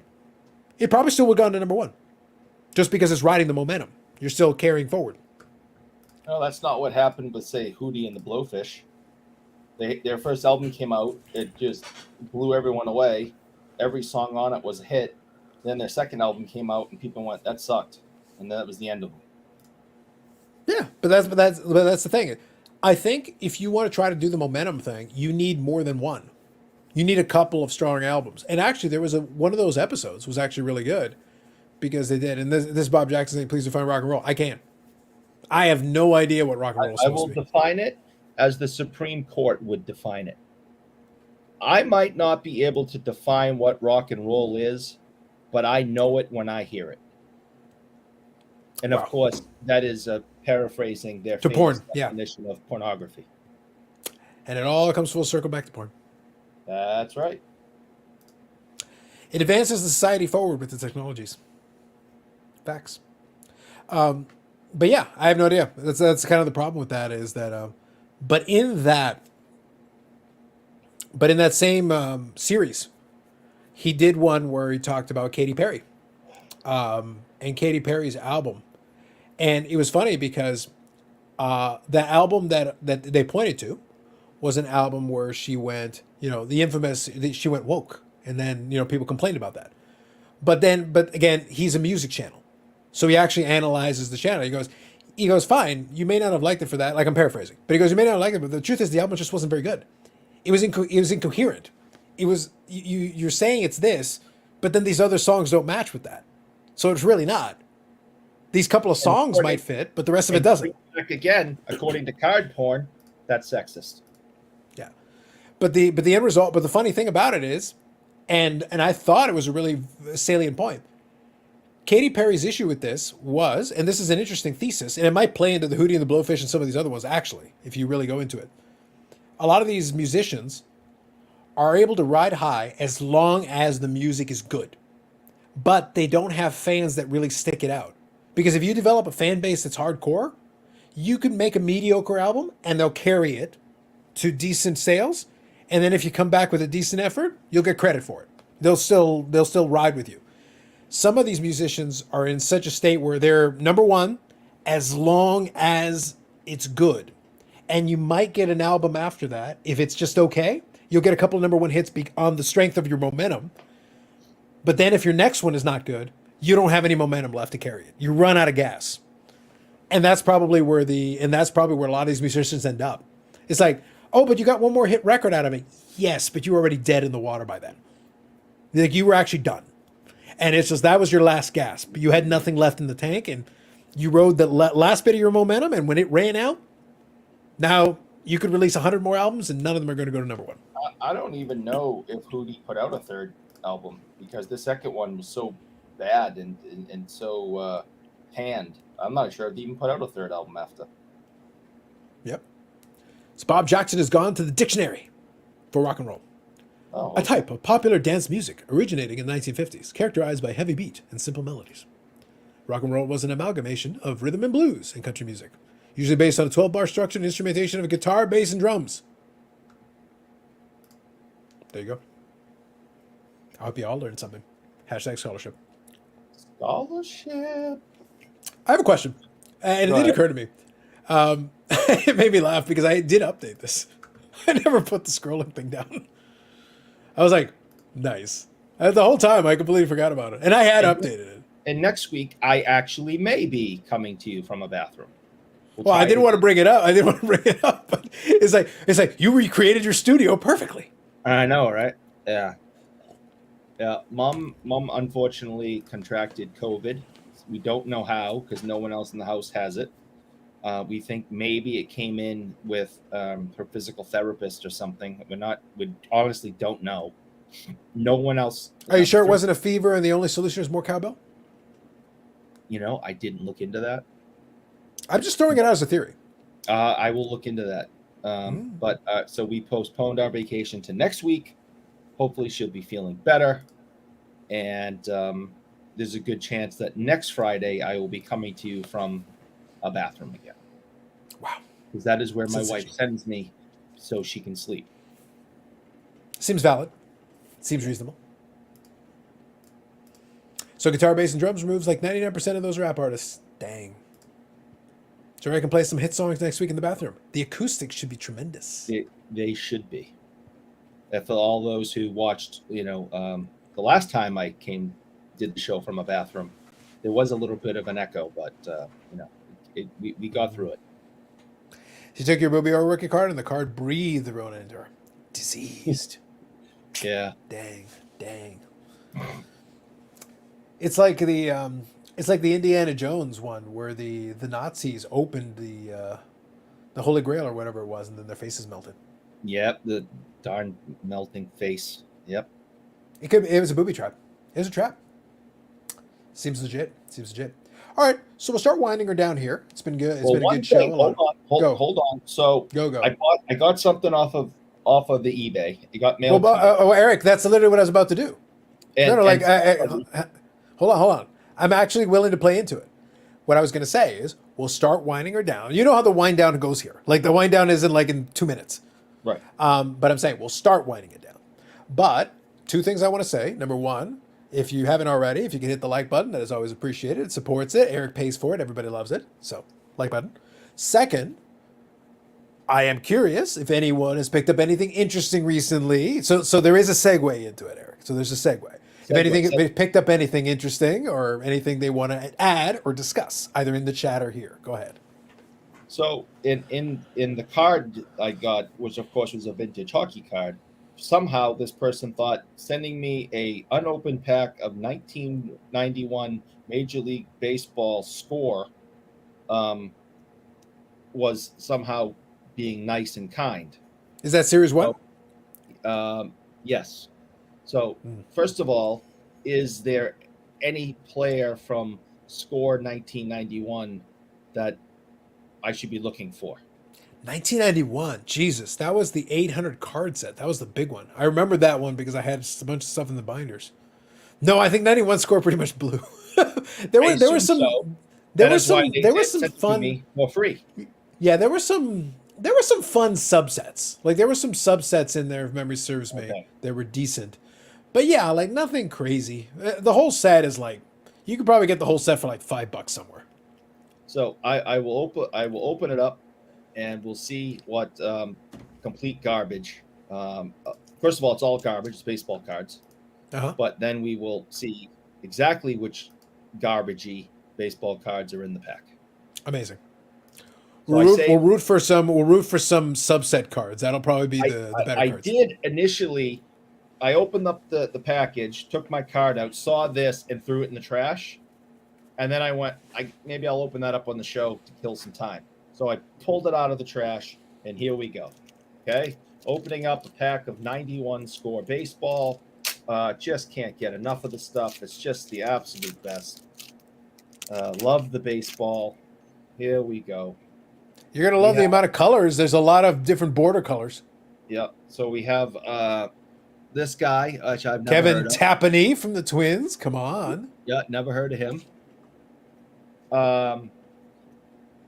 I think I may have heard of this guy. Jim Leyritz. Yeah. Can't say I remember exactly. Early 1990s Yankee teams were not the best. Wait. Pick up that card again. Hold on. Pick up that card. All right. Here Hold you on. go. That says third base, and he's playing catcher. That it does seem to be saying that. Like he literally is there with catcher gear and catcher mitt. I love it. Yeah. Okay, go on. Okay. This guy I do remember. I remember very well. Steve Avery. Yeah. Yeah. That rotation in the early 90s for the Braves was really good. Yeah, it sure was. So yes, I remember him. Still completely worthless. This must have been a throwback day of some sort. I don't know who the player is, but he's obviously wearing some throwback unis. Come on, the Dan Pasqua. Man. No, don't. 1991. Don't recall him at all. Rookie prospect. Here we go. Pedro Munoz. Right there. You got two twins there. All right. Anyone interested in this? Just let me know. Well, in fairness, that 1991 was the year the Twins won the World Series, so that's up there. So, hey, there you go. Right. This could be very valuable. I actually remember this player playing for the Red Sox, Phil Plantier. Yeah, Flair Plantier. That's right. Yep, I actually do remember him. I will say, if nothing else, I'll give credit to Score for having a lot of color coding in that series. Even though I remember him, and even though he plays for the Red Sox, I don't care. Here's somebody I have no idea who this is. Well, you got 3 rookie prospects in the pack already, man. Yeah, big time. Chiamparino, man. Scott Yep. Chiamparino. That's got to be painful to stitch on the back of the jersey. No kidding, right? Don't care about him. Here's another guy, never heard of. Another rookie prospect. No idea who that is. Good Lord, Darren Reed. Okay. Yeah, for the Mets. My least favorite team because they killed my joy of baseball in 1986. So I hate the Mets. Never heard of this guy. Teddy Higuera. How does it pronounce? Higuera? Yep. Don't know, don't care, but that's his card right there. I think it's a 15 card pack. Paul's asking how many cards in the pack. I think it's 15. I remember this player made a very important catch for the Red Sox. I think that's probably all that he was a good hitter too for the Red Sox, but I remember him making a very important catch in the playoffs one year, or a wild card game, or a play-in game, or something. And that's what he's really remembered for around here still, is that one catch he made. It was a pretty good catch. This guy sounds familiar. Todd Zeal. I think I remember hearing about him. Yeah, Todd Zeal for the Cardinals. Yeah. Yeah. He's looking up at the blimp or some sort, seeing it says Goodyear on it or something. Now, here's an actual player that I was a fan of, and if he was signing autographs, I'd probably pay a small amount to actually get his autograph. Dewey Evans. He's a Boston Red Sox legend. He was big time when he was here. Ended his career in Baltimore because he wanted to play the field some more, and he became. You can see in the corner, he ended up being a DH. But then he went to the Orioles, I think, for 1 or 2 seasons, and they put him out in right field again or something. So he got to finish his career playing the field. Amazing. Here is something that seems really stupid. Yeah, that's the lenticular. They have a World Series, different World Series inserts there. So that's the 1931 World Series. Who was in it? What's on the back? Pepper Runs Wild. Pepper Martin, the wild horse of the Osage, almost won the 1931 World Series for the Cardinals all by himself. He had 12 hits, including 4 doubles and a homer. And it goes on and on and on and on and on, and I don't care. Dennis Oil Can Boyd, another famous Red Sox player. This is him at the Expos. Maybe I'll put this aside for Yannick. Sometimes I send him Expo stuff. Maybe I'll throw that to the side, add it. Here's some other guy from the Yankees I never heard of. We don't care about him. Never heard of this guy. I feel like this pack has been searched. It's like, this is a particularly bad pack. I'm actually legitimately impressed. Mind you, it's an 800 card set. And so. Another 86 Red Sox guy. I believe he was on the team, Mike Greenwell. Mike Greenwell, yeah. So, well, what does it say on the back? What are the stats? What years? Yeah, 85 to 90. So then he would have been part of that team, yeah. Yeah, he was on the 86 team. So, yeah. So there's a few Red Sox players in there, which I really don't care. Amazing. So I'm taking all of these minus the Expo card that might go to Yannick at some point. I'm taking the wax, and it's all going in the trash. Amazing. Bob Jackson said, hoping for the Master Blaster. That was one of the subsets. That would have been good, but unfortunately not in that one. I don't remember if it's Series 1 or Series 2, though. I legitimately do remember those packs. I did open a bunch of that stuff back in the day. Manolato. I don't remember if it was 91 Score. I want to say it was one of the 91 series. Was it 91 Score or 91 Fleer? I don't remember. It was one of those things. Did they have a Manolato in it? No, I know what you were opening, but I'm saying there was an early 90s Mantle autograph series. There was one where like it was super long odds. It was like impossible to pull at the time. But there was like Mickey Mantle autographs in one of those ones that was one of the pulls that you could get in the early 90s stuff. That'd be cool. Eric Kate Bush annoys 50% of the population that listens to her music, so I'm warning you before you decide if you want to hear what the hell you're getting into. There you go. Oh, Appreciate fair that. enough. Appreciate the warning.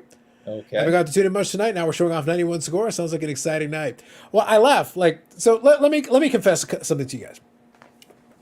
Most of you who tuned in, by the way, I appreciate you. So thank you for hanging out. It's a hangout, but also there's not much going on. Like we actually got a lot of mileage out of your explanation of card porns thing, even though I wasn't too into it. Had fun with the Beckett thing off the top, but there's no story.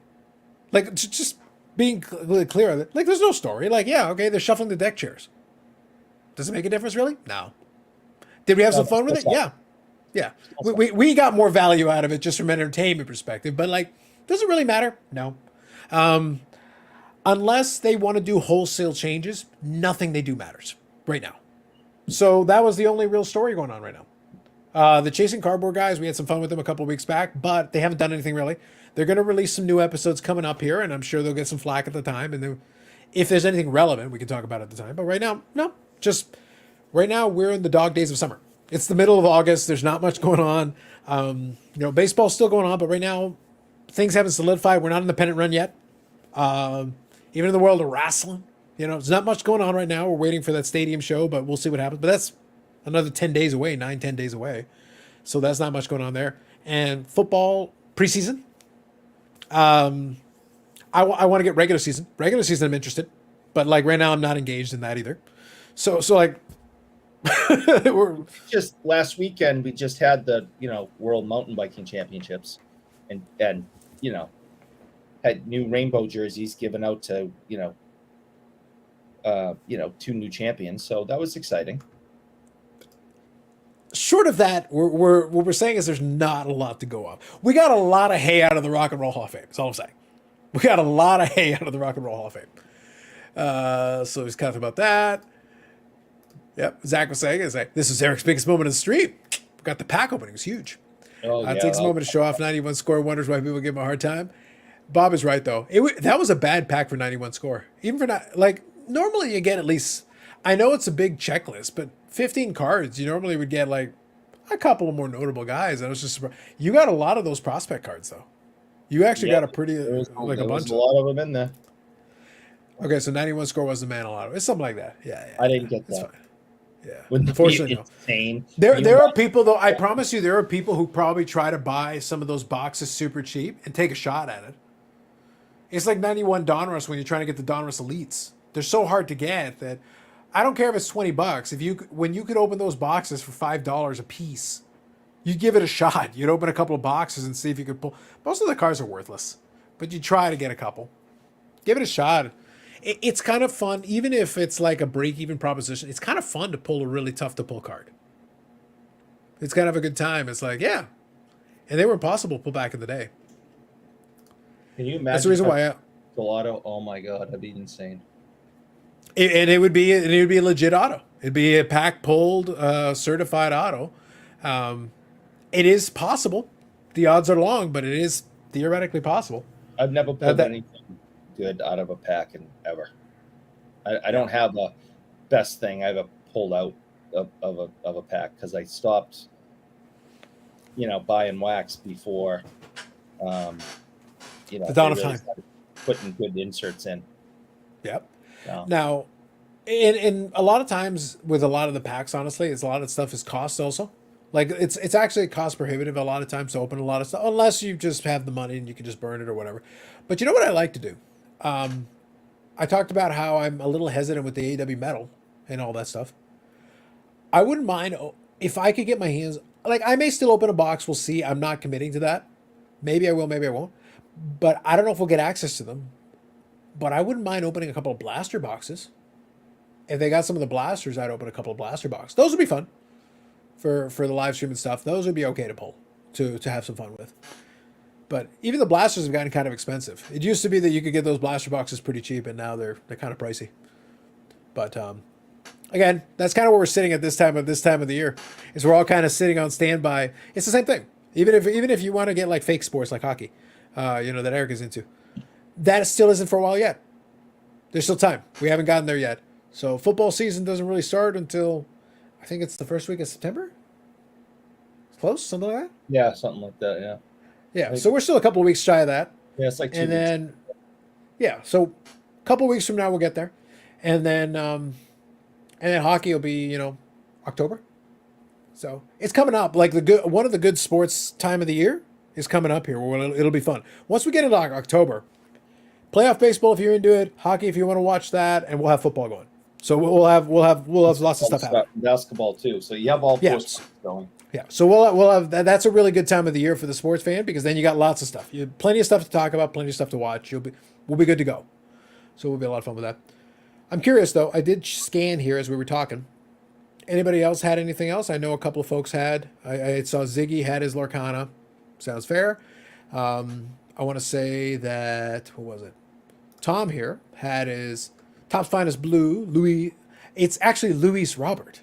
You want to say Louis Robert, but apparently it's supposed to be Louis Robert. Fair enough. But you got that one, so that's fine.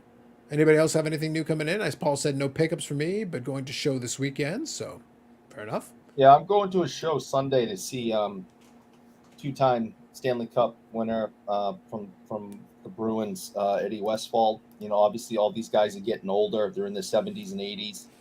So there might not be too many more opportunities to get him to sign some things. So I'll spend tomorrow going through my collection and pulling things out that I think would be nice to have signed, and I'll be seeing him Sunday if everything goes right. There you go. I know Ham usually has like 1 million shows out in Florida. Being Florida, man, they've got 1 million card shows out there. Well, we got the Boston Garden show tomorrow. In the garden? Yeah, but I'm not going to that. But I'm trying to decide. So Eric, I'm trying to decide if I want to make. You know how I make a pickup video every week, basically as cards come in. Yeah. I did get one card. I got one card for the wrestling PC. So that was one of the. Yeah, but it was like it's the WWE one that I collect. Uh-huh. But the thing is, so this is the gold out of 10. Cool, and this one actually came from jolly old England. Appropriate given the AEW thing. Yeah, I got this from the Royal Mail. It's like the king sent it. Wow. I know, fancy, right? Fancy. But this is this is it. This is the mail. This is this week's mail. That's all I got. So I was like, do I make a video for this? Be sarcastic. Do one that it's only like 10 seconds long. I got this. Boom. Done. I was gonna say like it's a cool card, like for the PC and stuff. It's great. Again, that's why I picked it up. But yeah, right now, I had my last mail day. My last mail day was really solid, really good. I will have probably another one, but now I got to let it sit for a while and let stuff stack up because not a lot of stuff is. I'm just not picking up as much stuff. I'm trying to be a little bit picky. That was a consolidated for a little while. Oh, but I do have one. I'll share this one. I forgot to put this in the mail day. It wasn't a card. It was a magazine.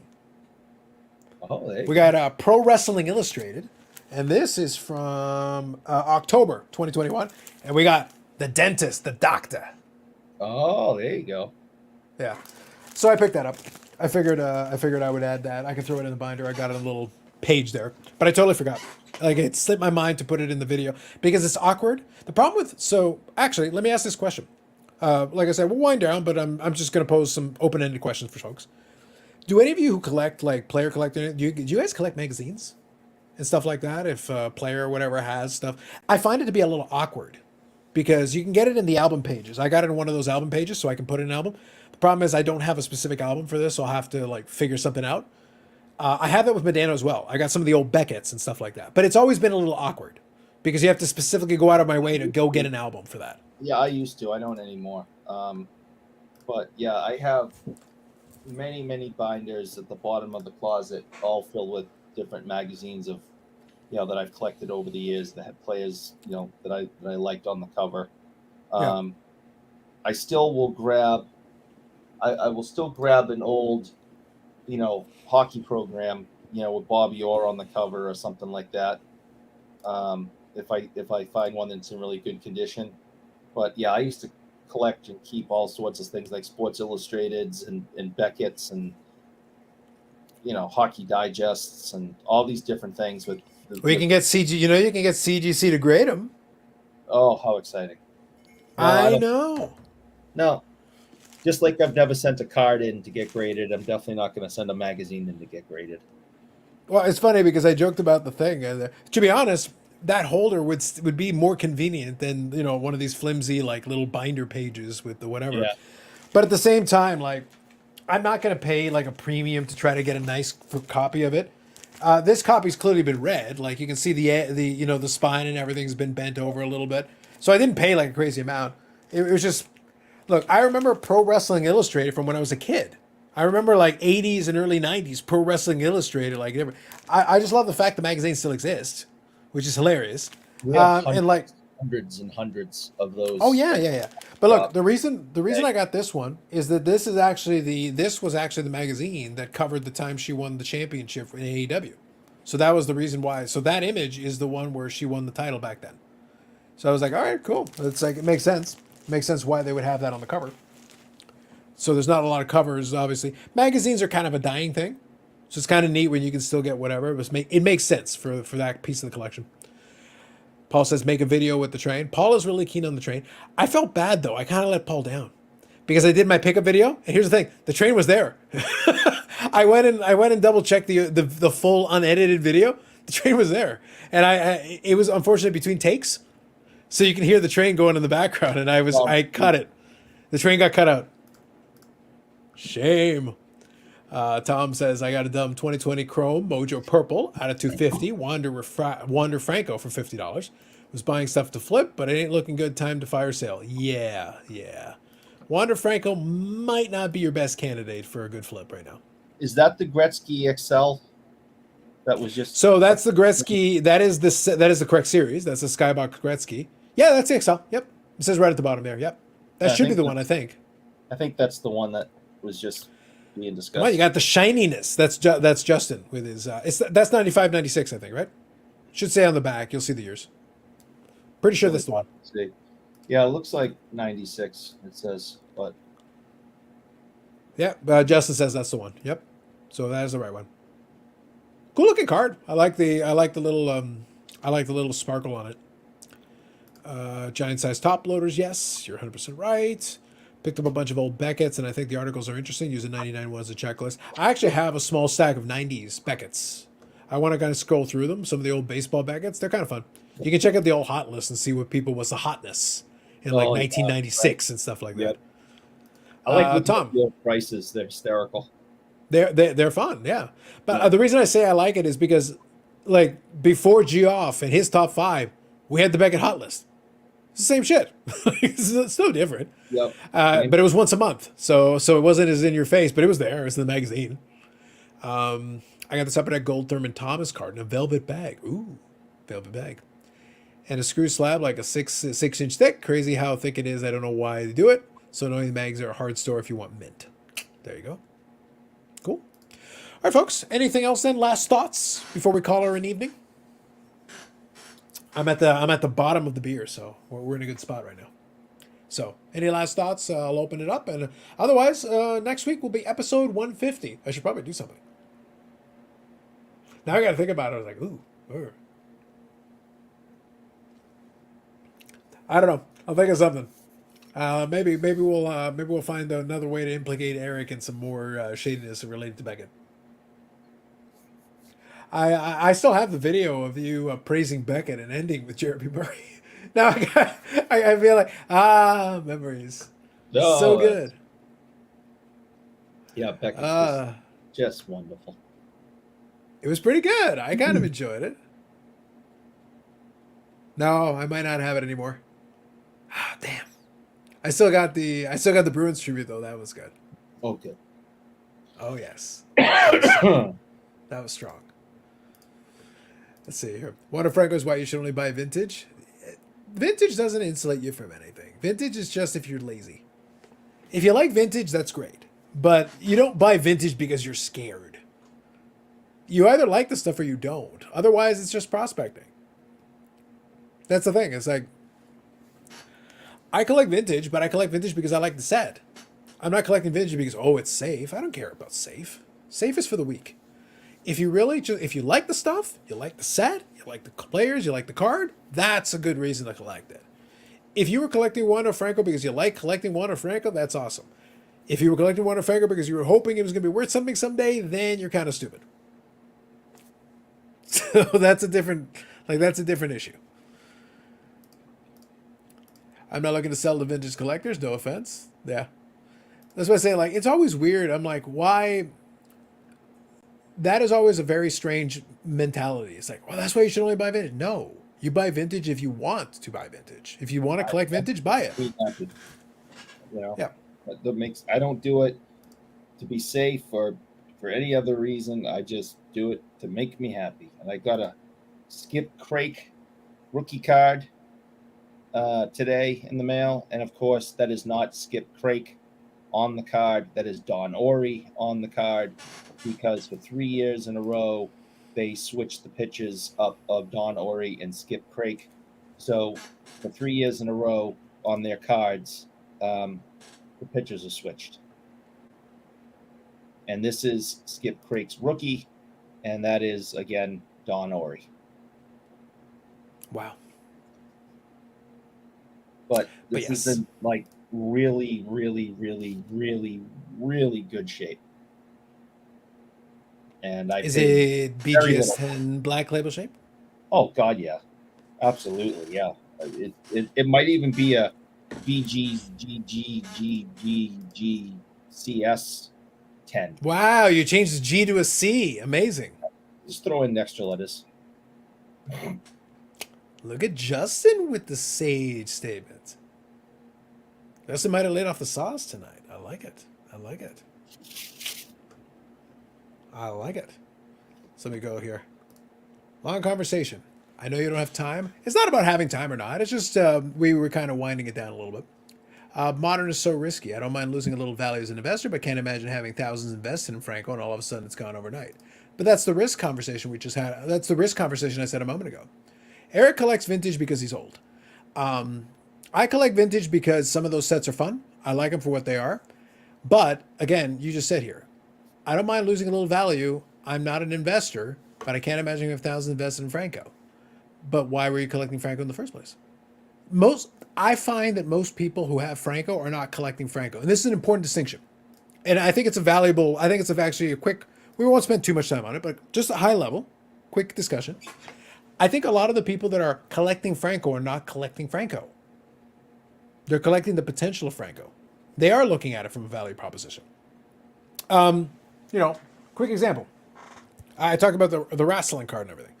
Okay, so this is JC Jane from WWE. You can Google it. She's in the NXT in the developmental brand. Just to be clear, professional wrestling is, it's a show. Outcomes are predetermined. You pick who wins and loses. Anybody can win and lose depending on who you want. Like, you can pick. It doesn't matter. She is there. I wouldn't say she's the most popular. I wouldn't say she's the least popular. She's somewhere in the middle. But the thing is, wins and losses are entirely based upon what makes sense for the show at that time. So there's no control. It's not that she did a good job or a bad job. Is who do you want to be your star, your feature attraction? That's the one who's going to win most of the time, most of the matches. So what happens is, from a purchasing perspective, you can't be buying a lot of these things with the understanding, because you have no idea what they're going to do. And you can't control it. It's not like a sport. You can't scout them and say, oh, they're really good at this, so therefore they're going to. That's not how this works. They can have all the tools, but if somebody doesn't like them, who makes the decisions, they're going to lose, they're going to lose, they're going to lose, and eventually they'll be downplayed, and eventually they're out of the company and they're gone. It's a show, so you have no control over how this is going to go, even less so than real professional sports. In professional sports, you never know what's going to happen. Somebody can start off amazing, have a great start to their career, and then tail off and it happens. Vintage is not less risky. It's just the buyers are less active. They're not going to sell stuff. They're not going to sell stuff at a certain price point, but there's a bunch of vintage standing there that you can't give away. So that's not safe. It's just slow. It doesn't move. I'm not so at the selling end of my kid can when I'm dead. Yeah, but half the stuff, like all your Reggie Lumlin stuff, you couldn't give it away. It's there. You enjoy it. It's fine for you, but most people won't want it. I'm sure there's a guy, but that's I'm being realistic. I'm telling the truth. But that's what happens with most of the vintage is not going to do anything at a certain point. Eventually, they're going to run out of people who are willing to spend any money on it. The Mantles, the Mazes, the top tier guy, the Gordie Howes, the Booby Orrs. Certain people are going to be fine. There'll always be a market for those folks. But for the rest of it, unless there's a set collector, there's a lot of those cards that are selling today because somebody's doing a set that have almost no value to anybody else. If they're not collecting the set, that card has no value. It can sit there and rot. And there's going to be a bunch of cards that are actually very available. They're going to sit and rot in collections eventually. So that's not safe.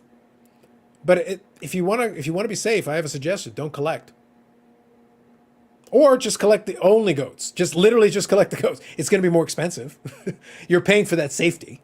So, but yeah, you'd have to stick to the absolute top tier guys and gals, the absolute tippy top, and those are the only ones. Then you're safe. I don't collect to be safe. I collect because I'm amused. I'm interested. Otherwise, I don't give a shit. And as long as, that vintage superstar doesn't murder his ex-wife and her boyfriend, the prices will stay high. But even then, if you get a PSA 10, 70 tops, O.J. Simpson rookie, does not still not sell for something? It does, but not like it would if he was still, held in the high regard he once was. Yeah. So that works out. Exactly. If he was still doing Hertz commercials instead of Tom Brady.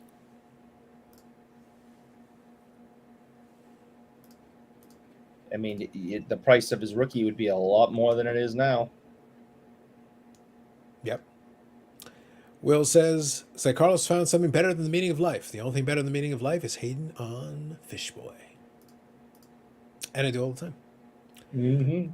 The $800 profits after fees and everything else. It's a nice way to make money. Eventually get the vintage I grew up dreaming about. There you go. Live the dream. That was pertaining to this here. Started selling, but out of my sales, I doubled my $800 so I can afford a $50 on one and make up $30 in Justin Fields rookie. Live the dream. Vintage collectors slowly die off. That's basically what's going to happen with the majority of it. Again, the top tier stuff will be fine. But if I buy a Mantle right now, I might drop a bit, but he's not going to shoot someone and be gone forever and lose 90% of its value. That's all I'm saying. If my $100 is worth $100 in 10 years, I'm fine. No, you're not. You just lost 90% of your money. Inflation. If your $100 is worth $100, it's not worth $100. It's worth like 30. You lost money. If all you do is trade water, you lost money. You would have been better off investing that $100 in something else. Buying an index fund or a mutual fund. You're talking about value.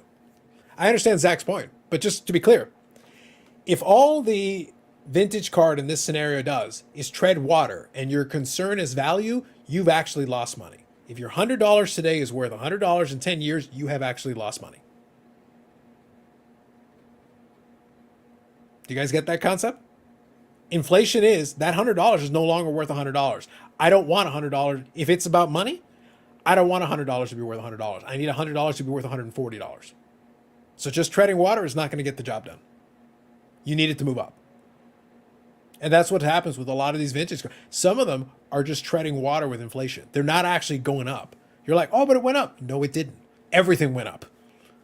It was that price before, but now today, your gas is more expensive. Your house is more expensive. All of this is more expensive. So you didn't actually gain anything on a bunch of this stuff. The high-end stuff, yeah, you did. It 4x, 5x, 10x. That's the reason why it stayed ahead of inflation. If it just tread water or gains a little bit, you actually lost money. You would have been better off just putting the money in something that got a little bit of interest, and it actually would have been better for you, and don't even bother buying the card. The photographer needed glasses, Don Ari. Yeah. Oh, He needs a file. 3 cards in a row. 3 years in a row. They switched the two. And I think at that point, do you think it's possible that at that point they were just doing it to be jerks? They kind of knew what the issue was. They're like, fuck this guy. Yeah, no kidding, right? We'll just do it every year. I think I showed this one before. Hold on, give me a quick second. Go ahead. I'll read a couple of these while you go. Where is it? Yeah. Yeah, that's fine. That's fine, Zach. But yeah, that's the only thing I always point out to the vintage guys, like, don't collect vintage for safety. If you want safety, there's better things to do with your money. If you want to collect the vintage card, then collect the vintage card. Do that. But if the vintage card goes down in value, you should be fine. You should be if you're collecting it because you like it, then it doesn't matter anymore. So I saw Don Ori a month or two ago. Oh, not me? Nice. Not me, Don Ori. Yep. Because that is Skip Craik on this 6970 card. So that's what I had him right. Not me. That's a proper inscription. It works out. Yeah, here, I like this one. Rule of thumb, US dollar doubles every 20 years. That's about right, give or take. Sounds about right. That's what I mean. Like, so from an investment standpoint, if anything, that's why I say, like, physical assets is an investment is tricky because unless it goes up enough, you're not really keeping up with inflation. It's not really, I wouldn't consider that a great investment.